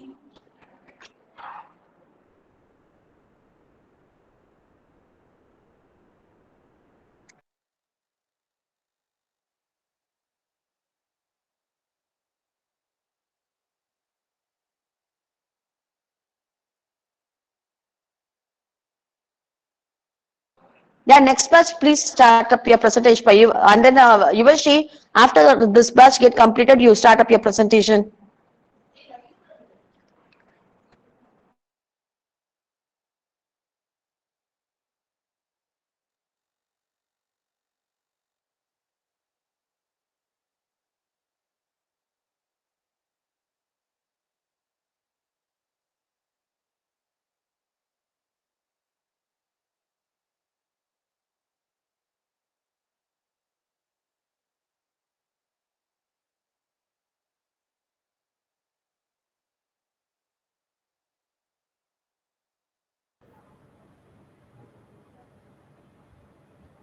Yes, my screen is visible, ma'am. Yeah, pa, visible, pa. Okay, ma'am. Yeah. Hello, everyone. I am Mutraj from Madhipura Shakti Engineering College. My team members are Nedunjalian, Vijay Kumar, and our project guide is Dr. R. Srivel, Assistant Professor, CSC Department, and our project title is Network Coverage to Mark 3G, 4G, 5G connection maps using GIS. The aim of this project is mapping the signal strength of a service provider for a particular area. And the introduction is mobile sensing data has become a popular data source for geospatial analysis. However, mapping it accurately to other sources of information such as statistical data remains a challenge. Mobile phone metadata has become a popular data source to complement official statistics. When an individual make a call, sends a message, or uses the mobile internet, meta information about this interaction, such as the timestamp and the location, are stored in a database of mobile network operator. We are going to map the network coverage areas using the QGIS. The main objective is the mapping network coverage and signal strength with their corresponding service providers like Geo, Vodafone in the satellite map for some areas with datasets which consist of coordinates and other data also. Identification of mobile coverage 3G, 4G, 5G using particular colors for to identify it. Literature survey. I take the paper better coverage, better outcomes, mobile network data to official statistics using satellite imagery and radio propagation modeling for the literature survey. In this paper, the author used statistical data which are collected from various persons and used simulation for the mapping process. But we are going to using QGIS for the mapping processes. Analysis of the literature review. The implementations in this paper is simulating the maps dynamically and discovering the mobile data strength and mapping the signal strength using the mobile phone metadata using the simulations and some other calculations. The not enhanced parts are the complication of the system and its implementations, also the calculations, which will leads to a serious problem and wrong informations also. The problem statement is to identify the network signal of a particular area and also finding the rich mobile network area with high signal strength, upload data, download data also. The first module is downloading and installing the QGIS software, installing various satellite maps like Bing, Google as a plugin in the software. The module 2. In module 2, importing the map for India as a shape file for the base map for the indicators. In module 3, the final step is importing the dataset to the QGIS and processing it for the final map with pointers, which will point to the 3G, 4G, and 5G in for a particular areas. The architecture diagram. In this architecture diagram, the data sets are imported to the QGIS software where the base map is implemented, and also it processed with the base map. Then it map the locations where 3G or 4G or 5G, which is selected for us, and the final output map will be produced. This is the expected output for the product where the particular technology, which is 2G, 3G, 4G, 4G plus or 5G, will appear on the map. Wherever the place, you can also find where the data is reached, where the 5G technology can be reached, and where the connection is very, very poor. You can also find your favorite technology. This is the sample output of our product where we can't use all of the, we can't do for a larger area because the data set and the some lacking of data set which will only which in this sample output we did mapping only for 4G technology for a 15 villages only using the QGIS because we can't do for a wider area because of lacking the data sets. For to identify a area or mapping a area, we have to we have the latitude and longitude for that particular area, then only we can map that area. So I myself I collected the longitude and latitude for each and every village of almost 50 neighborhood villages, and point out their technology using only 4G in this map. The challenges. The major challenges is finding all the technology signal strength for a wider area due to lacking dataset, and also finding the poor network coverages area for the better results, and also finding the service providers is also a major problem and a challenge. Conclusion. Thus, our mapping for the network coverage is only limited to district of Tamil Nadu because of lacking the resources and data sets. But we mapped the areas whose data is collected and the network coverage of service provider and their signal strength. The future enhancement. The future work is aimed to develop an Android application in a user-friendly manner, which will give the clear signal strength for a particular service provider for a particular location, with indicating their technology and and where the where the signal strength is reached, and where the poor strength is. And my reference is better coverage, better outcomes, mapping mobile networks data due to the official statistics using satellite imagery and radio propagation modeling till Gobe by Berlin, Germany. That's all. Thank you.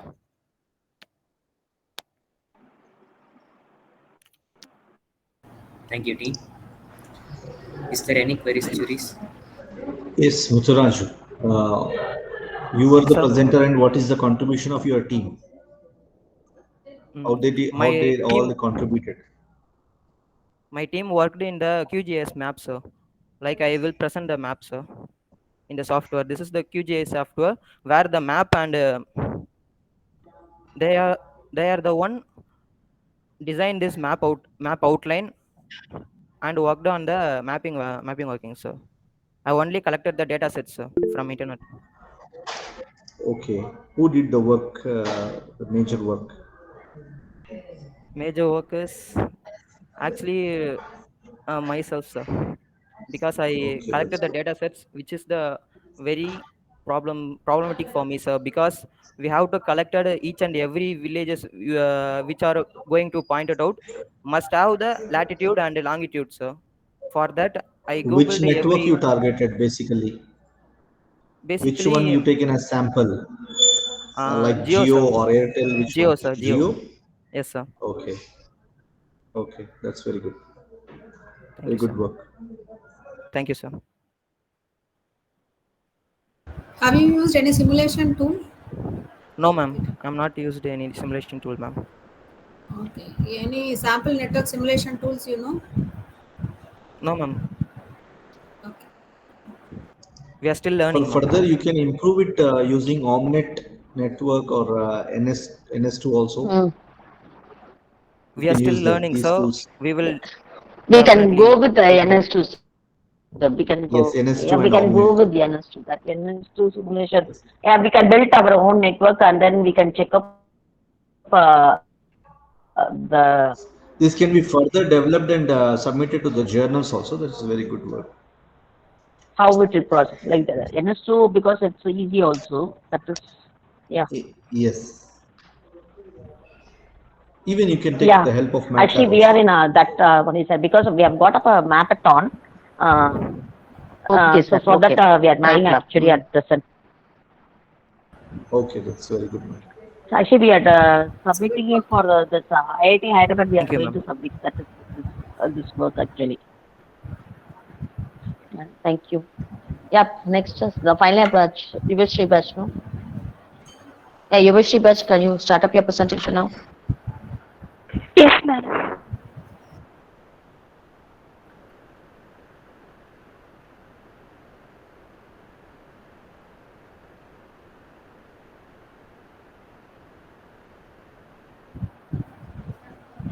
Yeah. Yes. Sir. Go with the slideshow, pa.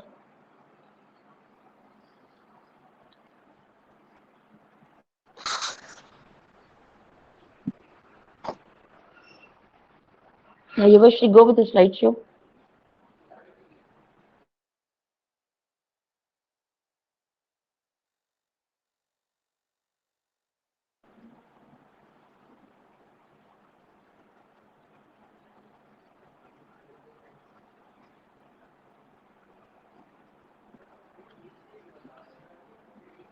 Yuvashri?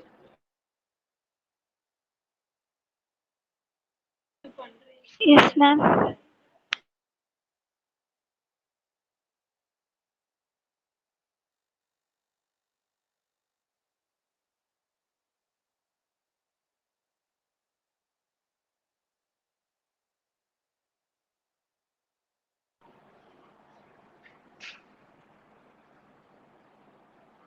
You can start with your presentation.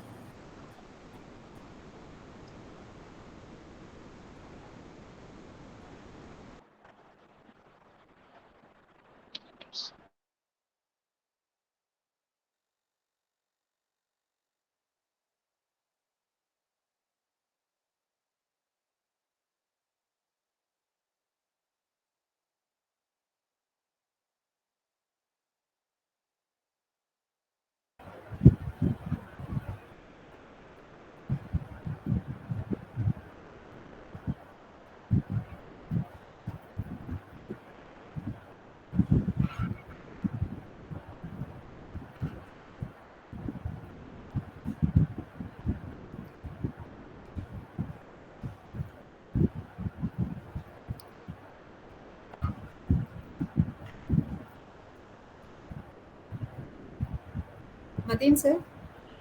Good afternoon, everyone. Our project title is Real Time Communication for Specially Abled People, powered by AI. Sign language has completely different grammar. Sign language can express the action of body as a gesture to convey information to normal people. Translation is not possible in every location where individuals used to spend their entire day. Because most individuals are not well versed in sign language, it might be difficult to grasp what specially abled people are attempting to say.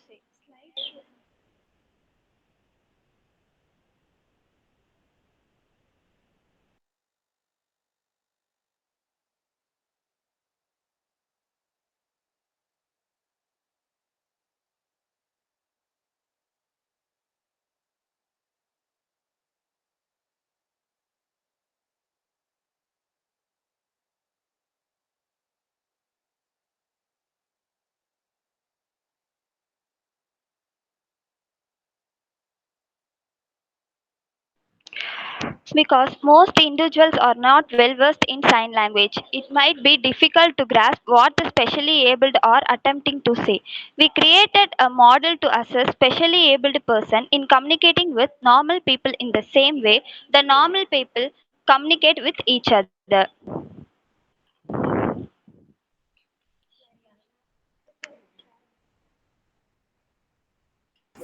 Literature review.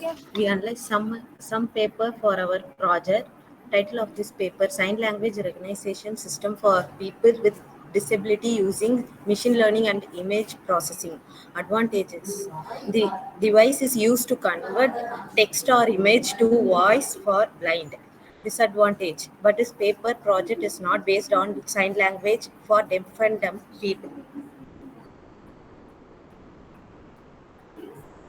Paper 2: Sign Language Recognition System for People with Disability, Machine Learning and Image Preprocessing. Advantage: it's sign which considered as easy and understandable sign. They're not complex.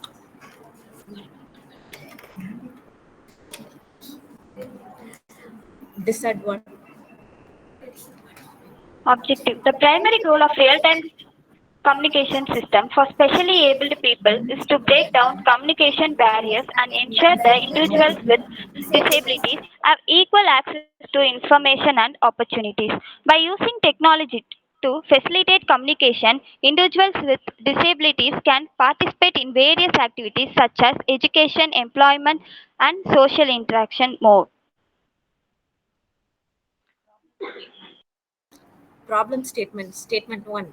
Design a communication system that efficiently helps specially abled people to communicate with normal people. Statement 2. The system should be provide convenience and safety for customer while ensuring efficient use of system to share their ideas. Statement 3. The system has the capability of overcoming the communication gap between specially abled and normal people using AI.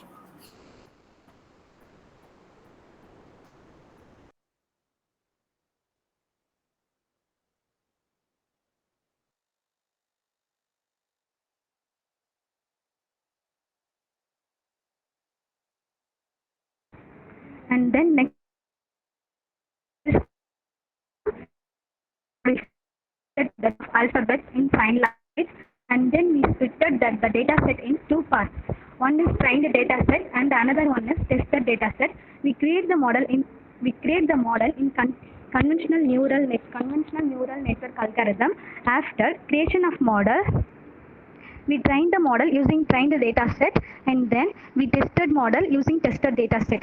The user will apply image or text in UI user interface using their models in prediction in done. The normal people give input as text or get sign language, and disability people is give the sign language and then get output as text. This is our project architecture diagram.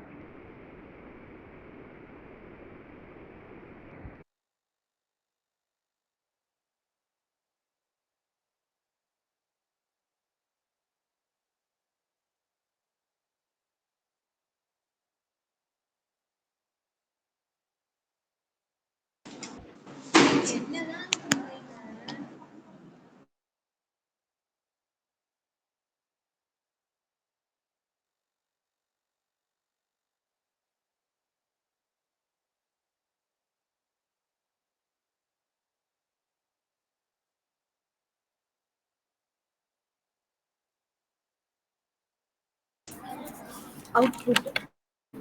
These are the few character we are predicted for this system. Now we are going to predict the letter D in sign language, and the letter D is recognized and it converted into text.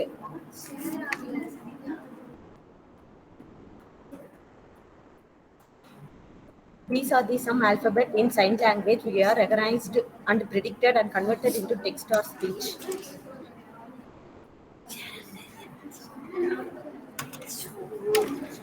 Conclusion. In conclusion system with CNN demonstrate how sign language is translated to human understandable format like text or speech with a high degree of accuracy.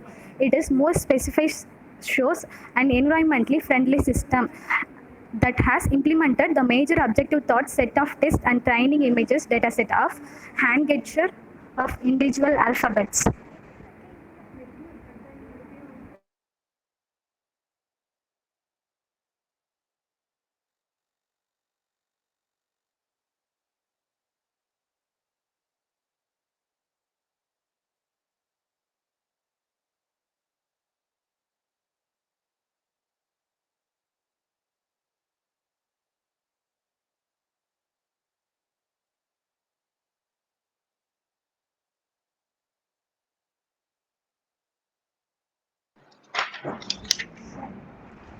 Sir, any queries, sir?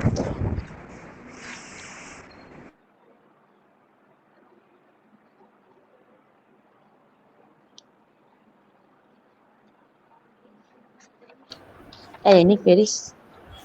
Yes. How many signs you are taking into account? Four sets, ma'am. A, B, C, and D, ma'am. Four signs. Ma'am, yes, ma'am.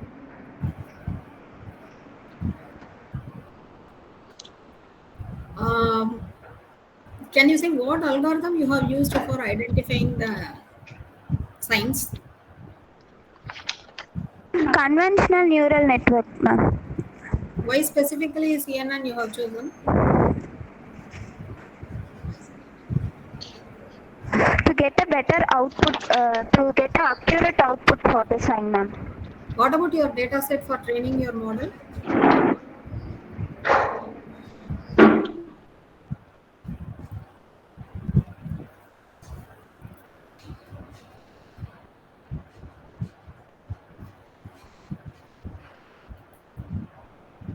Okay, fine. Concentrate more on your work and all. We trained our model using alphabets, ma'am. Yeah, that is what I'm asking. Data sets. Where you collected the data sets for train. From Google, ma'am.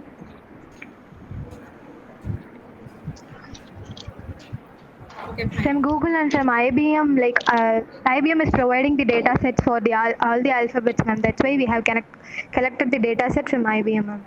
They have given us the data set with 1,000 images, ma'am, for all the alphabets we have used in this project. IBM. Yes, ma'am. How IBM have data sets for sign language? And they are providing the data sets for the projects, ma'am, For the mini in projects, their actually, they have, platform. yeah, in the IBM platform, they have given the data sets actually. Uh, IBM, that is, we have given Is it IBM authorization. supported project? For mini project, they have supported. Oh. That is okay through non-honorable scheme. They have supported thing so that the students are allowed to log in their. We are allowed to use their tools and we are allowed to take up their data sets actually at that time. IBM Watson and IBM Discover options are available with AI. So they are giving the data sets and even they are providing the projects also on these AI based Yeah, projects yeah, for a yeah, 1 year these free trial projects. based. Yes. Yeah, actually, they We have can started train the it. models and we can get it. Yeah. They have started in the previous semester. Actually, 2 months they are working actually now, and they have got up our certificate. That is a certificate from the IBM also, and then if they are interested, means we can continue with the IBM for the main project Yeah. also. They are allowing now actually. Good, good. Okay. Mm. Hariharan, Charumati. What next batch? Is it have all completed? I hope it's finished, All all batches Yeah, completed. yeah, yeah. And then I'll hurry and continue. Har- Hariharan.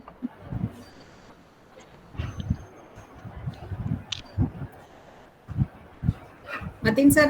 Nice to meet you. Actually, Nice to meet you, ma'am. Thank uh, you. Uh, sir, I am in SRM University. We are also Yes, conducting ma'am. one international conference during thank you. April 26, 27, and 28. Okay, I Okay, will. ma'am. I'll send you invitation mail. You just join us for the Okay, ma'am. conference. No issues. Sure, Shall I ma'am. collect your mail ID and contact number from Diamond? Yes, ma'am. You can. Thank you, sir. Thank you. It's okay. I will detail in the mail. Yeah. What dates, ma'am? April 26, Yeah, 27, sure, sir. 28. 26, 27, 28. Okay. We'll see. 28, I'm busy. So 26 and 27, let's see if we're positive. Okay, sir. Good. Yes. Okay. Thank you. Thank you, juries and participants, for your wonderful vote of thanks. Dear all, on behalf of the organizing committee, I would like to express my sincere thanks to all for attending our fourth international conference on computer and communication technology. Your presence and active participation have made this conference a grand success. I would like to acknowledge the dedication of our jury members, Mr. Mohammad Abdul Mateen and Dr. G. Niranjana ma'am, for their meticulous evaluations of the presentations presented in the conference. Your valuable feedback will help the authors to improve their work and contribute to the advancement of field. I also extend my sincere appreciation to all the authors who have presented their paper and had an insightful discussions. Last but not least, I would like to express my gratitude to our sponsors and partners for their generous support, without which this conference would not have been possible. Once again, I thank you all for your presentation and contribution to this conference. We hope to see you again in our future events. Thank you. Yeah, thank you, Matin sir. Thank you so much for joining, and thank you, Thank you, Niranjana, Daya ma'am, for for joining. inviting. Yeah, Yes, thank thank you. you for Yeah, thank you. inviting me as a jury member, ma'am. Thank you, And sir. ma'am, one question: these Sure. papers will be Yeah, extended, will be published in Springer or any lecture series, or only yeah. the Yes, sir. conference No, no, sir. proceedings? Actually, if no, no, no. If some papers will be published in some journals, actually, there is extended work will be published in journals. So we are seeking for Okay, that only for the help of yours. fine, Okay. Yeah. fine, okay. Uh, Thank you. And sir, can you share up your that is can you send as a WhatsApp message the score sheet to me? Yes, yes, I will share the sheet, ma'am. Yeah. Okay, Yeah, sir. Thank you, okay, sir. And Nirjana, can you share up your okay. Thank you, score ma'am, sheet? and Thank you, sir. thank Thank you, you. Niranjana ma'am. Thank you. Nice Thank to you. meet you all. Nice. It was Thank you. nice, and Thank you. nice to meet you all the participants. Wish you all the best in the future endeavors. Okay. Good luck. So participants, we have posted up the feedback form. Please fill up the feedback form, and valedictory session also, that is a link also we have posted. Please join the valedictory session. Thank you.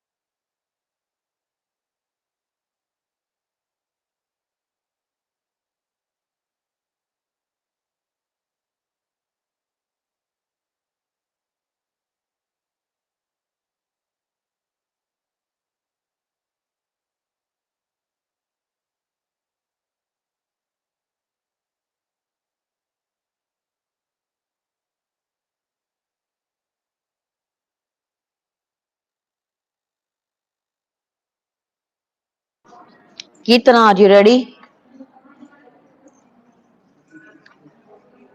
Keertana?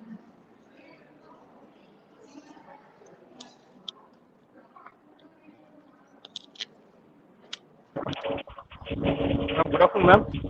Yeah, good afternoon, Il. Thank you. Yeah, Thank you thank for you. joining. Thank you. Are you traveling? Yes, ma'am.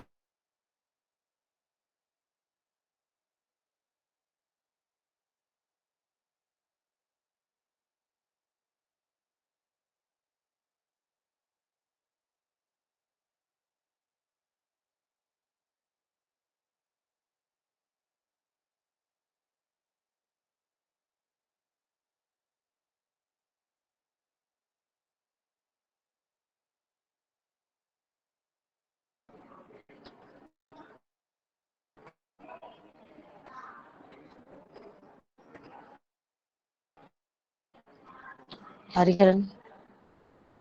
Hariharan, please.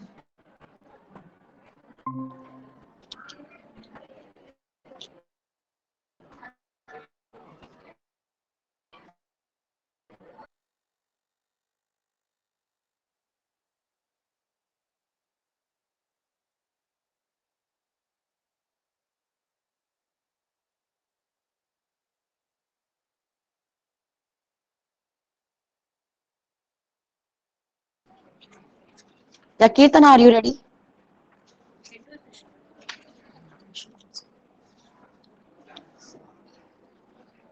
Ma'am, may I start, ma'am? Yeah, you can start. You can start. A pleasant good afternoon to one and all gathered here.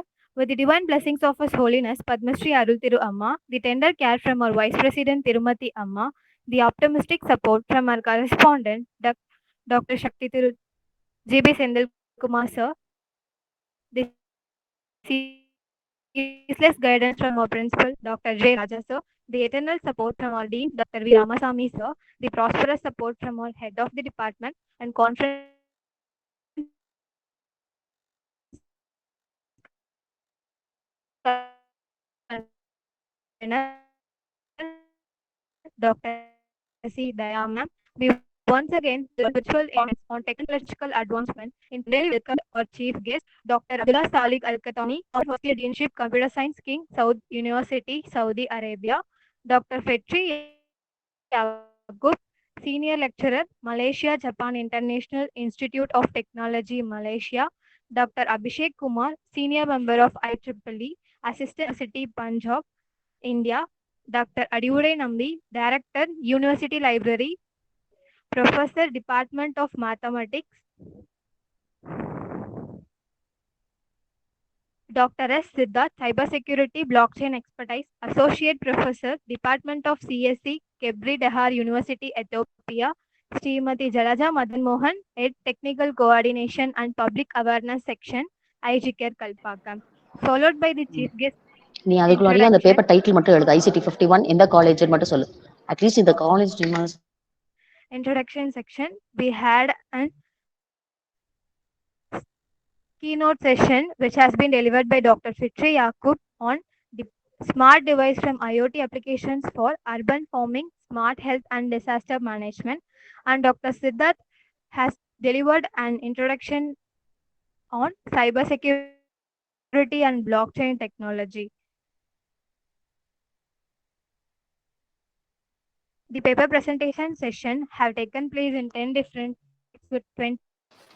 To succeed, you need to find something to motivate you, something to அதை inspire you. எழுது. I'm profoundly delighted.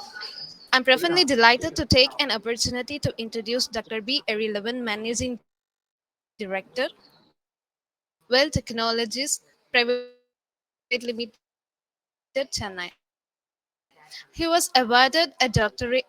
He was awarded a doctorate by Global Peace University at activities in period of 2012 to 2018, and he has completed his MBA in HR and Marketing in Anna University, and completed his bachelor's in Adibara Shakti College,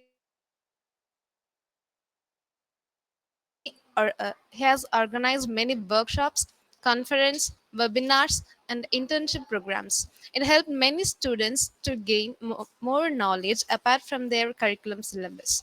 I request our esteemed chief guest, Dr. B. Irrelevant, to address the gathering.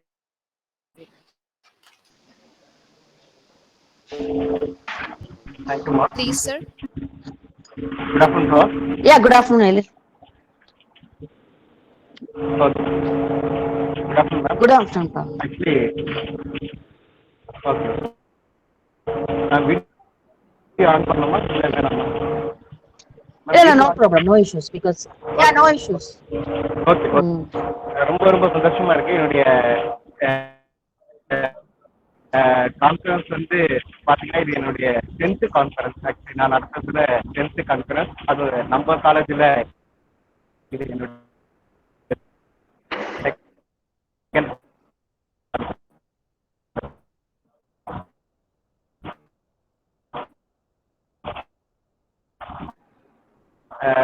But இதுல நான் தெரிஞ்சிருக்குன்னு நினைக்கிறேன்.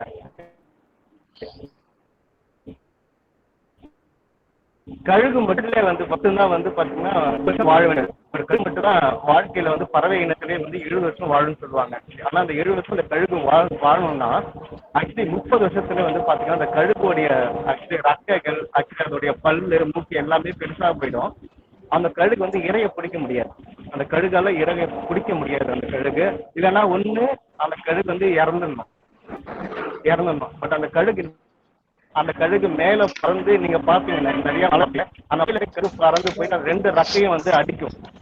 அடிச்ச பிறகு ரக்கெல்லாம் உடஞ்சு அதோடைய மூட்டு போயிடும். உடஞ்சி வந்து ஒரு கிட்டத்தட்ட 150 நாள் 150 நாள் அந்த கழுகு வந்து எதுவுமே பண்ண முடியாது. ஆக்சுவலி பண்ண முடியாம அதுக்கப்புறம் 40 வருஷம் வாழும். ஆக்சுவலி நம்மளுடைய இன்ஜினியரிங்ல வந்து ஒரு 4 இயர்ஸ் இருக்கு. ஆக்சுவலி அந்த 4 இயர்ஸ் அந்த கழுகு மாதிரி தான் நம்ம இருக்கணும். ஆக்சுவலி அந்த கழுகு எப்படி இருக்கோ அத மாதிரி தான் நம்ம இருக்கணும். ஆக்சுவலி அந்த ஒரு 4 இயர்ஸ் வந்து பார்த்தீங்கன்னா நம்மளே செதுக்கணும்.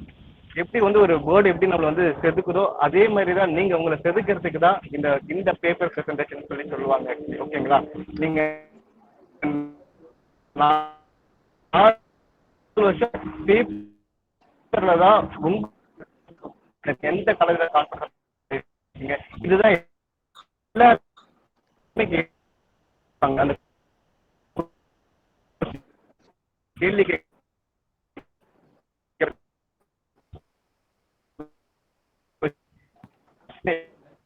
இதுதான் என்னுடைய actually first second third prize வாங்குறாங்களோ அவங்களுக்கு என்னுடைய கம்பெனில இருந்து காலேஜ் சார்பா ஆதிபராசக்தி இன்ஜினியரிங் காலேஜ் சார்பாக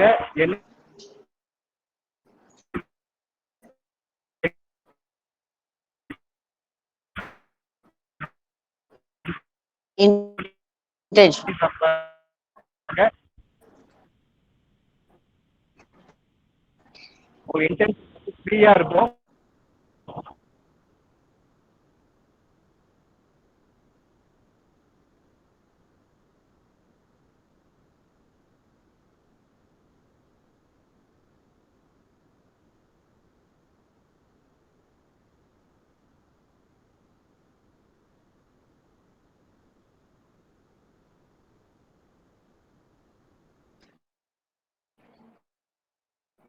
And conference Dr.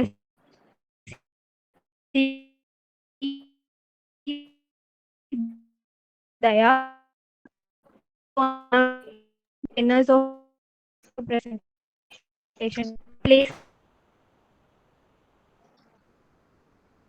Actually, everybody very that's everybody joined in Valerie session. So I'm happy to announce a paper presentation. But I have many that is about around we have results this track come now. ICT 51.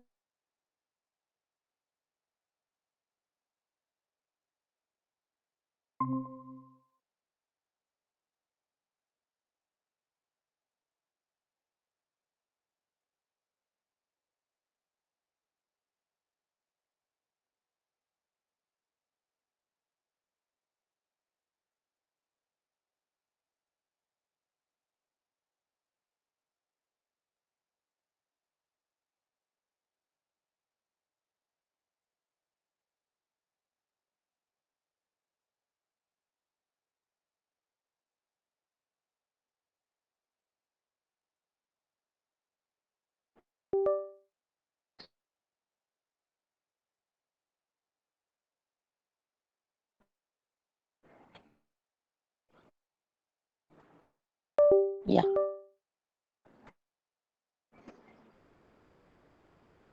Gratitude carries the message of matter and to call upon our conference coordinator, Dr. R. Srivel, to deliver the oath of thanks. Please, sir. Good evening, everyone.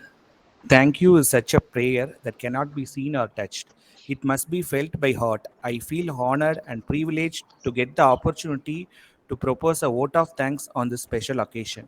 I would like to thank all of the honorable delegates who blessed us with this presence. On behalf of organizing committee, I convey my heartily thanks to our honorable correspondent, Dr. G.B. Sendil Kumar, sir, whose constant encouragement motivates us to do more event like this. I would like to thank our uh, principal, Dr. J. Raja, sir, for supporting us to make this international conference a successful one. I would like to thank our dean, sir, Dr. V. Ramasamy, sir, for his constant help and guidance that radiated a source of energy within us. It is the love We, of country. we will ever remain grateful to you, sir. I also extend my heartfelt thanks to head of the CSE department and conference convener of Dr. C. Daya for encouraging us to do more events like this international conference. Words are not enough to thank their constant guidance and support to shape the conference.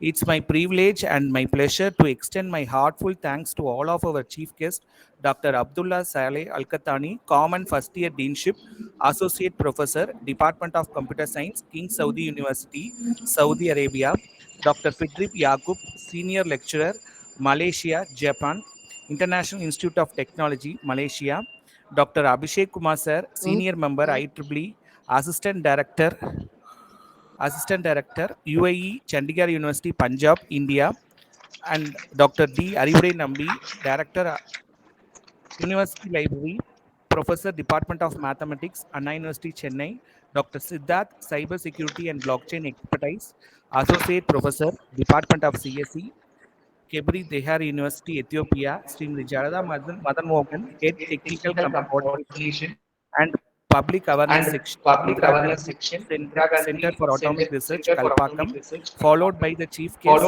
introduction. We had a session which has been presented by Fitri Yagub, Senior Lecturer, Malaysia, Japan, International Institute of Technology, Malaysia, regarding smart device for IoT application for urban farming, smart health and disaster management, and another session followed by Dr. Siddharth, Associate Professor, Department of CSE, Kebri Dehar University, Ethiopia, about cyber security and blockchain technology for gracing us with your presence at this conference.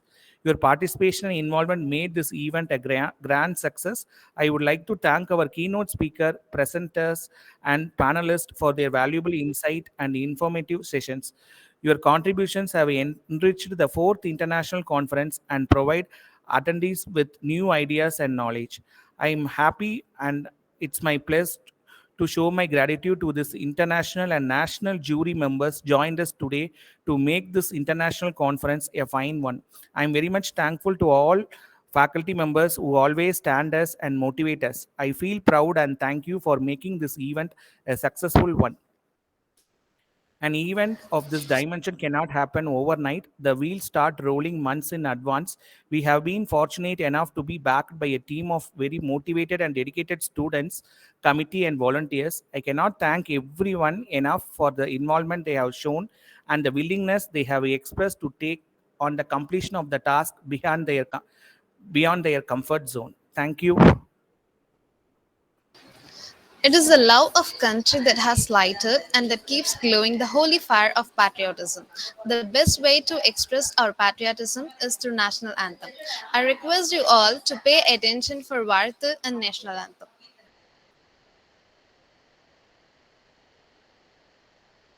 எண்ணரும் கலைகள் வாழி இறைவன் நாம் எங்கள் வாழி உன்னிறை சக்தி பீடம் ஓவெலும் ஒளியில் வாழி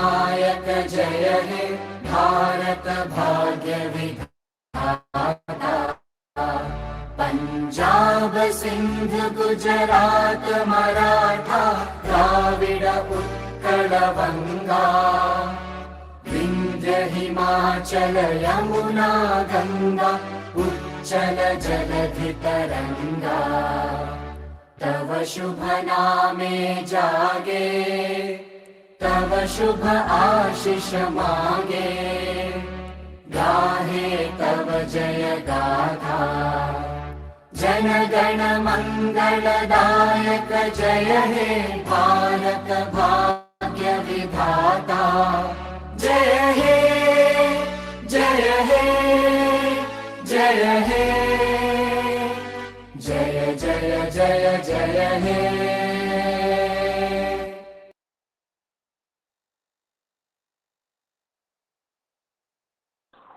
So thank you everybody for joining. Thank you, L11.